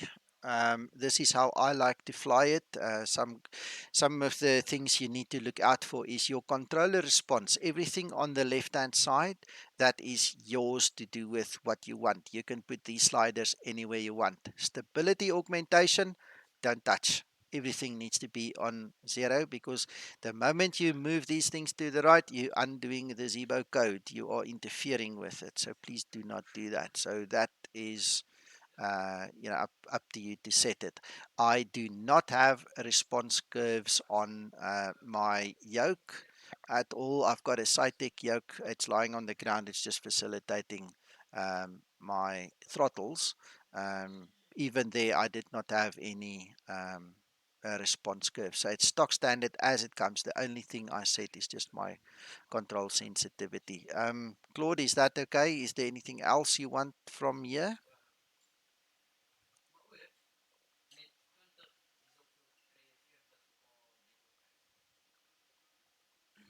You could show me something if you don't mind. No, go. Ask.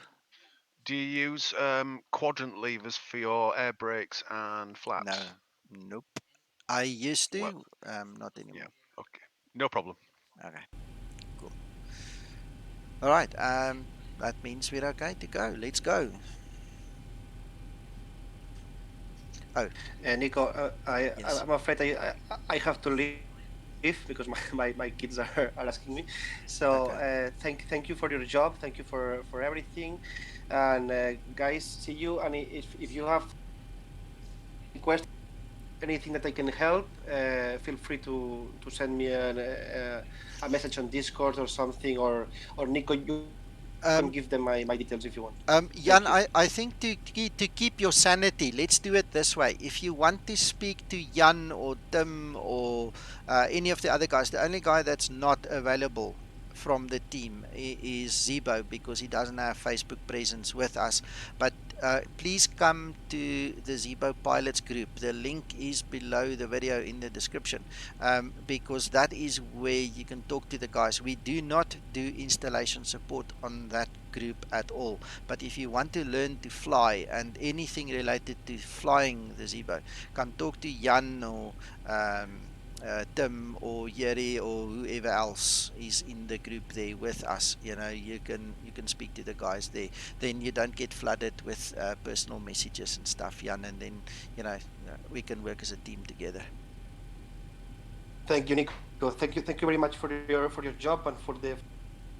Okay, it's a pleasure, and thank you so much for being here. You really honored me with your presence. I appreciate it absolutely from the bottom of my heart. Thank you. Yes, thank you so much. Thank you to you all, guys. Thank you very much. Okay, bye-bye, Jan. Bye. Thank you, Jan, very much. Thank you, Zebo, for catching that one. Your experimental model always off. Explain failures off. Definitely, explain failures must be off. Right, let's go. Before we go, sorry, I want to show you more. I'm enjoying myself a lot now. Right, for the guys who want to use the anti-ice facilities, all right, it's just the next page in the checklist. There are different situations and different ways of using the anti-ice. Everything is in here. Just go study it. All right. If you want to use the de-icing trucks, everything is in here. There are two ways of using them. You can use it as a basic, just for flight simming purposes, or this is the FCOM version. This is what the real world guys do. All right. So I've given you the options. It's in the checklist. Okay, and then we are ready to go. So we're going to get rid of this guy. In actual fact, let's see if I can actually move it a little bit. I'm going to move it like that so we still have some use of it, but it doesn't obscure us too much. Is that okay, guys? Let me know if you don't like it, then I'll just disable it.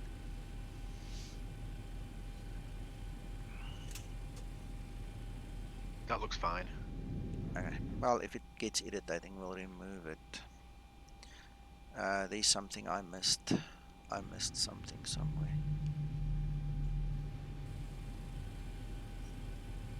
Oh, the door. You know what I forgot? Like, I was the big mouth who told you guys before. You have to close the door before you can pull the air stairs in. Oops. So let's pull the air stairs in. Ah, come on. And there the door closes. All right. That must have made a terrible noise. For sure. That's why the master caution was on, and I just noticed and said, oh, I missed something. Alright, let's go.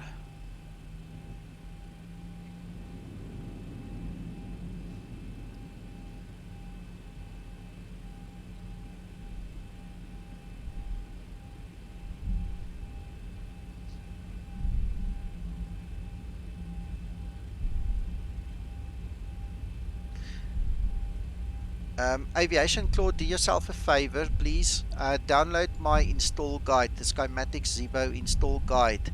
All the settings are in there. You just have to flip through it. It's there. Everything is there that you need the way it should be.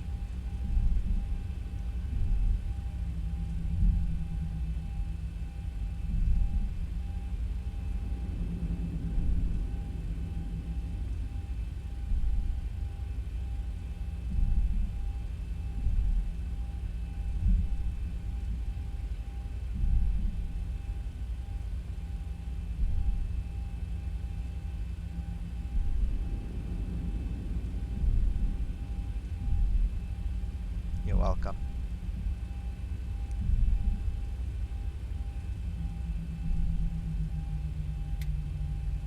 Right, so while we are on our way, I'm going to start flipping the switches a little bit here.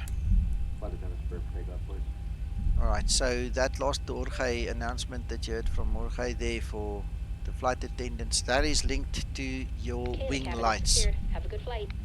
Alright, so the wing lights will trigger that one. As a matter of interest, it's in the EFB. You can have it on the beacon light or on this one. This is more realistic for me, so that's why it's there. And we're going to stop just short of the runway and just complete the runway entry procedure. Just the next holding point. Make sure everything is fine. EW, I can imagine. I took Uncle John to the ComAir center the other day. Believe it or not, there is a flight simulator now in South Africa that he flew in 1984, I think he said, in the UK. So that was quite a reunion. That was a really nice thing to happen to him. Right, so I'm enabling weather and terrain. This is at your discretion. You don't have to enable it, but if you do, I mean, it is there. You might as well use it. All right. Yeah, the actual sim.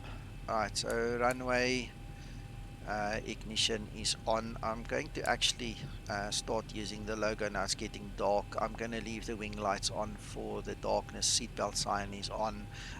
Pressurization is set up. Guys, you must just follow the checklist. It will tell you. I'm going to skip through a couple of things. There's the cruise checklist. I'm going to hide it now and then we'll talk about it in the cruise. So, no sir, not what I wanted.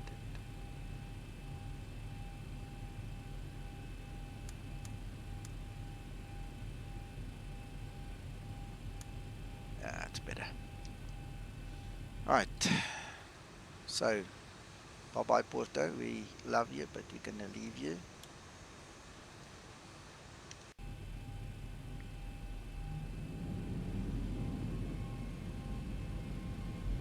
Alright guys, just to recap quickly while we're taxing into position, LNAV, VNAV is on, both flight directors are on, auto throttle is now on.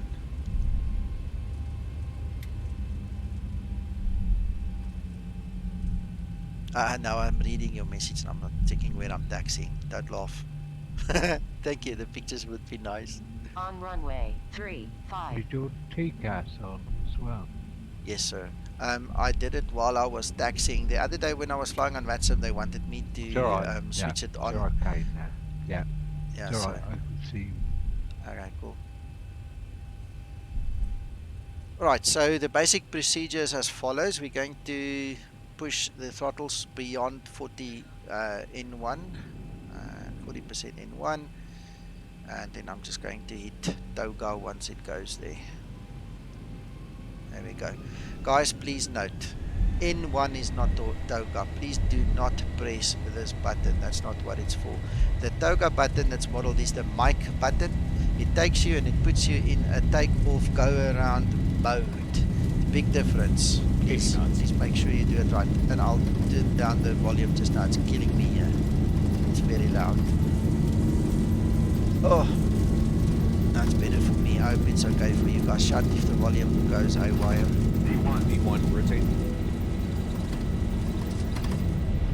Right, and then we just gently going to climb. While we are climbing, I'm going to show you the procedure of getting this command A to actually connect. I'm going to go off 400 off the beaten track there, and I want you to look at the magenta cross there, the crosshair.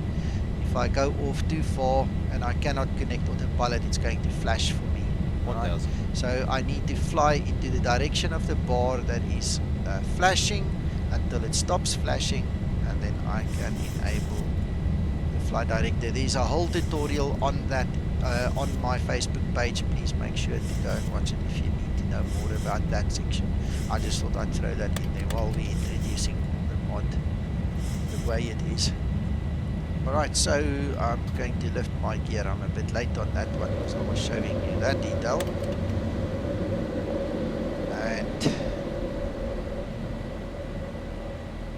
And we are currently in that mode where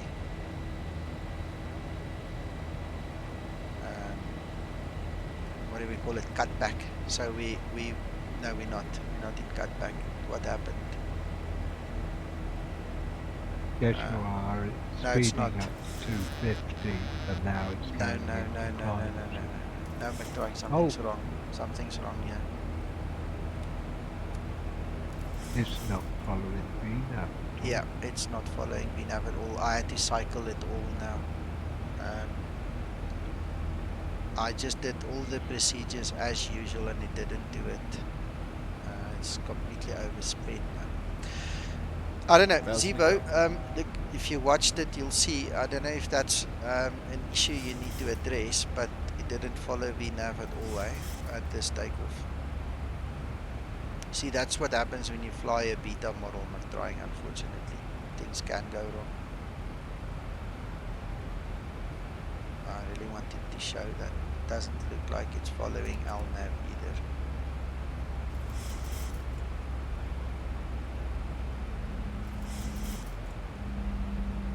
That's strange. Go to heading select and vertical speed. Kill your autopilot. Yeah, I'm going to go through the motions just now. I'll go through the motions just now.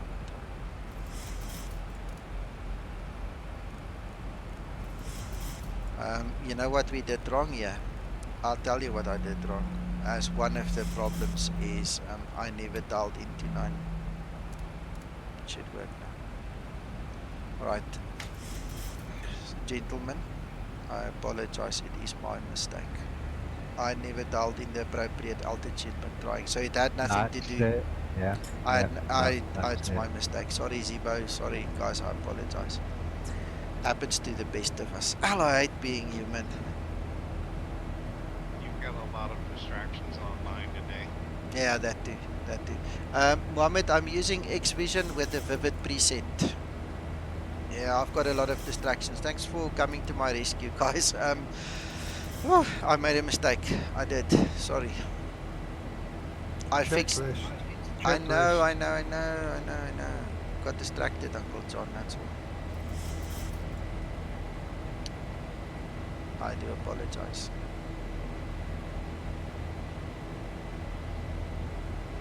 It's nice to know that you're human and not a robot. Yeah. Glad you said it and not me.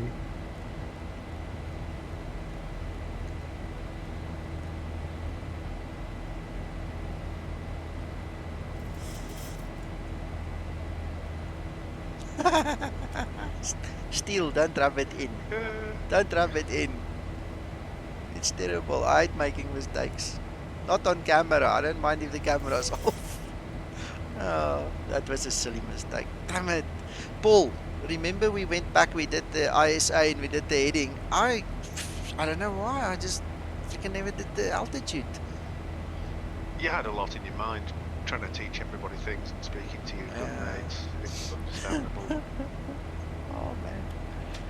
Guys, do as I say, don't do as I do. Alright, let's get rid of the lights.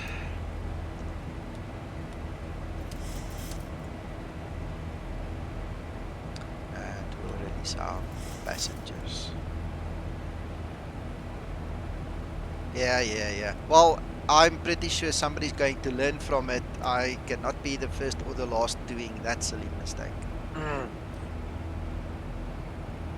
Yeah, you're certainly not the first, and you definitely won't be the last. Yeah. I'm sure Zebo's chuckling.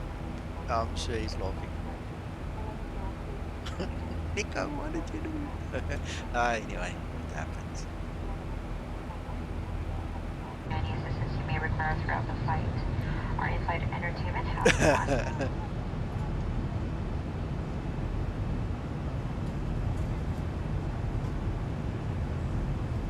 I am also using ortho in this area, guys. This is ortho zoom level 70 X vision with the Vivid preset. The only thing I do not use from the Vivid preset is the clouds. I actually loaded the active sky performance clouds on top. I just feel more happy with it. No, it wasn't. It is me talking too much, man. I'm not concentrating.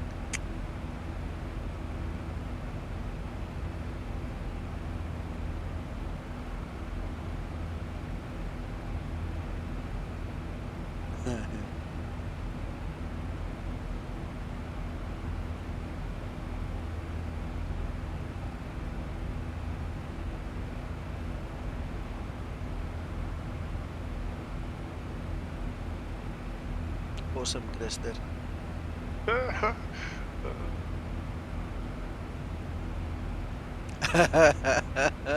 Thanks, Reggie.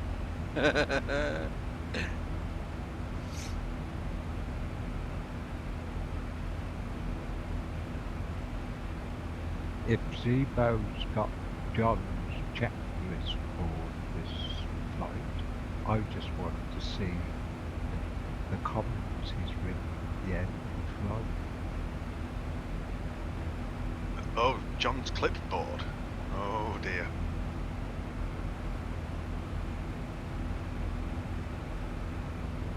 By the way, Nico, I sent you I saw. Discord. Just read it. Thank you. 15 seconds.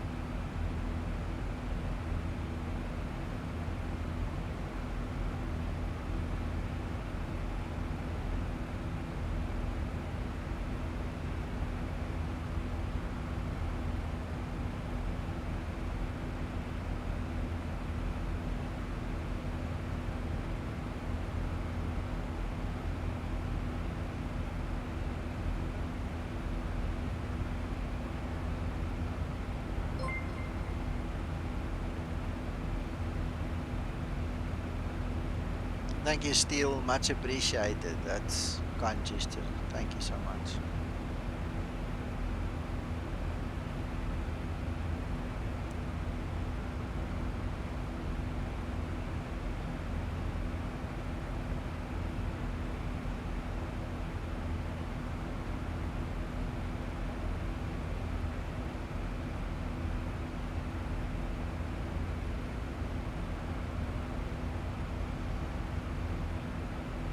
And you'll see, look at that, top of climb, top of descent, look how close they are to each other.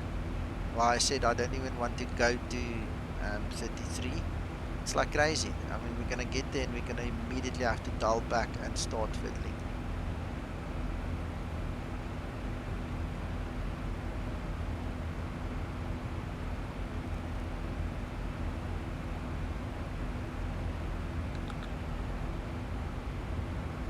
So Nico, if you'd have believed SimBrief and put in the higher cruise altitude, would the FMC prompt you that it was unable? Sorry, Paul, I just had my headset off for a second. Now I hear your voice. What about unable? If you'd believed SimBrief and put in the higher cruise altitude, it would have said unable. Yeah. Okay, so that's the clue that you need to go back and redo OFP. Yeah. 290 is like borderline crazy. Yeah, we usually fly at 250, honestly.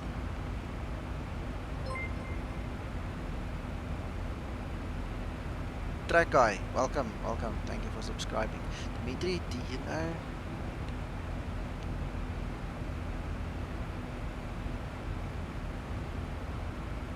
No, I just have the plain vivid. Sorry, I'm speaking over here. No problem. Since the top of climb and top of descent are so close, if you did overshoot your top of descent before you got your altitude changed, is there a way to correct that so that it does descend? Do you need to do anything like altitude intervention or anything? We'll have to see. I can't honestly answer. We'll have to see. But what I am thinking of doing is I'm going to go to climb and I'm going to hit the max rate button. Let's just intervene a little bit. Just make some room for us. See, now it's going to climb like a little rocket for a while until the speed bleeds off. So we should buy ourselves like a minute or two. Yeah, I see. Max rate is a very nice trick to have up your sleeve.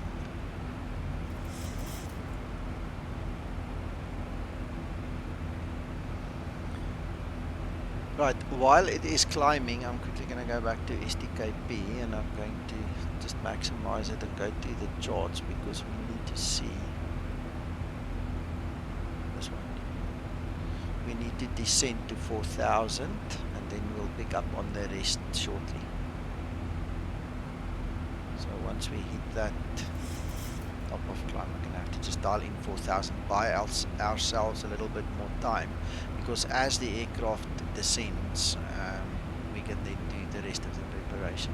Because this is a straight into runway 21, we don't fly around the airport to go to 03.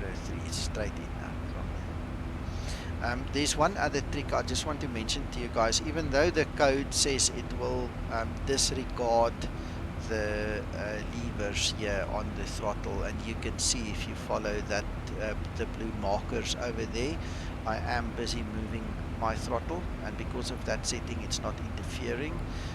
The problem that I find is sometimes it does listen. So what I recommend for you guys, when you get into a position where it's not listening, just pull it to idle. Pull your hardware levers to idle so that it does not interfere with VNAV. Okay, just an added safety measure. Yeah, Reggie, SimBrief is good when it comes to automation, but sometimes you've got to question the automation, and that's why we try and teach you guys to fly it kind of a little bit differently, so you don't stay yourself blind into the circumstances there. Alright, so we're going to start dialing it in shortly.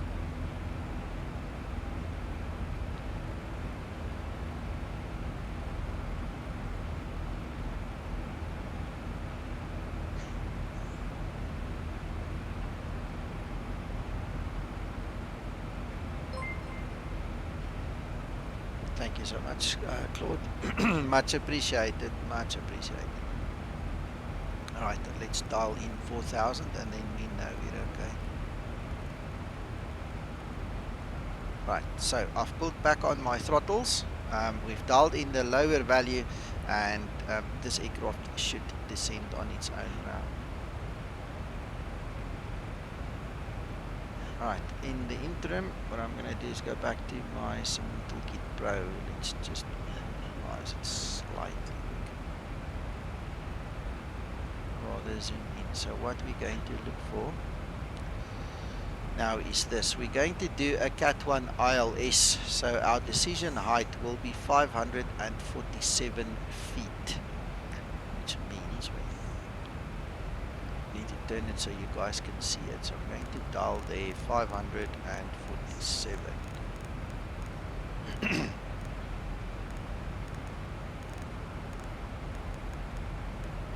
547. Right, that's the decision height. We've got the 4000. Right, then we need the actual ILS frequency 109.5.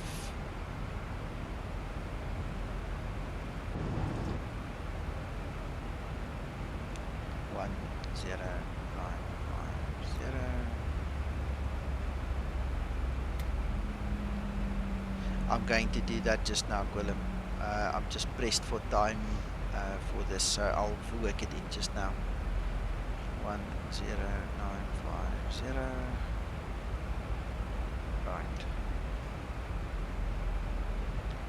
Okay, the approach course, to be certain you have the correct one, I always go to the INET reference page. So it's 205. On the charts it says 206, but in Zibo it's 205. So I'm just going to quickly dial in 205.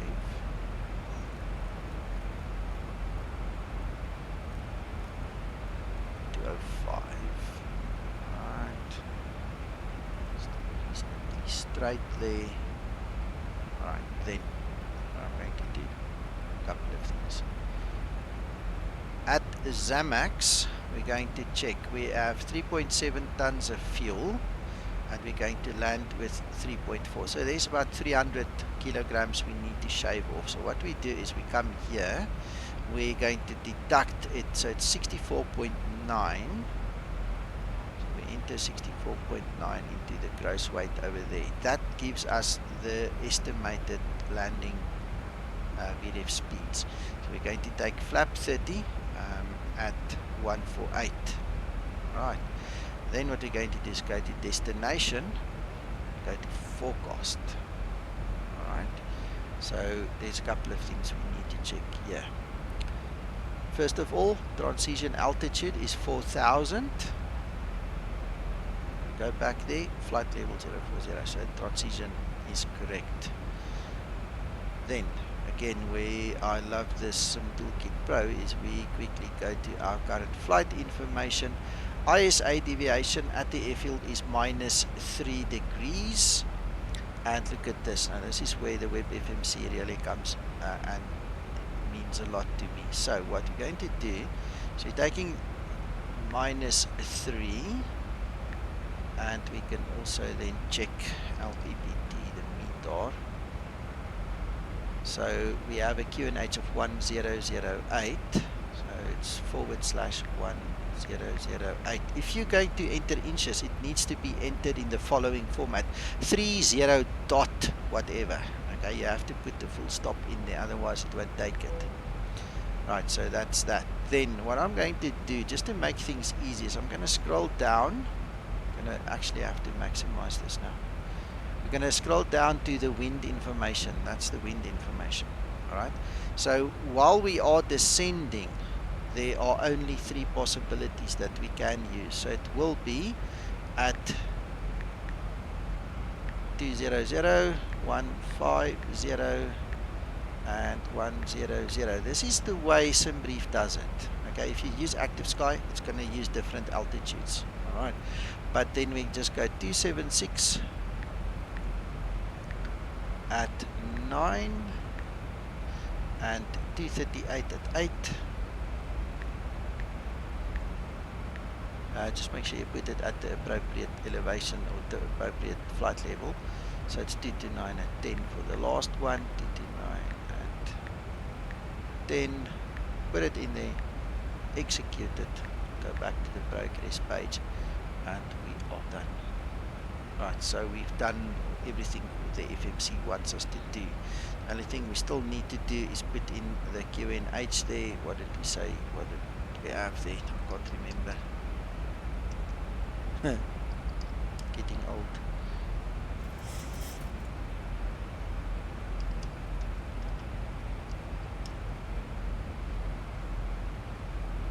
.1008.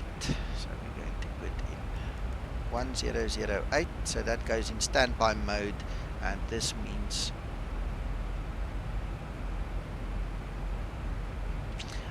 I know, Zebo, but there wasn't time. I know. I do appreciate that, and thank you for sharing it. I just never mentioned it. The problem was we literally had like a minute and a half between the top and the bottom. So I'm basically just going through the ropes. But what you are saying also is of added benefit to us, because I did have somebody ask me the other day whether it is modeled. So at least now you have confirmed it's modeled.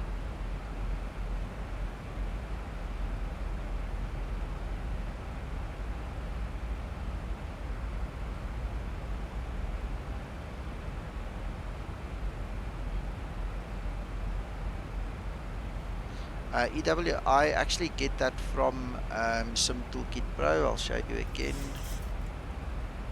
So it's all modeled in there, so everything is given. What would we do without Zebo keeping an eye on? Yeah. You could do during the climb. That is the information from the airfield, correct? Correct. Correct, yes. Correct. Thanks. Pleasure. Zebo, thank you. That's also something I didn't know, because I always do it before top of descent. That's part of the checklist. If you read through my checklist, you'll see where we do it and so on. But thank you. It's cool to know we can do it during the climb.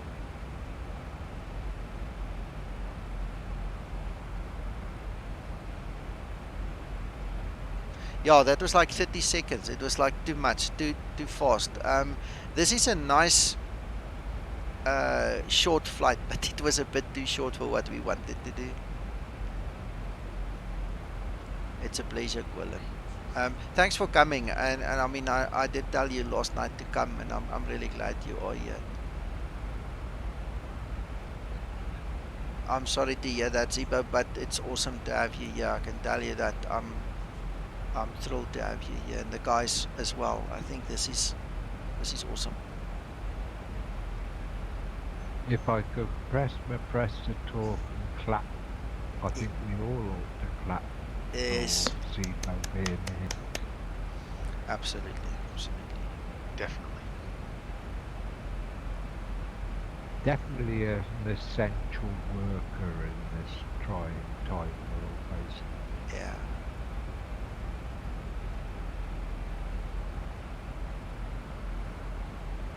Anyway, guys, I've heard a lot of complaints about we have this and we have that. This model is modeled to fly an actual navigation profile of 0.02. It is absolutely accurate. The only reason that I can think of that it doesn't work is incorrect programming of this FMC, incorrect usage of the systems, the MCP, and then obviously hardware interfering. This is one of the reasons I pull my hardware throttles back, because I really, I mean, you can see here, I cannot fault this VNAV. It is magic. Can we have the cockpit view again, please, Nico? Cockpit view? Oh, yeah, sorry. Thank you.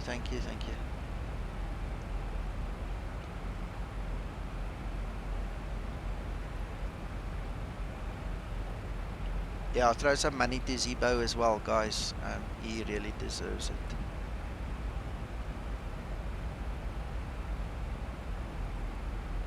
The nut behind the yoke. Yeah, we saw him once today. Zebo, I'm glad you were not here, or maybe you were just polite and you just didn't say anything. I really made a mess of the takeoff, man. I embarrassed myself completely.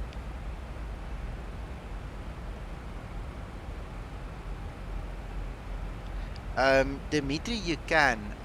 Just because of who I am and what I do for Zebo, I obviously made it to really work very well with Zebo. I have not spent a minute trying to make it work with any other plane, but I promise you, you can. If you really want it, it's highly customizable. You can set up any aircraft in this, and with some brief, obviously. So STKP is, my go-to. And it's not purely just for X-Plane, it works with FSX and P3D. Yeah, as well. Very versatile.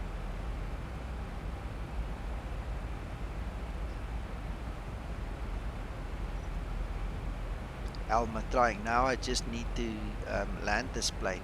Anybody know how to land the Zebo? Negative. Just shut the fuel cops. It'll go down.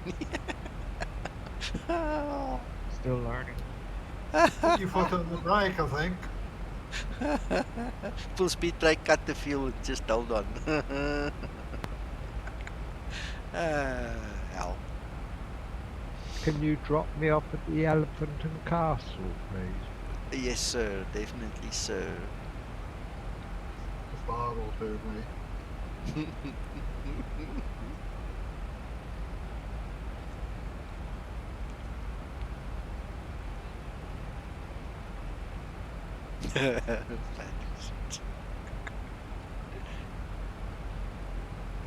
That's not completely true, Skyjet, because the engine should still keep running. Yeah, because yeah, the way it's set up, yeah, true. Alright, let's get our passengers back on there and wait. At about 10,000 we're going to hit the next phase.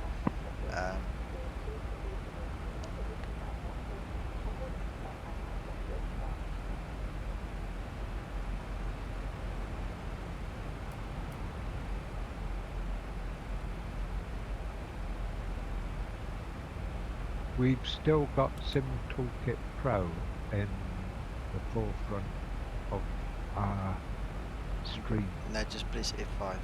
Just refresh quickly. Oh, sorry. I must have pressed a pause button. No worries.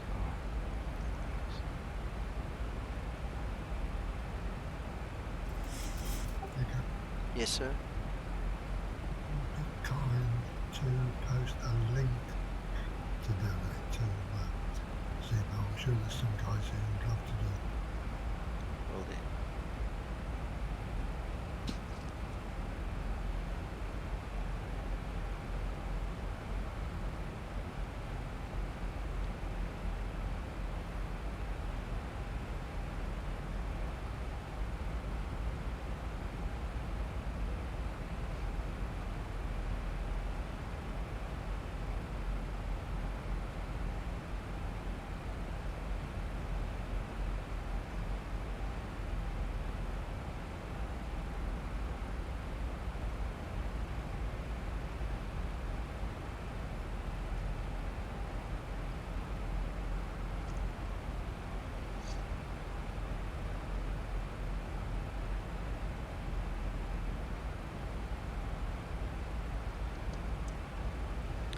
Guys, that's the link to say thank you to Zebo. My one is in the usual place below the video, but that's for the boss. You guys must really put some love that way. I tell you what, my throat is dry, eh? Man, I've spoken a lot.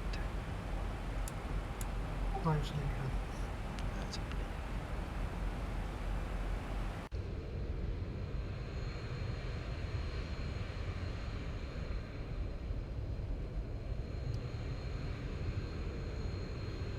Beautiful evening, really beautiful. Love these little clouds, the lights.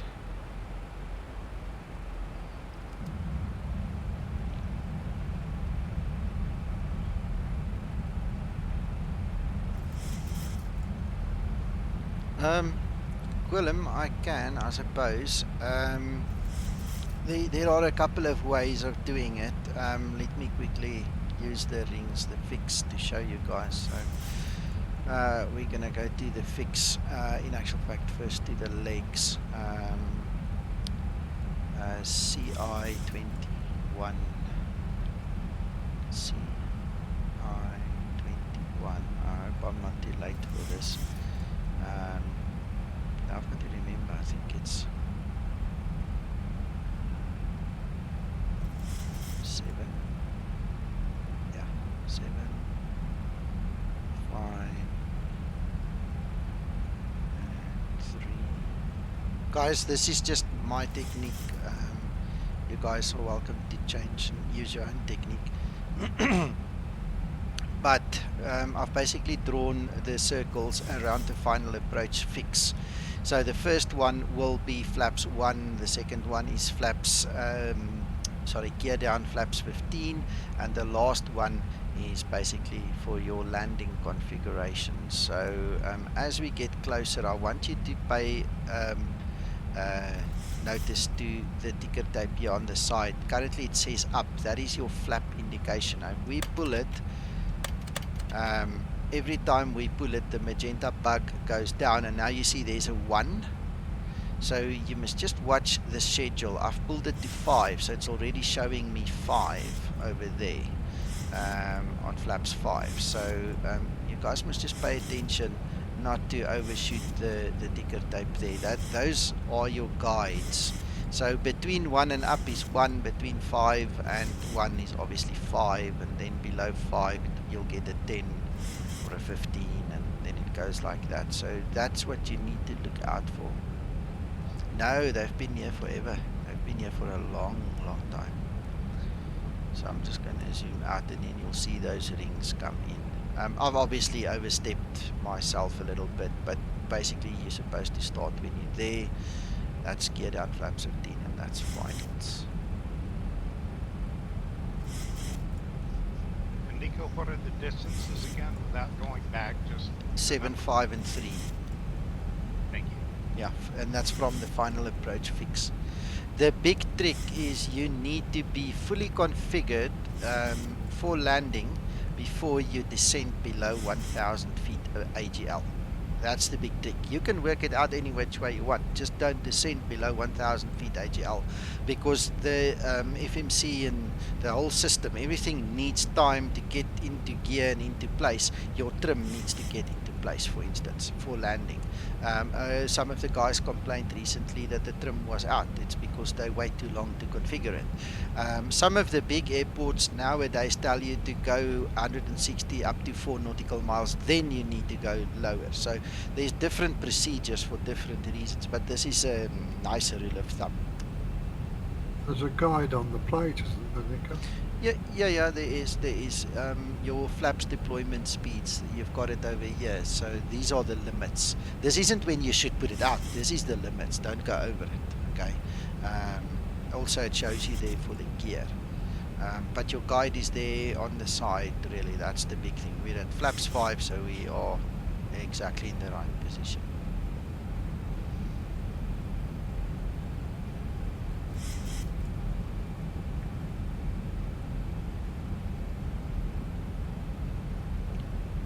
Still don't know why, my friend. I don't know why this is old. No, this is light mods. I use the TK lights for the close lights close to the aircraft, and the rest is then the extended night lights that's in the distance, because otherwise you just get a little puddle here by you. Ryan, what you need to do is you need to bookmark this video, and you need to watch it over and over and over, and then do everything as I do it, and then you'll get the hang of it. Except the takeoff. Yeah, please don't do the takeoff like I did it. Yeah.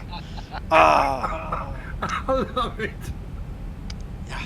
Damn. Darn it. Was my memory? I'd forgotten about that already. You're We've just got a you covered in the diplomat. chat, Nico. Ah, sorry, you spoke over each other, one at a time, please. I said we've got you covered in the chat. It wasn't your fault. Yeah, thank you so much. Sorry, That's Uncle John, you said? Mac's just a diplomat. Oh, yeah.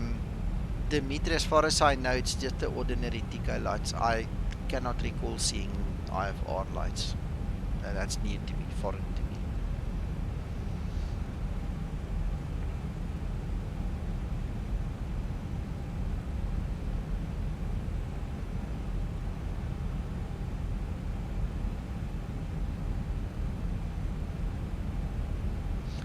What vector now? What vector? You mean that one waypoint? Yeah, well, Zebo fixed it, you know, on the fly. It was also just a small mistake.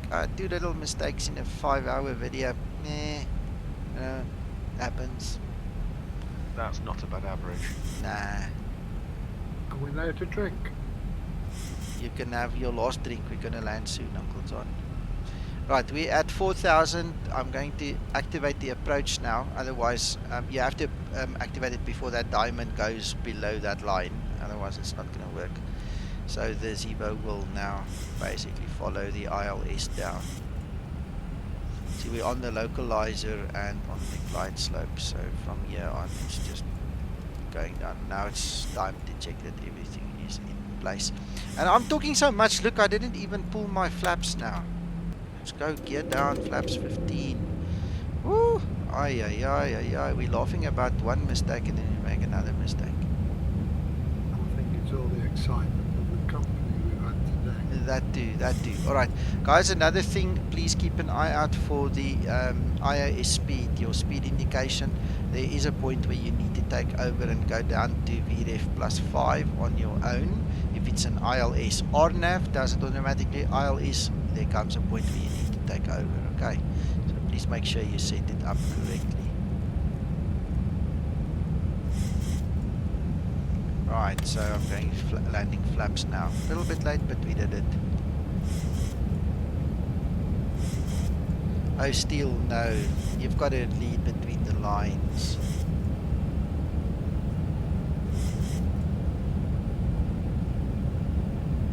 You've done an awesome job. Awesome. Thank you, Uncle John. Anyway, thank you guys. We are above 1000 AGL. That is the point I tried to make earlier anyway, and we fully configured to land, because you'll also notice the trim wheel is now getting everything ready for the landing, and when we disengage the autopilot, we'll be in trim. Alright, if you wait too long, you're going to be out of trim and you're going to have to put it into trim. Thank you, Chris.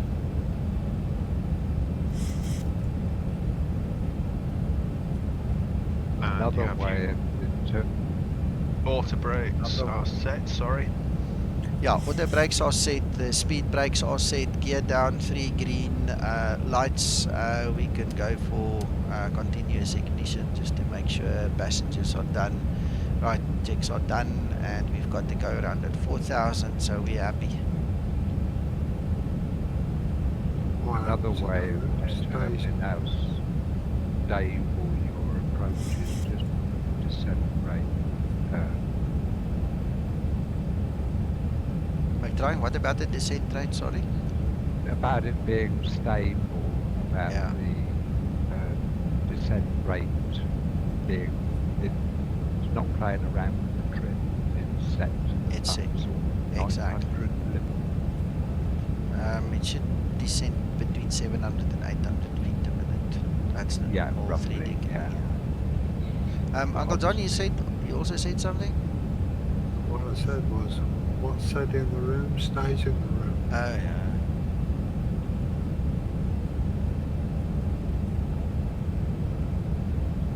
1,000 feet, stabilized, Mr. Perch, altitude set.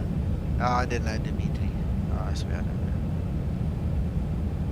One of those silly things. Alright, I need to get myself upright and feet on the rudders and try and land it without throwing away my good name now.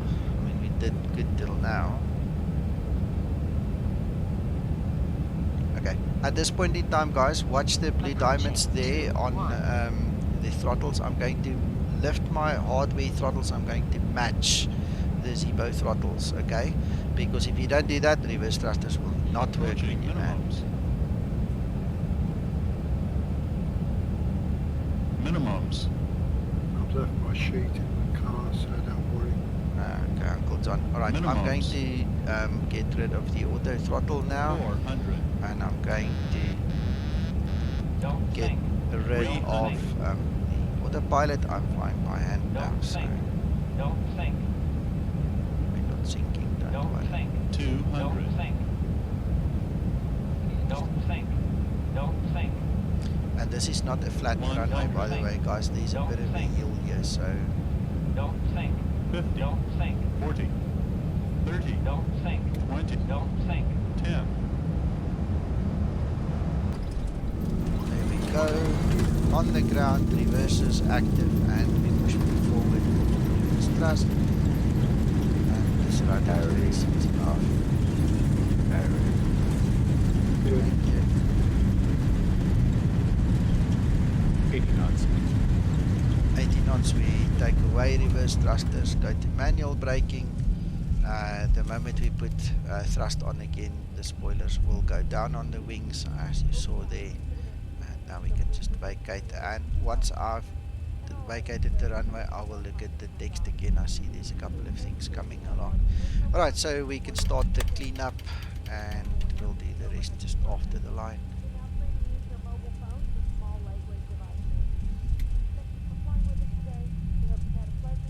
Trying, I don't see this freaking line. There it is.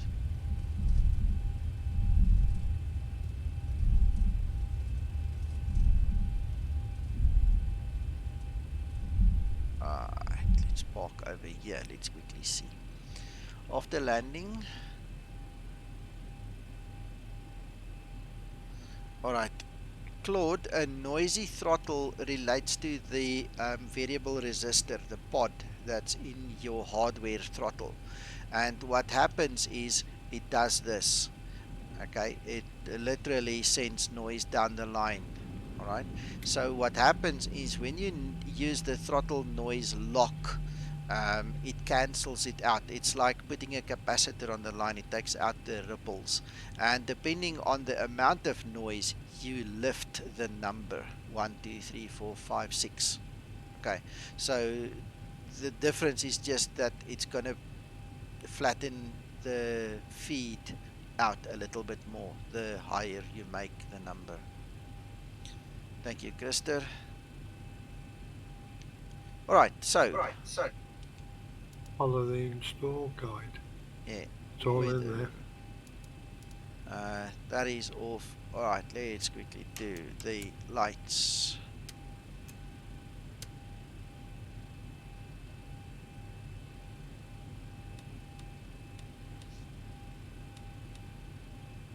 Start the APU.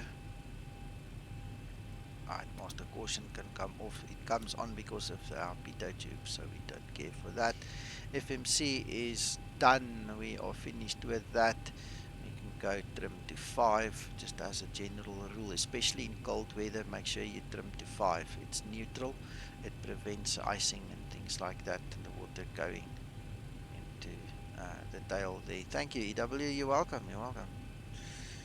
I'm so glad you guys were here, and that some of you still are here. I've seen the numbers go up and down there. We are really happy having you here. I'm sure Zebo feels the same. Jan, Jorge. Did anybody see Jorge leave? I just noticed he's not here. He came back and he said apologies. Did he leave again, guys? I'm Yeah, not. he left some time ago. Yeah. All right. Well, that's the that's the second time we've had almost all the team on one stream. I'm not sure if Twixter was watching. He didn't say anything. Last time, it was a bit of a split. So anyway, yeah, that was a good show. Good time. Right, what else do I need to do? Not much. We can just taxi. Peter, Night, good night Peter. to you. Thank you guys. Good night to everybody, and if you're still in the daytime, enjoy whatever else you do afterwards. What I'm going to do is I'm just going to find a parking spot quickly, and then I want to see at least one replay, and we'll call it a night. Thank you guys for sharing it with us. Cheers. Zibo Thanks, pilots, do check on upcoming events. Yeah, Come and yeah. join us. Yeah, thank you, Uncle John. That's a good one. Make sure you watch the event calendar and also all other posts in the pilot group and on Discord for any other events. Thank you, Uncle John.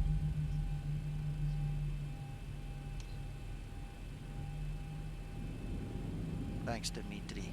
Thank you, Paul. Thank you, Steele. Thank you, Krista. We're blessed to have him. I keep saying that. Yeah. Right, so APU on and let's go watch a replay.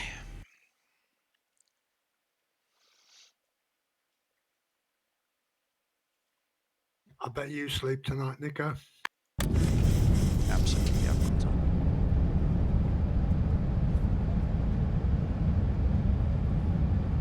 Thanks, Chris. Thanks, EW. Man, I just need to drink something cold now. My throat is parched. Thank you, Andrew. And Zebo, if you're still here, thank you so much for coming. I'll talk to you in a text message afterwards as well. Thank you. Thank you very much for everything you do for us. And that's a huge thank you from everybody. Yeah. Thanks, Jorge, Captain Olaf.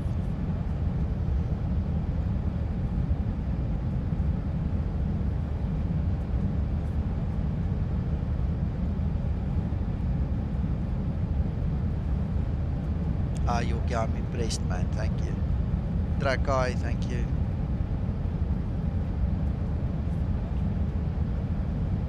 See you soon, definitely. Guys on Discord, you can hang around for a minute or 5 afterwards. Once the stream stops, I'll quickly speak to you guys as well. What, you've got a voice left? I can do another 5 minutes. Thanks, Quillen. Yeah, 194 minutes, not a bad landing.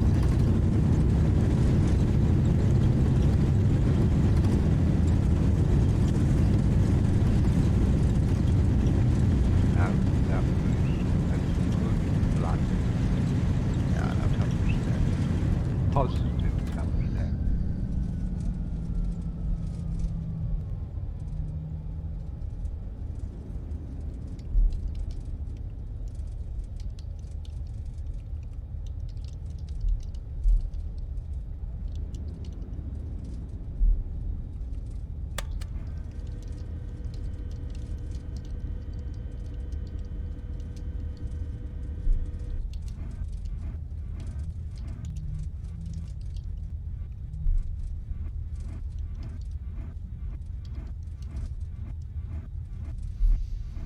Right, guys, I'm gonna flip on over. See you soon. If everything goes well, I'm working tomorrow. Having video conference meetings and stuff. So I'm not sure when you will see me or so, but I'll probably do a flight later on in the afternoon or something, and you guys are welcome to join. If I'm not on YouTube, I will be on Twitch. Just remember that. Answer Yorkie, Nico. Uh, oh, thank you, Yorkie. Thank you. I really do appreciate that, and I'll have a look. If I don't find it, I'll let you know. Thanks again. Good night, everybody. Yeah. Thank you. Bye.